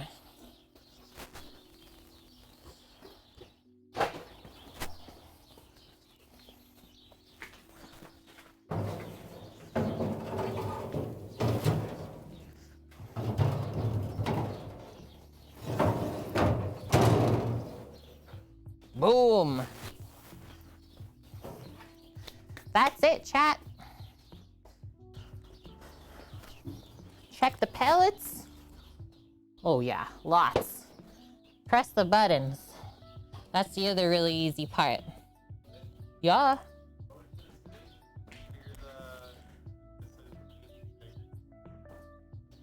How do you do that? Menu. Cook cycle. Pellet sensor. Settings.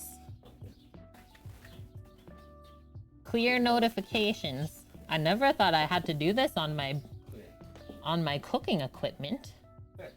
Now, menu. Turn dial. We want 375F.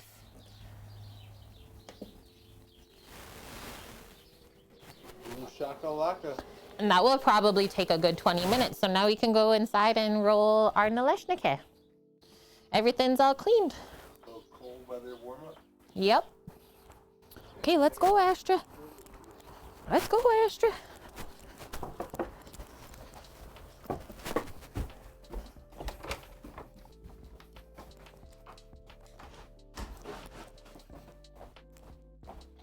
Wash my hands too.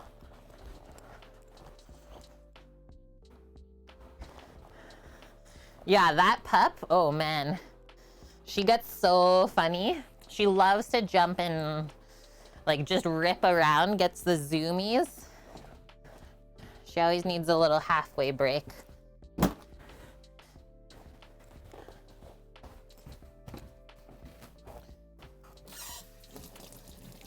Wash my grill hands up. And holy smokes. This has been a meal. But I mean, we are kind of cooking for an army here. So many meatballs. So many meeting balls. Not too bad though, it's only 4. Oh no! Seen a Reddit post where someone's triggered at a system reset during smoking the turkey, took like an hour and a half. RIP. Have I ever made phyllo dough? No.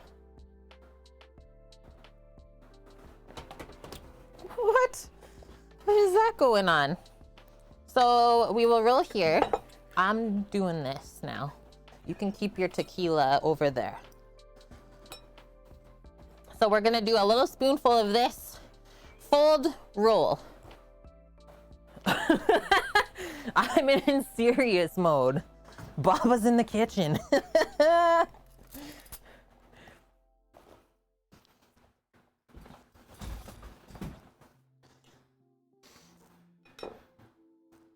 Cheers, dearly. Cheers, everyone. Good job. So, do we want more than that in there? I'm just trying to divide it evenly. What if we do this first? 1, 2, 3, 4, 5, 6, 7, 8, 9, 10, 11, 12, 13, 14, 15, 16, 17, 18? 18 crepers? Couple tablespoons per then? Just have to kind of watch as we divvy it up. Boom. Basically, we're making like little burritos.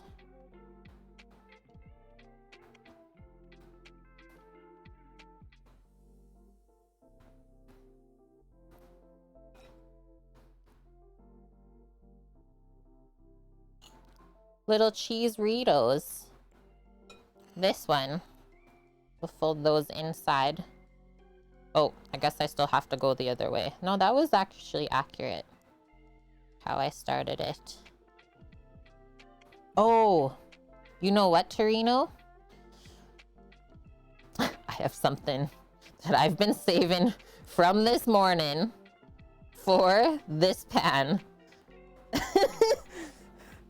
Even more baba. Some chicken schmaltz that I skimmed off of the stock. Literal just chicken fat. Yeah, we're just gonna do all of it.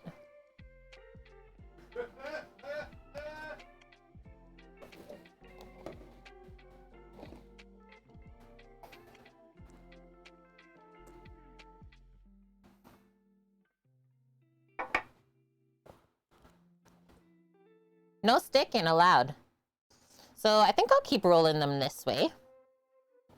We're stacking them in there like that. This. Let's go.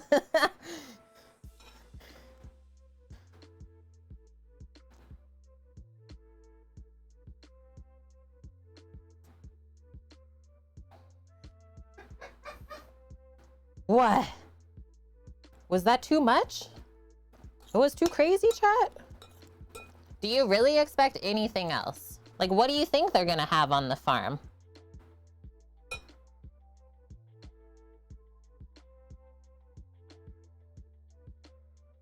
Trying to keep them the same kind of length as well.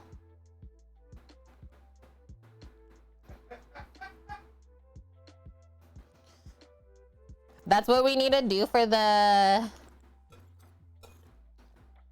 alerts or the stream sounds to offer to the subs, just a Sam laugh. We can do that.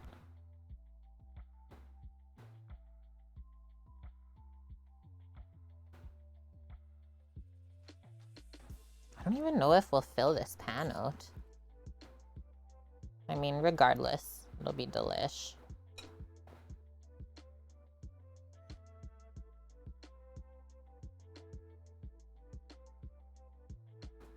I guess it will also kind of like grow in size as they bake with the cream. That looks good. This is looking good. That would be cool, Willamini. Okay, write it down, Sammy.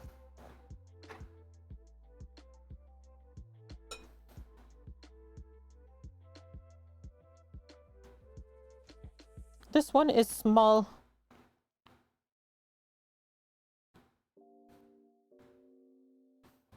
Small boy. Yeah, lots of chickens, lots of dairy.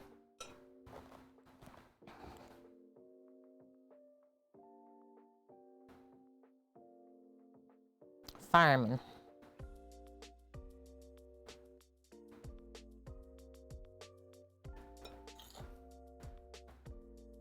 We might have put too much fill in, guys. I'm gonna start skimping a bit more.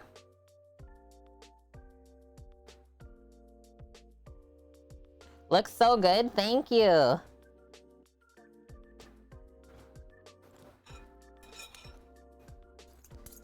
Get that fork out of there.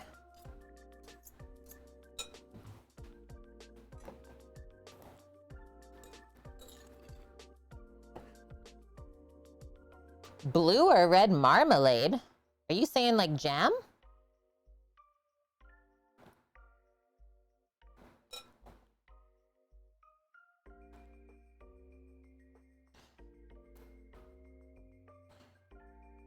Little cottage cheese Ritos.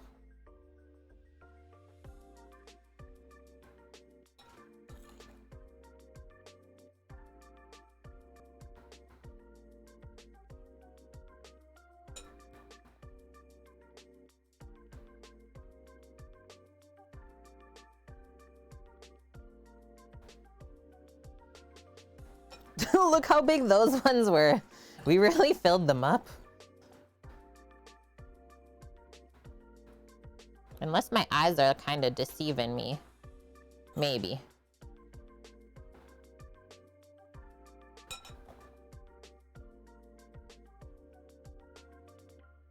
What do we have already? 6. We're working our way towards 12. Okay, so we really only have like 6 more then. We're A-okay. Not a jam, a marmalade. I don't know blue or red marmalade though. I've never heard of that. Yeah, okay, so like I just know apricot jam or apricot preserve. That's one of my faves.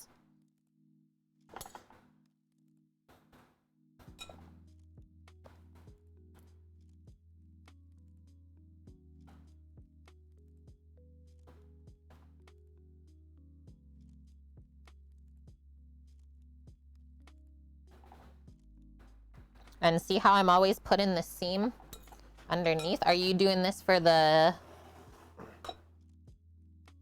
That'll be better? Yep, build that way.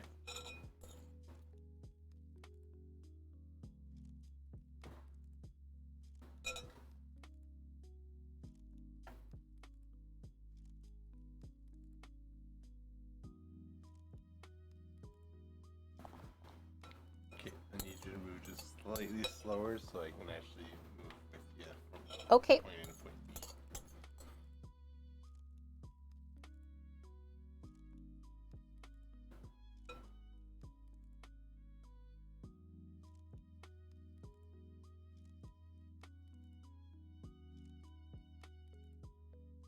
Wicked.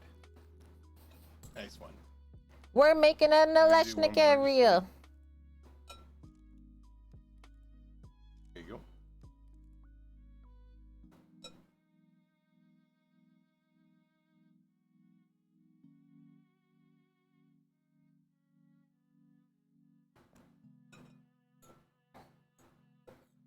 Hello, geek boy. Sweet.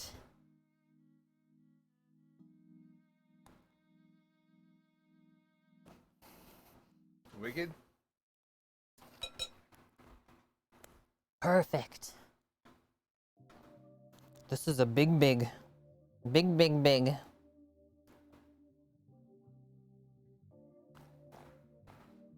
Mmm.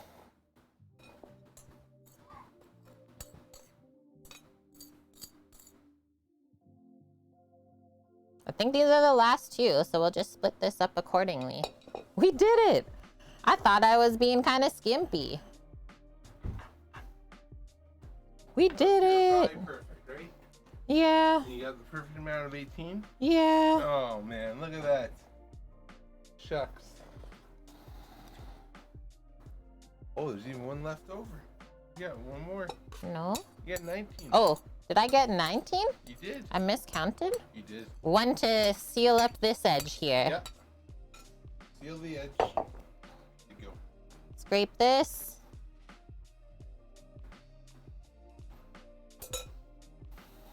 And then Torino. Should we bake these covered with this stuff or uncovered? Should we foil it?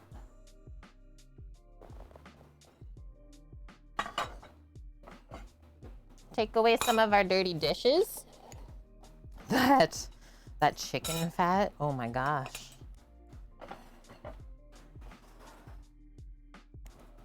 I'm getting pumped.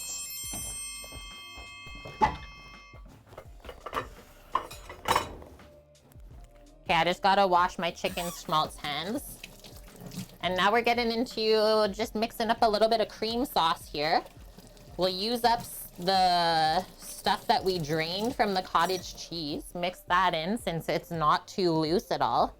Very different from the way of a ricotta. Just gonna grab the whipping cream out here.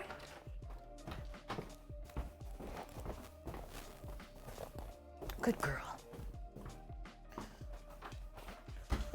Good pup. Yeah, let's go. Okay, careful coming in. She's hungry. Nah, she just still needs a couple more hours before it's her dinner. So this. Like little soldiers, and hello, lazy gamers. How are you today? Okay, so next up, just going by the recipe.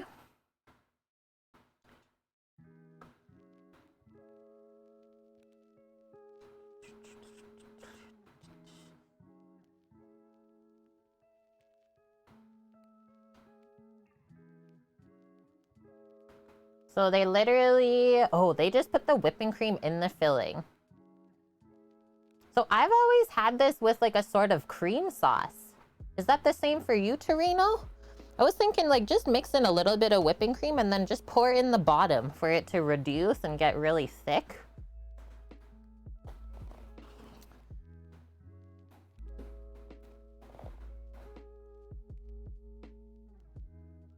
And then you never have to worry about having dry crepes either.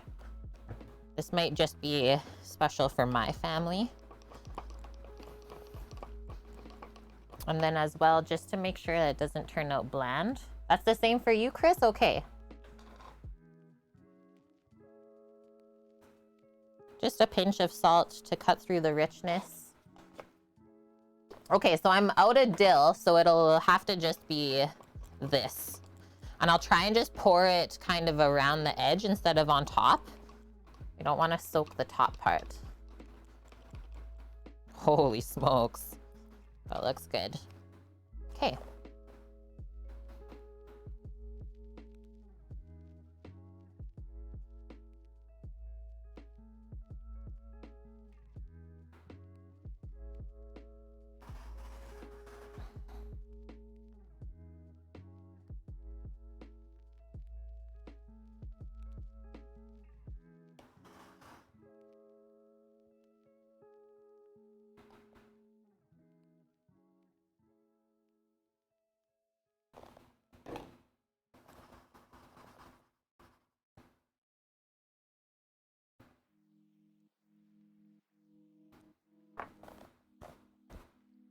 That is ready. How is our Traeger doing for temp? If it's not ready yet, we can start just slicing up some of the cabbage. We'll grate the carrot and get that prepped for the saute. while this bakes, because it's only a 20-minute bake time. Really quick. Just enough to heat it through and make sure we cook the meatballs.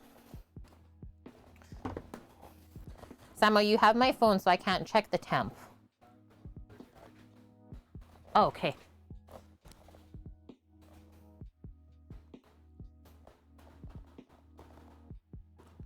Ostra, uppy.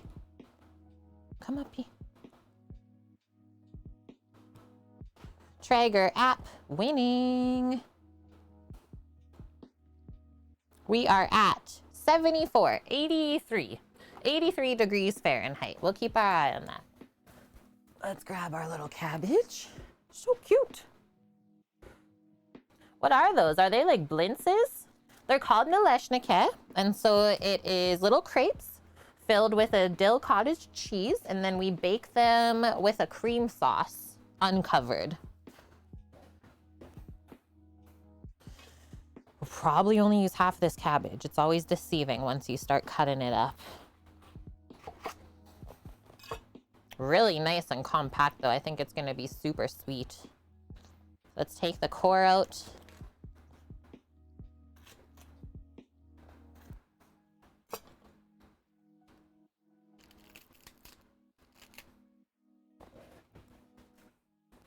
If the leaves want to fall off a bit, that's okay. And then all I was gonna do, slice it this way. A deep freeze makes cabbage sweeter. I love cabbage. I heckin' love cabbage so much. I think I'm just gonna go across this way, slice. It's not too long. The only thing that bugs me about cabbage sometimes is when it's too stringy. But this will cook down really nice. I like it a bit more chunky. Quick saute in a pan. A little bit of butter, a little bit of olive oil, and grated carrot, salt and pepper. The simplest. Just something for health purposes.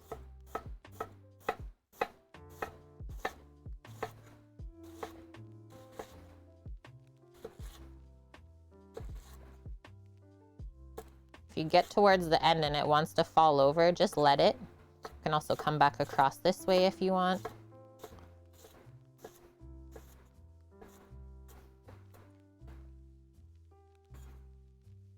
Have you done your holiday shopping yet? No. And I mean, you got me, Digital Meow Mix. I'm not really one that celebrates Christmas anymore.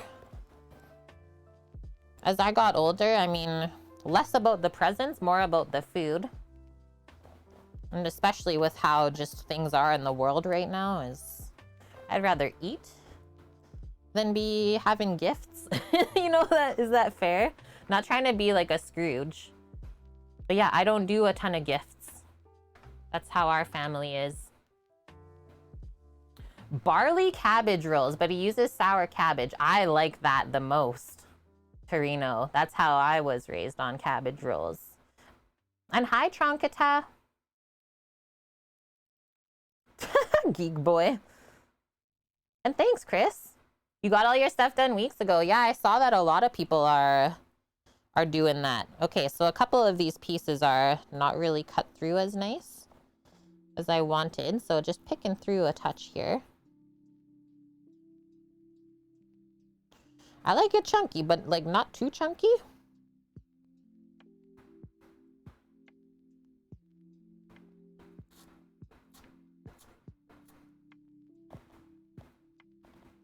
And that should be enough. It'll cook down a bit, but we're also adding some carrot. Bulk it out.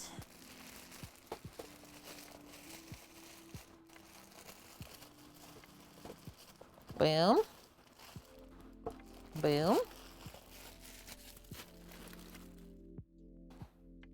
I think I will peel these up.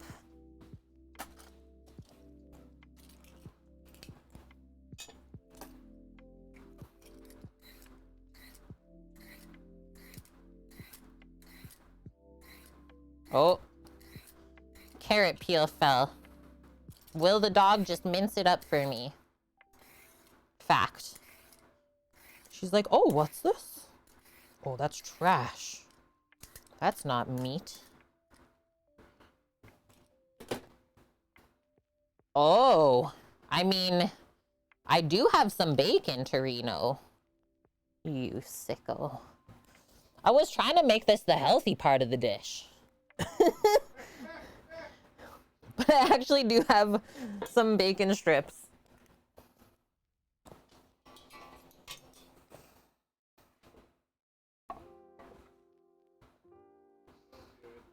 Sammy says don't do it. I want to leave this just as is, but that would be really good.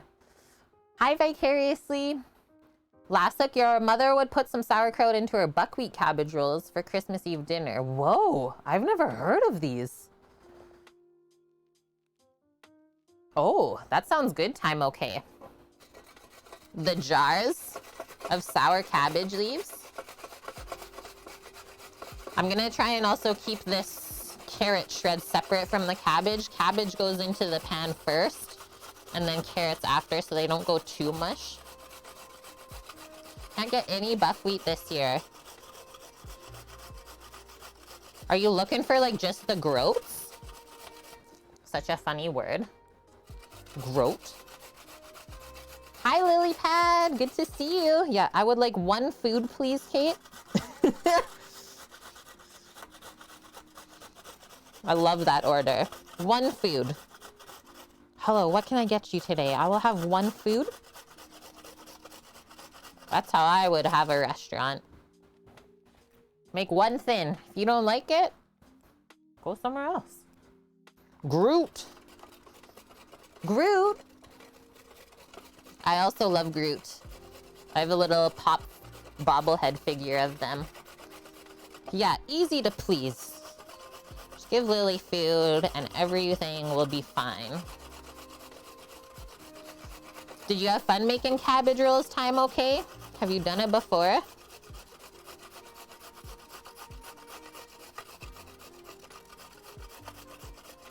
Go, go, go.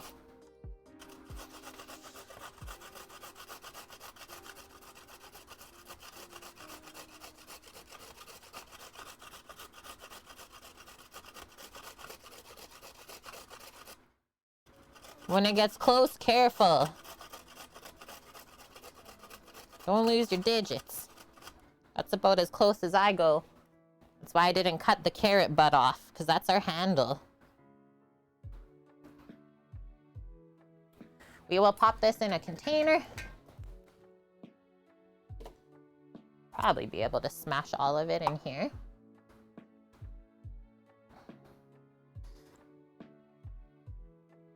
Oh, that's a lot.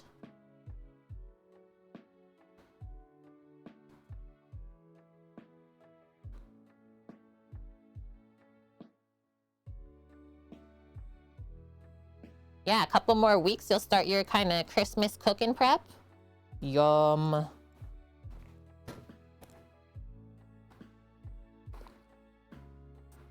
Two cups of grated carrot, nice. For color and health. They're good for your eyes. Lots of good vitamins.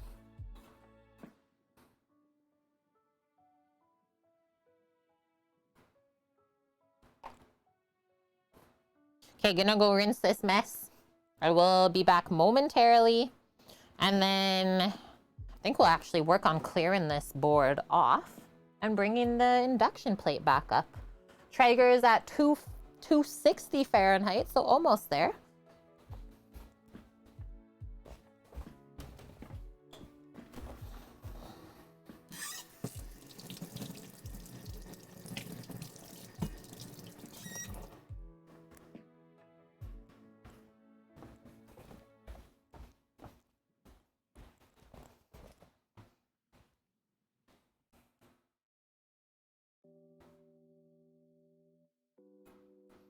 With the Lego stuff, Mary, would you do the Louvre in Paris? Like a set? Did they make that? We have been really downsizing our Legos and getting rid of a lot of stuff just because we can't hold on to it. We don't really have any space to put it if we plan on living in a tiny home. What am I using right now? I've run out of equipment pieces here, chat. I'll just use this plate.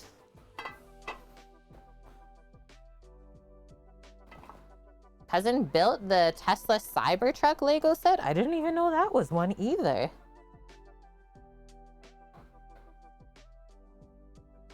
Oh, okay. So cool.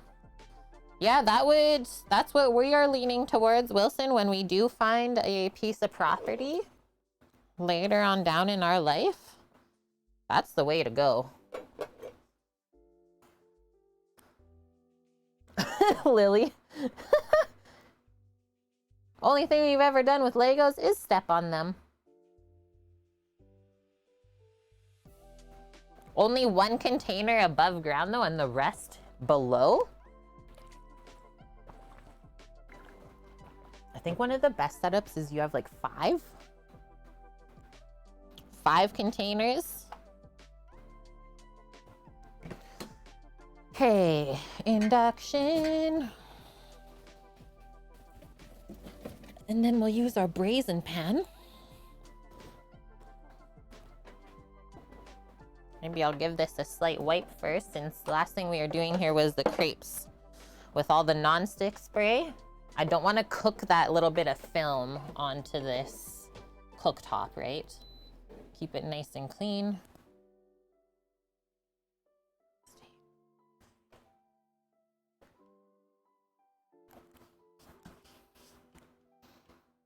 I'll go rinse this cloth out.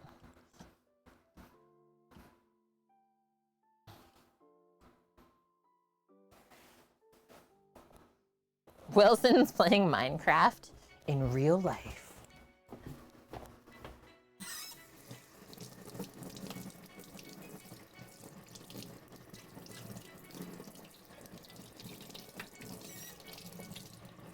Hi, Pup. Yeah, we're doing good. Okay, let's go. I love her little head whip of the curtain as she walks through, too. Yeah, we've used lots of dishes today. We did. This piece of induction equipment, well, I mean, it literally is the only stovetop I have other than the little cast iron one. So yeah, I mean, we need something. We need something to cook with. And you did see a pupper tail. Pupper, come up here, please. She's looking at me like, nah, I'm good. And does the stretch. Pupper. Okay, let's pop some butter and olive oil in here. Get us prepped up. Half and half. I think we'll get the best flavor that way. Yeah, send her a pet from me. Pupper, uppy. Get uppy.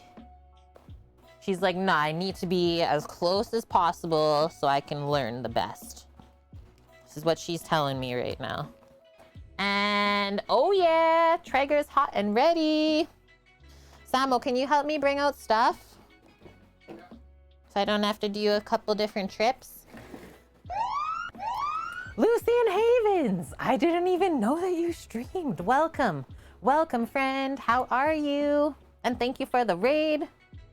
How was your stream? What did you get up to? We are just heading out to the Traeger right now. This is our Nalysnyky.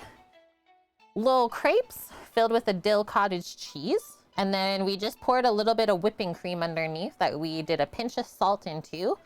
This is going in at 375 Fahrenheit. And then earlier we made these little Kotletki meatballs. Fresh ground pork, herbs, onion, garlic, and then they get a dunk in breadcrumb before you smash them. So let's go out here. We got the cam outside. The sun is setting. Traeger is ready. It's saying the pellets are low, but it's lying. Lies. Just played Webbed. Oh, what is that game about?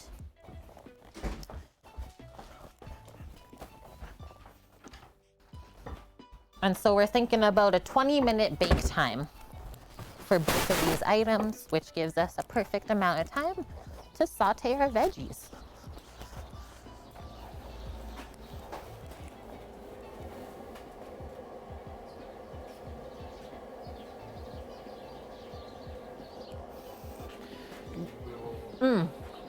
And Sam's also doing a couple of reel things for us for Instagram, for social media purposes.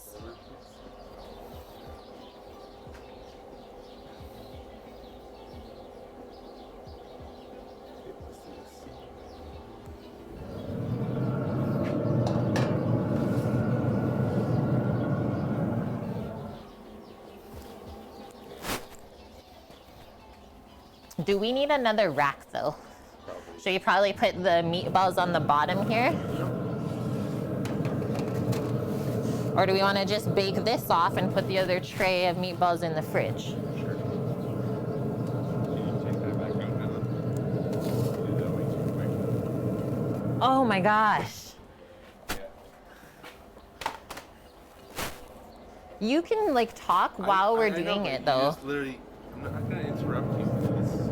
Yeah, but I edit out the audio anyways. I know, but It's okay.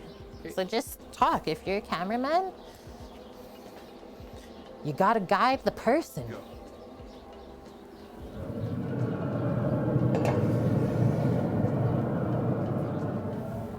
Good. Better? Yeah.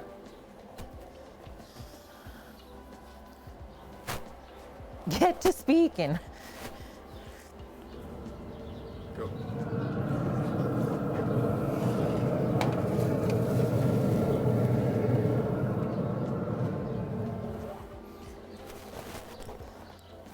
Okay. Now I'll do a 10 minutes just to check on it halfway through. We will pop, I'll probably just bake the rest of these meatballs afterwards, but I'll pop them into the fridge.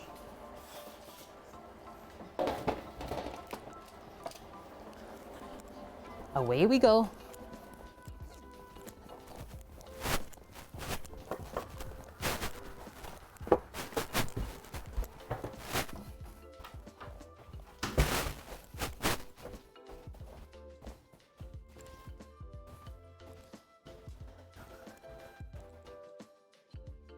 We're good. Okay, what's up with the smoker geek boy? Oh, just like us opening and closing. We're trying to also film for Instagram, for other social media. So let's pop this on, start heating it up, get some butter.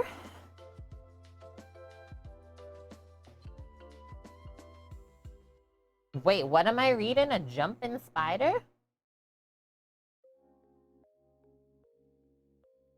Oh, you play as a spider and solve simple puzzles to save your boyfriend? Adorable. I will say jumping spiders are actually so cute. They're like fluffy. Yeah, we used to have a lot of them when we were on the island. Adorable. And like their big little eyes. Oh man. And they're so smart. Yeah, totally. They'll dodge ya. You better watch out. Oh man, yeah, the duck. I'm pumped. I've never done a whole roasted duck like that before, so it'll be a learning process. Okay, let's do a little drop of some olive oil as well.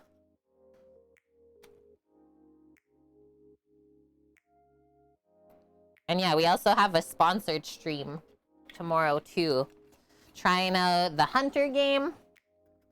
And I thought we would also tie it into a wild game cooking stream. It's gonna be wonderful.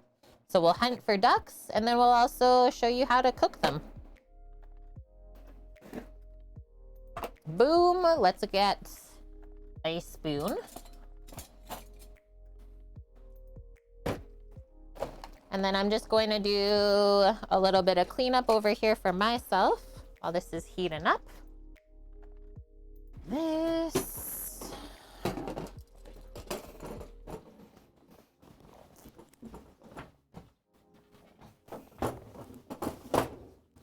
You're the best helper, Astra. You're the best. No, that's not for dogs.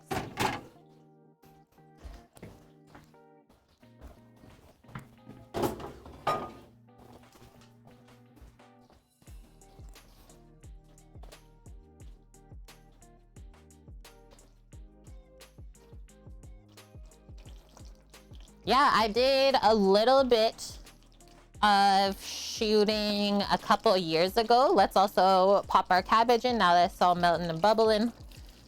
When we visited Sam's parents in Ontario, his dad has your dad hunted like your entire life?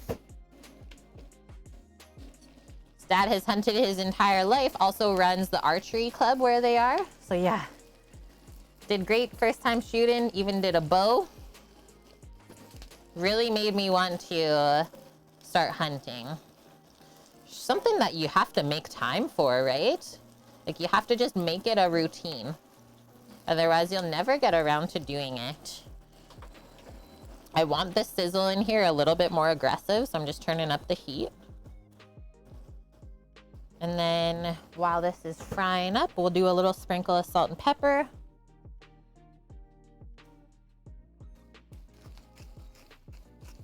Yeah, that oil be popping.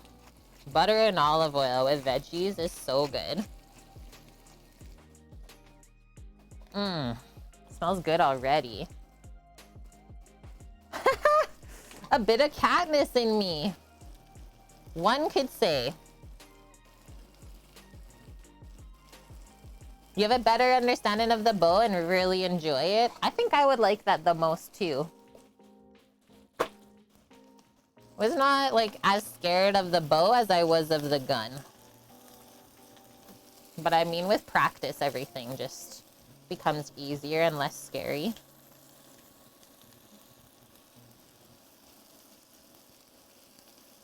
If you want to be really fancy with this saute, we can do a little bit of a white wine. Little drop in when we put the carrots. Create some steam.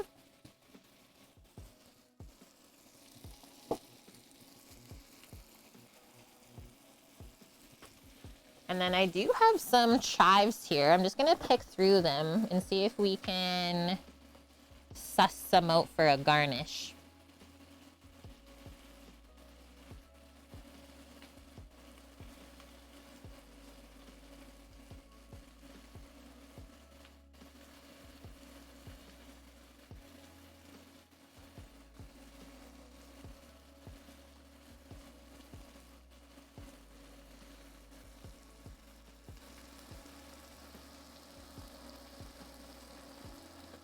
That's a knot.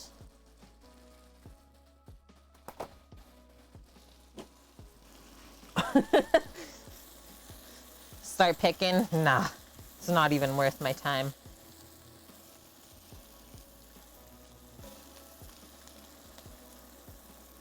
Yum, just a little bit of like golden brown caramelization. Cabbage can handle that. Really builds up the flavor well. Wilson, that's so cool. You used to shoot competition bow as a kid? Did you know muffins spelled backwards is what you do when you take them out of the oven? Sniff them. Now I understand what Wilson was saying. I was like, what am I sniffing? Did I miss something?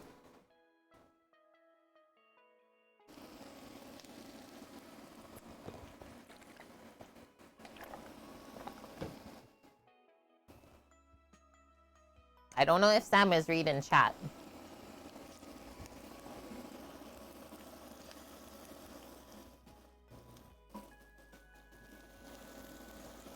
We've been making him work way too hard today. Okay, I'm going up a bit more with the heat.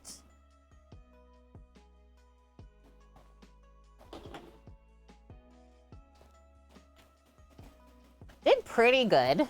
Considering how much prep we had to do today, not too bad with the dishes and cleanup crew. Yeah, Wilson, I'll ramble all day, Kate. Shotguns and bows. Yeah, that's what I shot.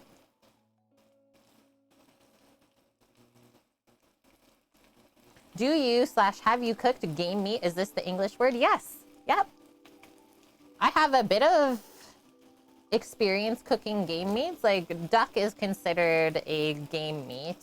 Maybe not the one that I'm cooking tomorrow because it is from a farm, but typically a wild duck.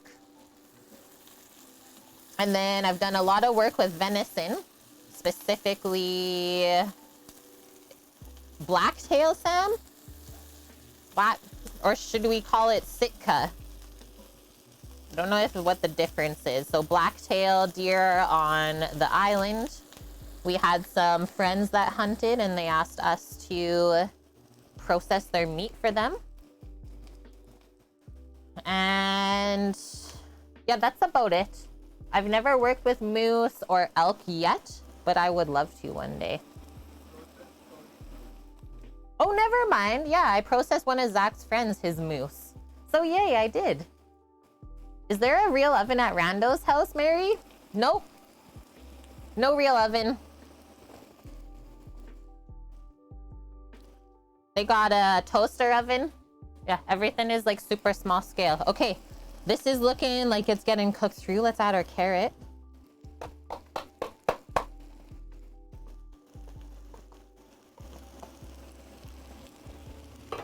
And then a little bit of this white wine, Pinot Grigio.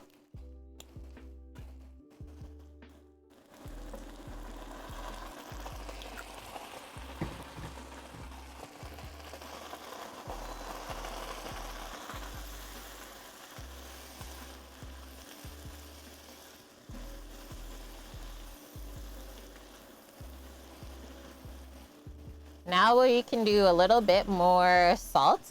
And also, well, my timer's about to go off. So I'll quickly run out and go check the stuff that's in the Traeger. Let this keep frying up. And then we'll also cook out the wine.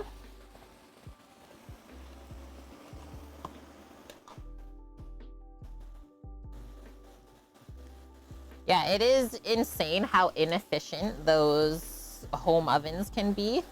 Just sucks the power. So it's been super awesome using the Traeger as that. And yeah, Wilson forgot about the eggs. Okay, I'll be back momentarily. Astra's helping. Good helpson.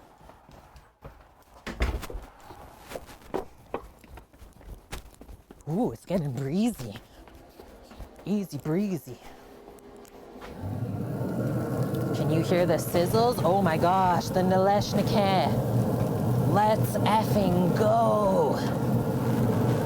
I'll do a rotation on the meatballs. Oh my gosh, that smells so good. What is even going on here? Smells like Baba's house. Okay, let's go, Astra.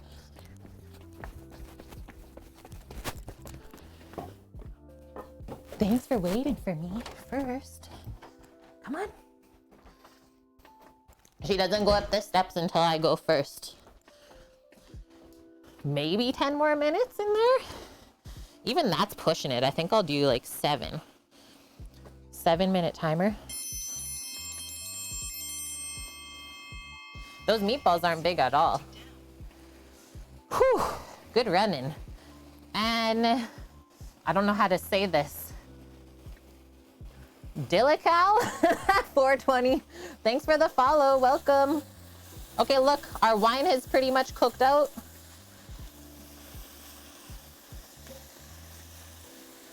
Stir in that salt now. And then you can decide how cooked you want this.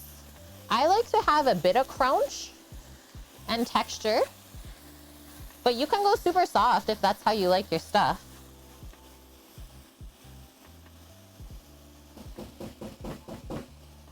Yeah, that's right. Wilson had grilled quail.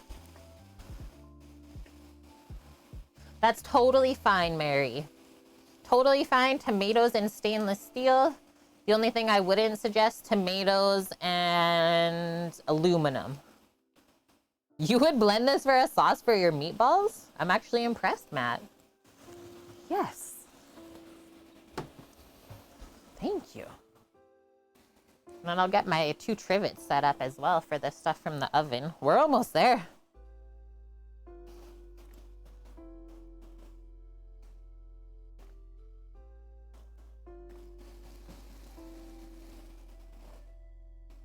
Yeah, you have textural issues, but you do like flavors.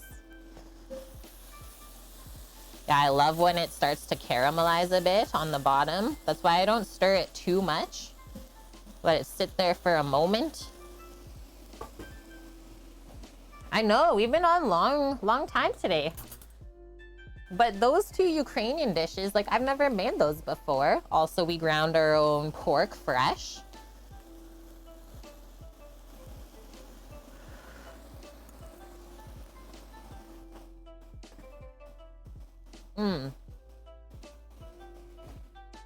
A bit more pep. And then I think I'll just pop a lid on that to give it a touch of steam. Just turn the temp down slightly as well so we don't burn. Maybe we'll do 1 more stir before we do that. Yeah, the carrots have some sweetness. They caramelize pretty quickly. But yeah, did you hear the little bit of crunch that still had?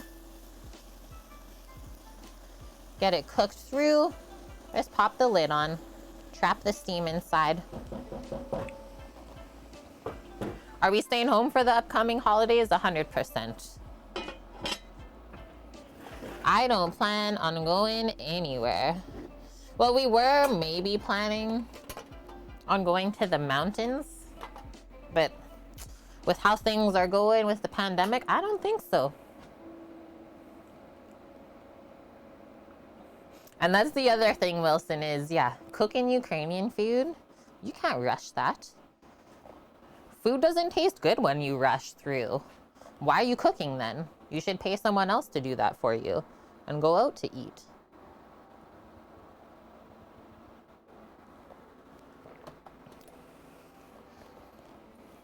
And then I always make sure that I take my time so I can teach all of you properly.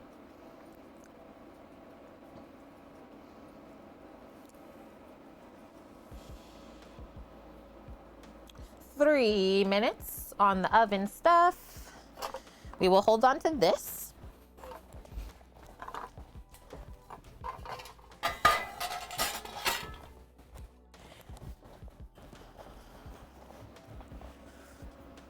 Get my trivets ready.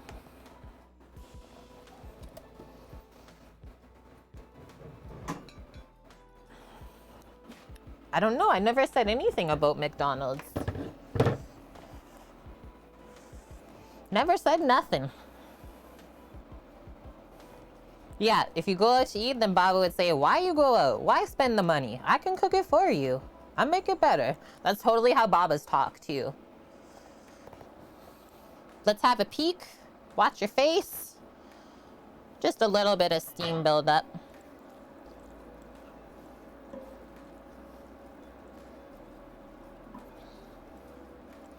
One more test. Looks good to me though.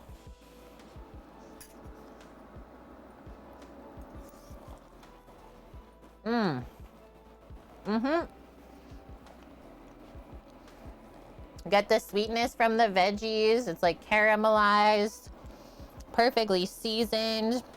A bit of crunch, but also just like melts in your mouth. I'm so happy with that. The healthy part. Off. Get rid of this.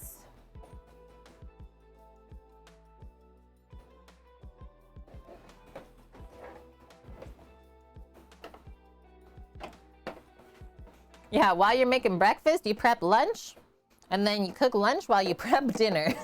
Bro, that's so good, Wilson.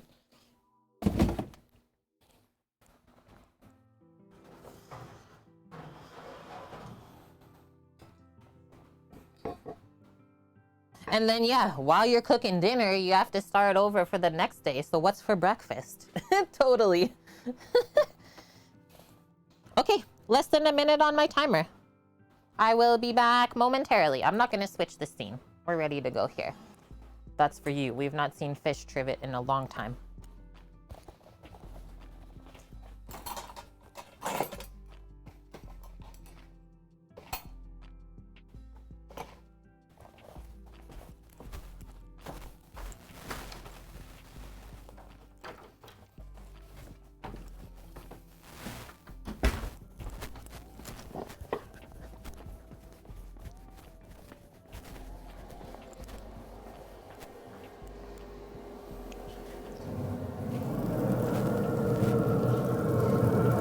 Hell yeah.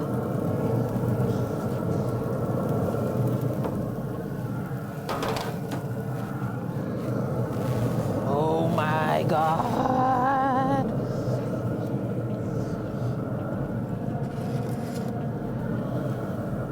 I'm gonna throw the other pan of meatballs in while I'm here.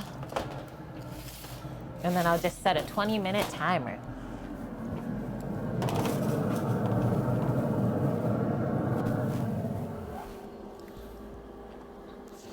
Get ready, chat. It's plate-in time. Or maybe we only did more like 15, right? Okay, Astra, gotta get the door.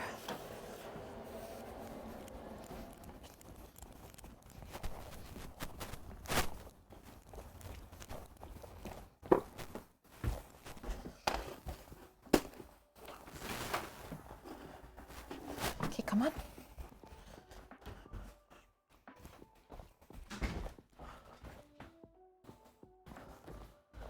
What? The cream sauce has reduced, and the smell of these right now, insane. Smells so good, and all I did was just like do a little poke on it. If it bounces back, it's cooked through.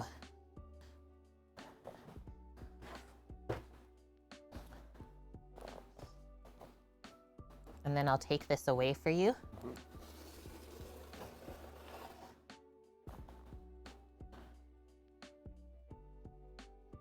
Boom. Rest. Thank ya. Okay.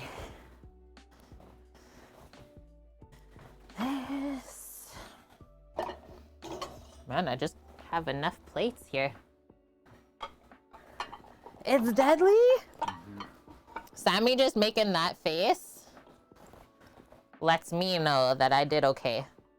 Gotta move that up a bit more. And yeah, I popped the other tray in, so I just set a 15-minute timer for us. I didn't want to have those hanging around. It's time to Reno. He likes it, right? If you know Sam, you know his reactions and the faces he makes. Okay, first thing we will plate up is this, and then everything else kind of around it. We need, a spoon. I'll go with this to kind of get some of the sauce out with it. Spatula for the meatballs, I'm thinking. Because it looked like they crisped up nicely on the bottom. Yeah. Look at the little meatball. Oh, yeah. Samo, you want to do one while I'm plating or no? It's too hard. Okay. And Tika Sella gifting another sub to our community. Thank you very much for gifting the sub to Time OK. 2 months already with Time OK, part of the kitchen crew. Okay, let's also... We'll do randos first.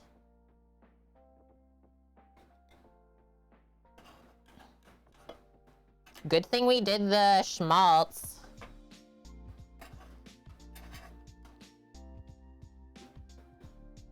No, this is good.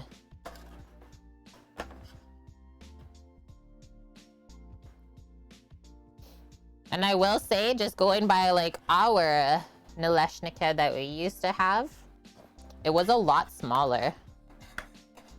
But you know, then that takes longer too, right? But yeah, the way that that's soaked up, holy smokies.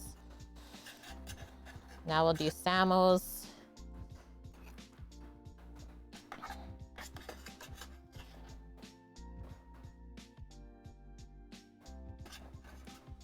That really soaked up.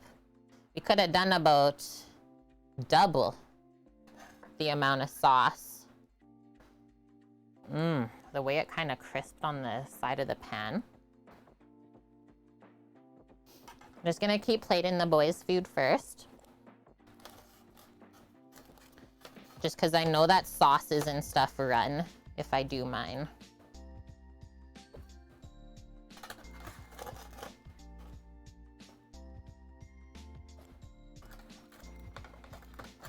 Was the seasoning on point for the meeting balls? Just guesstimating.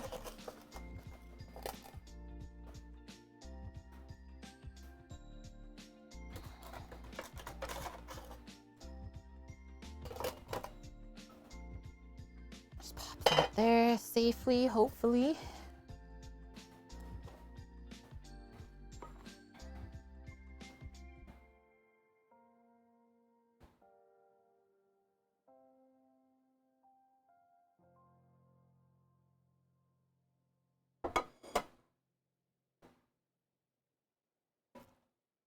Hey, there's a hand stealing more meatballs.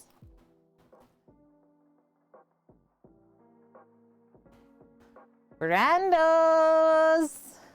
I mean, it maybe took 5 hours, but I think it's gonna taste insane.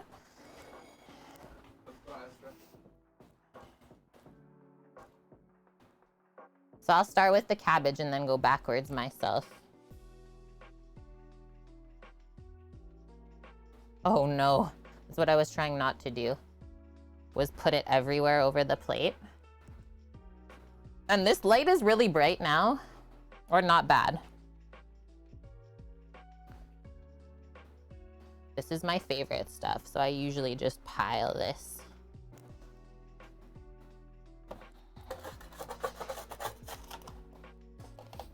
I'm gonna do this almost like a little meatball stack. These little nuggets are still hot. They hold their heat well.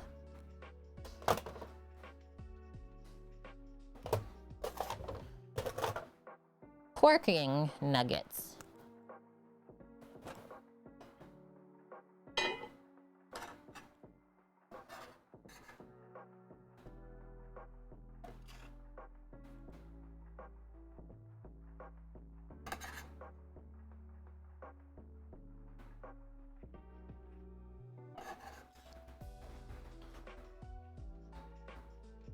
My mouth is watering.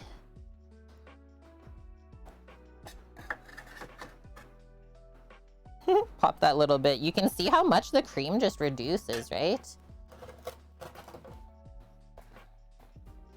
I am hungry. Can you tell, Matt? I had 2 coffees today. That's why. Just gets the metabolism going.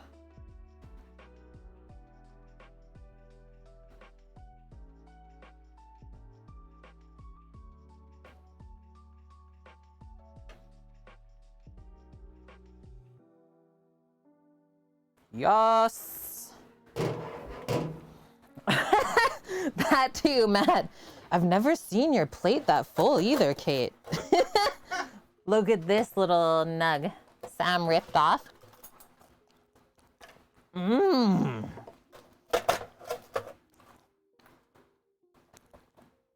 Your dish is right there. He can't help himself. Torino, I just want to say thank you so much for requesting this today. You really brought me back to my heritage, and I honestly just can't wait to taste this. This one is for you. First things first. There ain't no messing. Oh, yeah. Oh no. Yum. really yum. What's that one TikTok that the guy does? With the sauce? Yeah. Would you like to do that video? No, I'm good.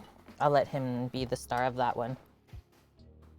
It firmed up nicely, right? Like, even if we squeeze this, perfect amount of juices.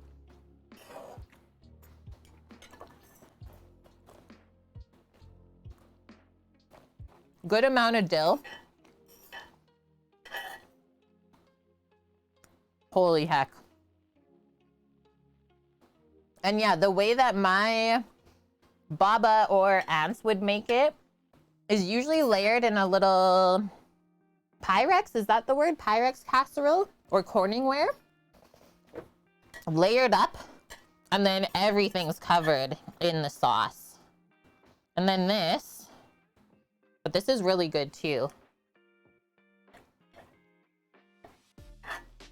That's nice and juicy inside as well. That's why we don't overwork the meat. I don't have any sour cream. We used it up earlier. How is that? As someone that has never had this before in their lives, this is really good. Yeah, the Ukrainian food passes for the German. Holy heck. Yeah, the meatballs, I'm already thinking. It's like, what's that gonna go into? And then we just have this here for health. Maybe a palate cleanser of sorts.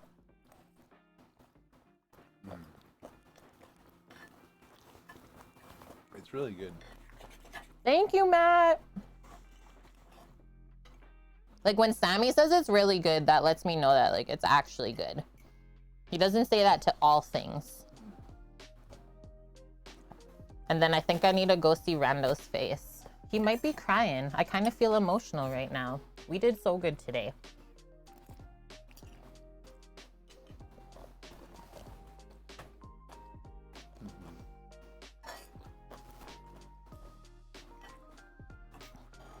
Wilson, mushroom gravy with the meatballs, buttered garlic hoagie.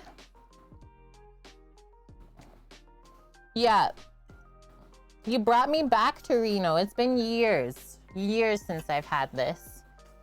Yeah, like, I always have to go quick after I eat, Matt. It's like, get the dishwasher loaded and on, because once I sit down, rough.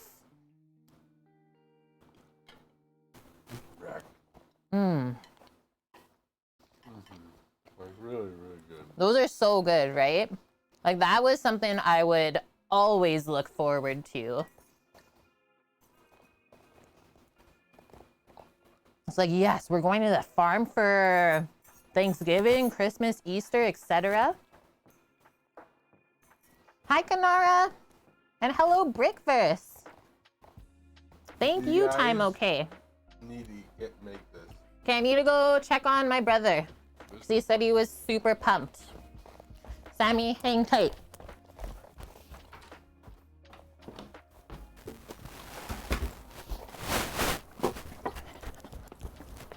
I'm running. Oh, I'm gonna mute because it probably will cut out.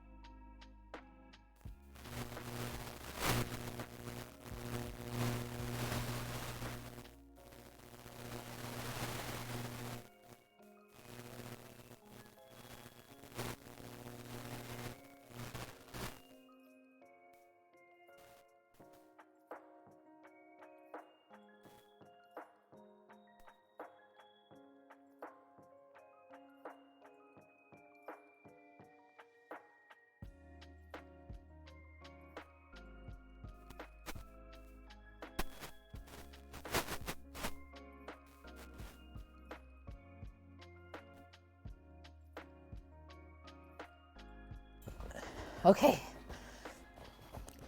Bran says Baba would be proud. This is what his idea of. Just take all of this and put it in a pita for a Ukrainian doner. I'm like, you're sick. There's the buzzing sound. Weird. You were awake. I did mute it though.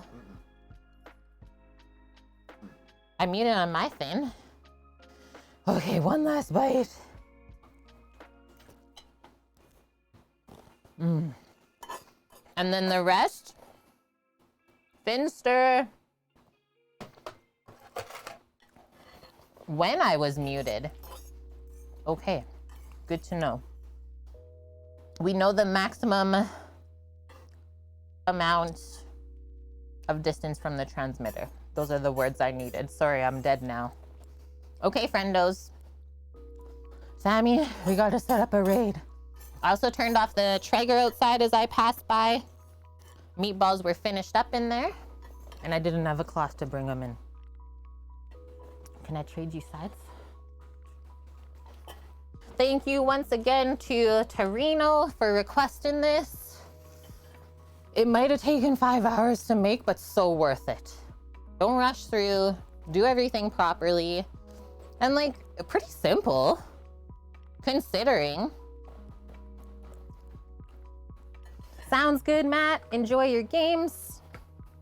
Give your mom a hug for us too.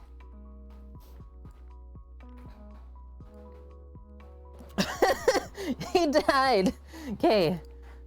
Who are we raiding? Who do we got on? What's happening here? This was one of the later streams on a Saturday in a while. We have a live tattooer on Twitch. There's actually not a ton of people on. We want to go see a tattoo? Blink tattoo. It looks pretty cool. Blink tattoo. In memory of Bonk.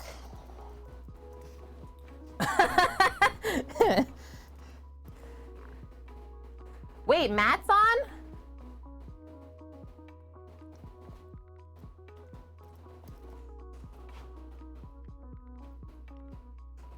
Set it up. This was what I was worried about. We still have to go get Duck. We still gotta go get Duck. We can't cancel the stream. I got gas for you. Oh no. Okay, friends. Thanks for hanging out. I'm about to crush this. Maybe have a small nap and then go pick up the duck. Yeah, cue the nap. Hope y'all have a good rest of your Saturday. Thank you for all of the gifted subs, the love today. Welcome in new follows. Appreciate you. I'll go in the morning. Sammy says he's going in the morning to grab the duck. They have them fresh, right? It's not frozen. Okay, we got this. I'm gonna hit this button. Let's go see how this tattoo is. Torino, love you. Stay safe out there. And thank you once again. Sammy, say bye. Bye. Bye.